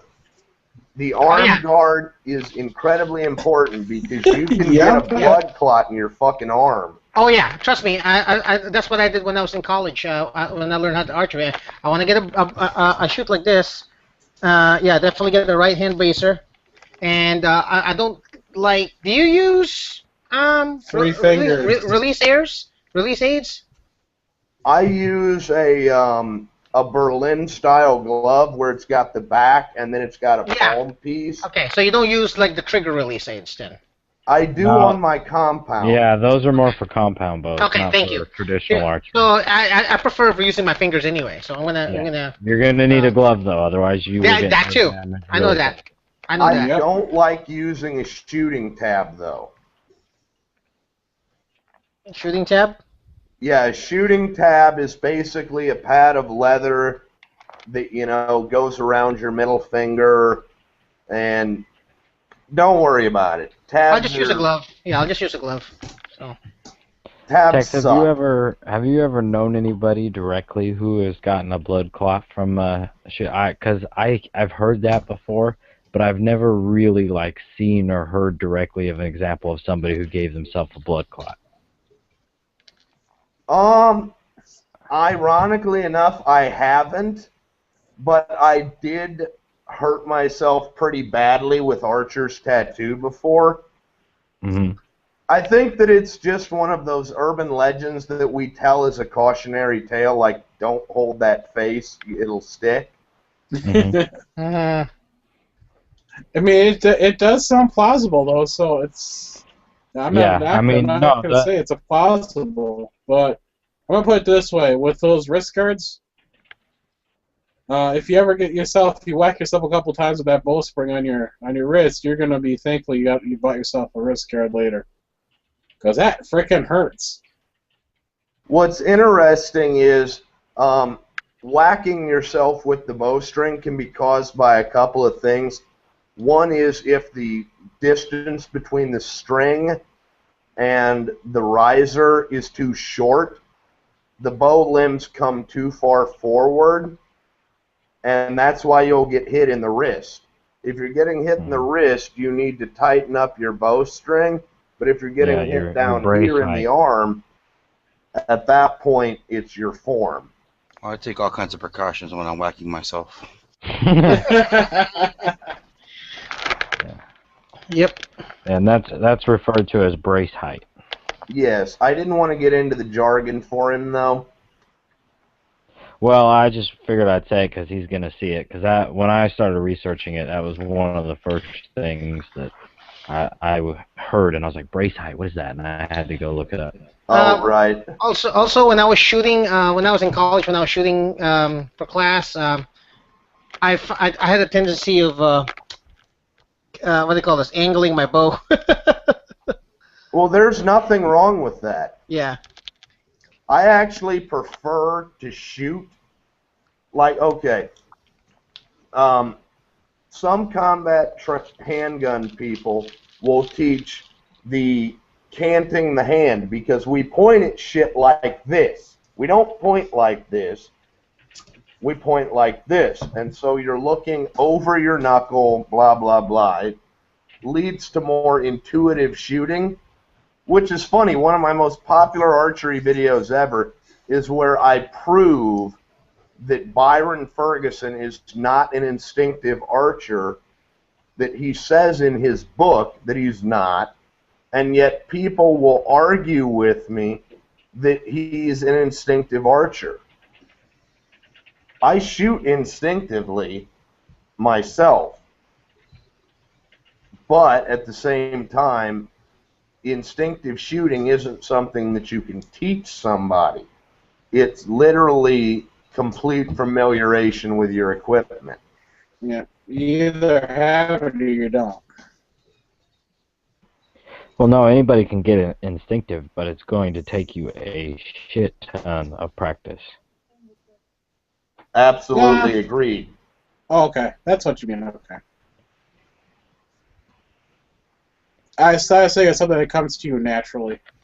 Yeah, like when I was a kid, you know, with my Red Ryder BB gun, I never used the sights, but I could hit pretty much anything I wanted to shoot at within that thing's range because I don't know how many hundreds of thousands of BBs I shot with it. That's instinctive shooting. Well, the sights on a Red Ryder are dog shit to begin with. Yeah, but I'm thinking natural. I'm thinking natural. That's what I was trying to think of, is the natural. But while we're at it, if anybody has any archery questions, by all means, you know, message me. It's kind of like my mission in life. You know what? Yeah, that's probably the thing is. Yeah, I've been waiting for an opportunity to get you, to see. Hopefully, you come back with our chats, and because I'm a gun guy, but at the same time, I like to look at all my options. Yeah, let's say I did go out and buy that recurve tonight. I'm not. What type of arrows would you suggest? Because I know they've changed since the 80s. Well, it depends on what recurve you get and what your draw Well, I'm saying like the is one and that he all. put in here, that Samick Sage. My choice of arrow for that is actually a East, and it's just because I'm got the 1%er taste. I would the arrow load that I worked up for that is an Easton Full Metal Jacket .500 shaft with 4-inch feathers and left full length with a 200 grain point and the standard insert. You're going to want to put the inserts into those deep 6 shafts with hot glue rather than the epoxy. Hell, I'll just go grab the shaft. Oh. Are you writing all this down? Are you writing all this down? Thankfully, this will be able to be watched later. I was gonna say, is it just me or is it a Murphy kind of sound like G-Webs a little bit? The You voice. know, the choices when I had when I was shooting in the late 80s were aluminum arrows or wood arrows. Yeah, then they went to length and the type of tip, and that's basically it. Or if you wanted feather or you wanted plastic flates. Feather in your ass. If you're shooting a traditional bow, you would always want to go with feathers. Also, of course, I've got a video on this too, because my life is pretty boring, and Well, for a year. Your life boring? The feather is for because it's rubbing against. When I tickle myself, It's I like not rubbing feathers. against metal like it is on the compounds or a harder material. It's rubbing against either wood or, carbon fiber. Correct? From what I've heard, a lot of the guys who shoot compound bows prefer the other style of fletchings than feathers, just because it adds twist to the arrow and adds angle of the shot more than it needs to be. That's what I've been told. No. I've never really. Okay. Vanes are what the synthetic fletchings are called. Yeah. And they're weather resistant. I'll give them that. But I prefer feathers in the sense of they're organic. It goes along with the whole bullshit mysticism of traditional archery. Blah, blah, blah. Let's chew up some peyote, pack a chew of tobacco, and go out in the woods hunting. Well, here's the other thing. The typically traditional arrows are longer than compound bow arrows because of the draw distance with your cams and pulleys. And they're fatter also. So you need bigger fletching. You need more than just those little veins to turn that arrow because they're substantially bigger. BRB bros grabbing the arrows. Cool. I'm looking forward to it. He's grabbing the shaft. I don't care. Chris, me, Murphy, and if you have a mohawk, Max are enjoying this. If anybody else here isn't, oh well. If you have a mohawk in your nether regions, and I recommend feathers. Ooh, that gives me an idea for manscaping. Oh, I'm looking at the gun chats here. Is that going to be December's? Looking at the gun chats here. It's like, what do you mean gun foundling? What's going on? You fondle your guns. Somebody said, you mean fumbling or foundling? What the hell? It says foundling. What the hell is foundling? Fondling. Fondling? He's not around women often. He's not sure what this is. To describe Someone your sex get the life. definition of fondling. Yeah, I don't get that fondling. Yeah, I think he meant fondling. Yeah, he meant fondling, like you're fondling your kitten. Fondling yourself or your nether regions. I do that all the time. I mean, You don't fondle them, you pick at them. There's a difference. Yeah, when you scratch at them, that's not fondling. Here you go, Chris. There's the definition for you. Here's my the arrows that I use. I don't know if you guys can see that there, and then here's the broadhead. Okay, I'm back. I see the. By the way, that is a Tex Grebner approved broadhead. Generally, I hate Muzzies, but. Yeah, I really like this broadhead. It did really good this year, taking down a doe. So, and then I have a 4-inch fletching with a white hen. I go crazy spiritual on my arrows. First of all, this here, and this will make Yankee laugh, because when I said the other night that I have this on my hat for a piece of flair, this is going to be one of the only times you ever hear Tex Grebner say flu-flu.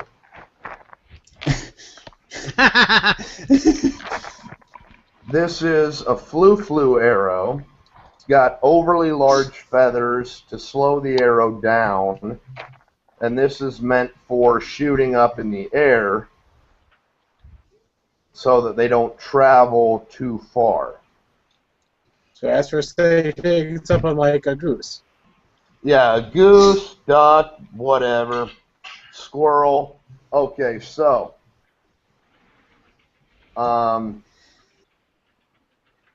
this is, I suppose I probably better wait for Murphy to get back. I'm here. Okay, I'm just sitting off the screen. Okay, so this is what I shoot out of my Sage. I have key lime, hen feathers, and then I have a green cock feather. Yeah. And of course, I have a cresting wrap, which is tribal green. Mm-hmm. Well, when you said you had that Cresting green wrap's cock, the I most was important part of the going to arrow. say you need to go to the doctor. This is what I shoot out of my 75-pound bow. Zebra wrap, white hens, and then the green cock vein. And this is one of my elephant arrows that I made up. My camera isn't picking it up very well, but I have a birch bark style cresting wrap. Mm-hmm. And red cock vein, oh yeah. And then white feathers for the hen feathers. That didn't sound right. But I pretty much color code my cresting wrap and my fletchings to each bow. Mm-hmm. Yeah, that makes sense. But, well, it's kind of like, you know, how shotgun shells for a 20 gauge should be fucking yellow. 16 gauge should be purple. 12 gauge should be red or green. Yep. And so these are some custom arrows that I've done up. And, yeah, they're pretty bitchin'. Now, I got a question. You said, like, a pressing on there? Is that like a wrap, and what is it going over? Yeah, What's it's the like a shaft big of sticker. the arrow? It's called a cresting wrap. Cresting wrap, okay. Now, the purpose of the cresting wrap, other than to show that you have that much more attention to detail and impress your fellow males. I thought the green cock was for that. Yeah, that too. But another reason why you would use a cresting wrap is because if you wear your fletchings out, you don't have to scrape down your shaft with a knife, which is painful. Okay, I expected some laughter there. Yeah, I was trying to be all nice, and I had a question. What is the shaft material, then? This shaft is made out of carbon on the inside with an aluminum wrap on the outside. So it's a hybrid.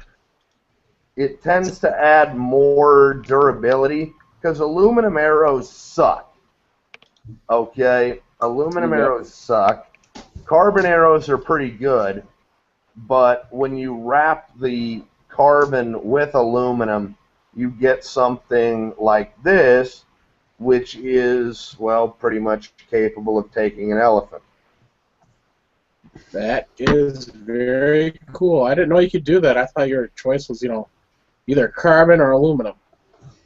Well, I mean, these are also known as micro-diameter shafts because you actually stick the insert inside, and then the point sits flush with it.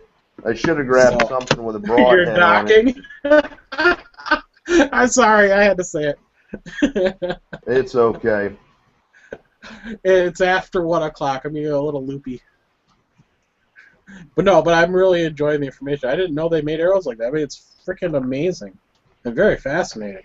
Now, this flu, I said it again, is actually an all-carbon shaft, and it has a insert that sits flush with the end of the arrow that you screw the point into. I mean, do you find those really good at like taking down those pesky tree rats? I was going to go out and hunt squirrel this year, and I, was taping the intro for the squirrel hunting video, and then my Korean horse bow that I was going to use for it, because it's so compact, it's very instinctively shootable, blah, blah, blah. I had flu arrows, and then I fucking broke my bow right on camera. Ooh. Not good. Can I ask how you broke your bow? The horse bows are much more aggressive in their recurve of the limbs. So I bent it too far when I was drawing the string up, and the top limb started to crack, and I wasn't paying attention to it. So I basically delaminated a limb because I was a dumbass, and the night before I had left my bow just chilling next to the radiator, or my register, and so I basically melted the glue out of that limb. The good news is Kaya Khan did replace it, but that kind of put the kibosh on the whole squirrel hunting thing. Okay. Yeah, because I remember seeing a lot of those arrows, and never got to see any in action, personally. I've seen them on video later when I was looking up, but I never got to, never got to try I one wonder if myself. I can do this. Oh well, never mind.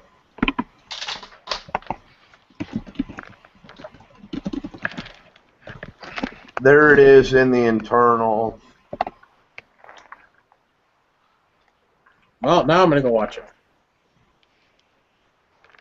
It's only 1 minute and 7 seconds long. Let's see this. And as I'm rewatching it myself, I'm realizing just what a sexual tyrannosaur I am. Hold on. How old is this? Oh, last year. Okay.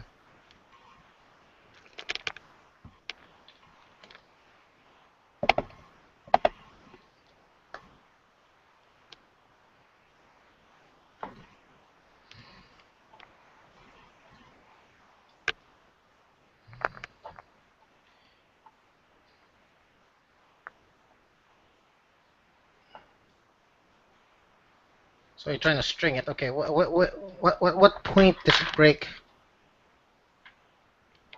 Oh, it broke. Ooh, nice split.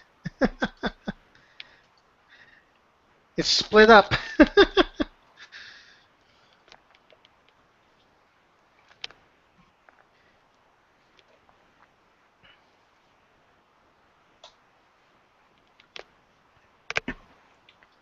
That was a nice little split there.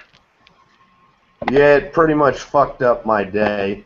Yeah, but you made me laugh, so kudos. Yeah, so One what day for happened you, there? you Just made me cheap bow laugh. come apart on you, or why did it split like that, do you think? I think that it had to do with the fact that I had it improperly stored. I had my it up in my deer antlers on the wall, and I'd left it there overnight, and that upper limb was close to the register on the floor where the hot air was blowing up on that limb. Mm-hmm. So it made the glue lose bond. That sucks. Was it an expensive bow, or was it a cheaper one? It was an expensive bow per se. I think it was $300. I mean, granted, I told the company what happened, and they were like, "Yeah, hey, what bow was it? Okay, here, we'll send you another one." Oh, nice. Oh, At least you that's got a nice. replacement. Yeah, that is very cool. That's a good guarantee, at least. Well, yeah, that night I told him I was gonna raise holy fucking hell. So I waited until I had the bow replaced in my fucking mail, and then I posted the video. But I at least left it, as is, to where I clearly showed I kind of screwed it up myself. Did it have fiberglass outer layers, or was it wood? I couldn't tell, and I watched it The muted. Kayakan, I believe, has carbon overlayers. It's carbon backed with with maple inside, I think. Maybe that's why they sent you a new one, because usually if you've got, at least from what I understand, the bows that have either carbon or fiberglass reinforcements are not supposed to be as sensitive to temperature changes, at least from what I understand. Oh, yeah, and I think that it has to do with the glue more than anything, but they did send me another one. I shared that link into the gun channels. Yeah. That my Fred Bear, it says in the instruction manual that I read that came with it that it is resistant to cold and hot weather, but to do your best not to put it into extremes or to go from one extreme to the other in a short period of time. Yeah, quick question. I got shut it down here because my headphones are beeping at me. They need to be recharged. Anybody want to run the after chat? Ooh, I got to work tomorrow, so. I'm going the hell to bed. I hope that you guys have enjoyed me being here, though. Oh, yeah, it was always a pleasure, Oh. man. I mean, been waiting to see how long to see you again, man. So you cool. And Cork, make I sure just your want to headphones are charged thanks up for everybody mine for tomorrow. watching, and we'll talk to you later. All right.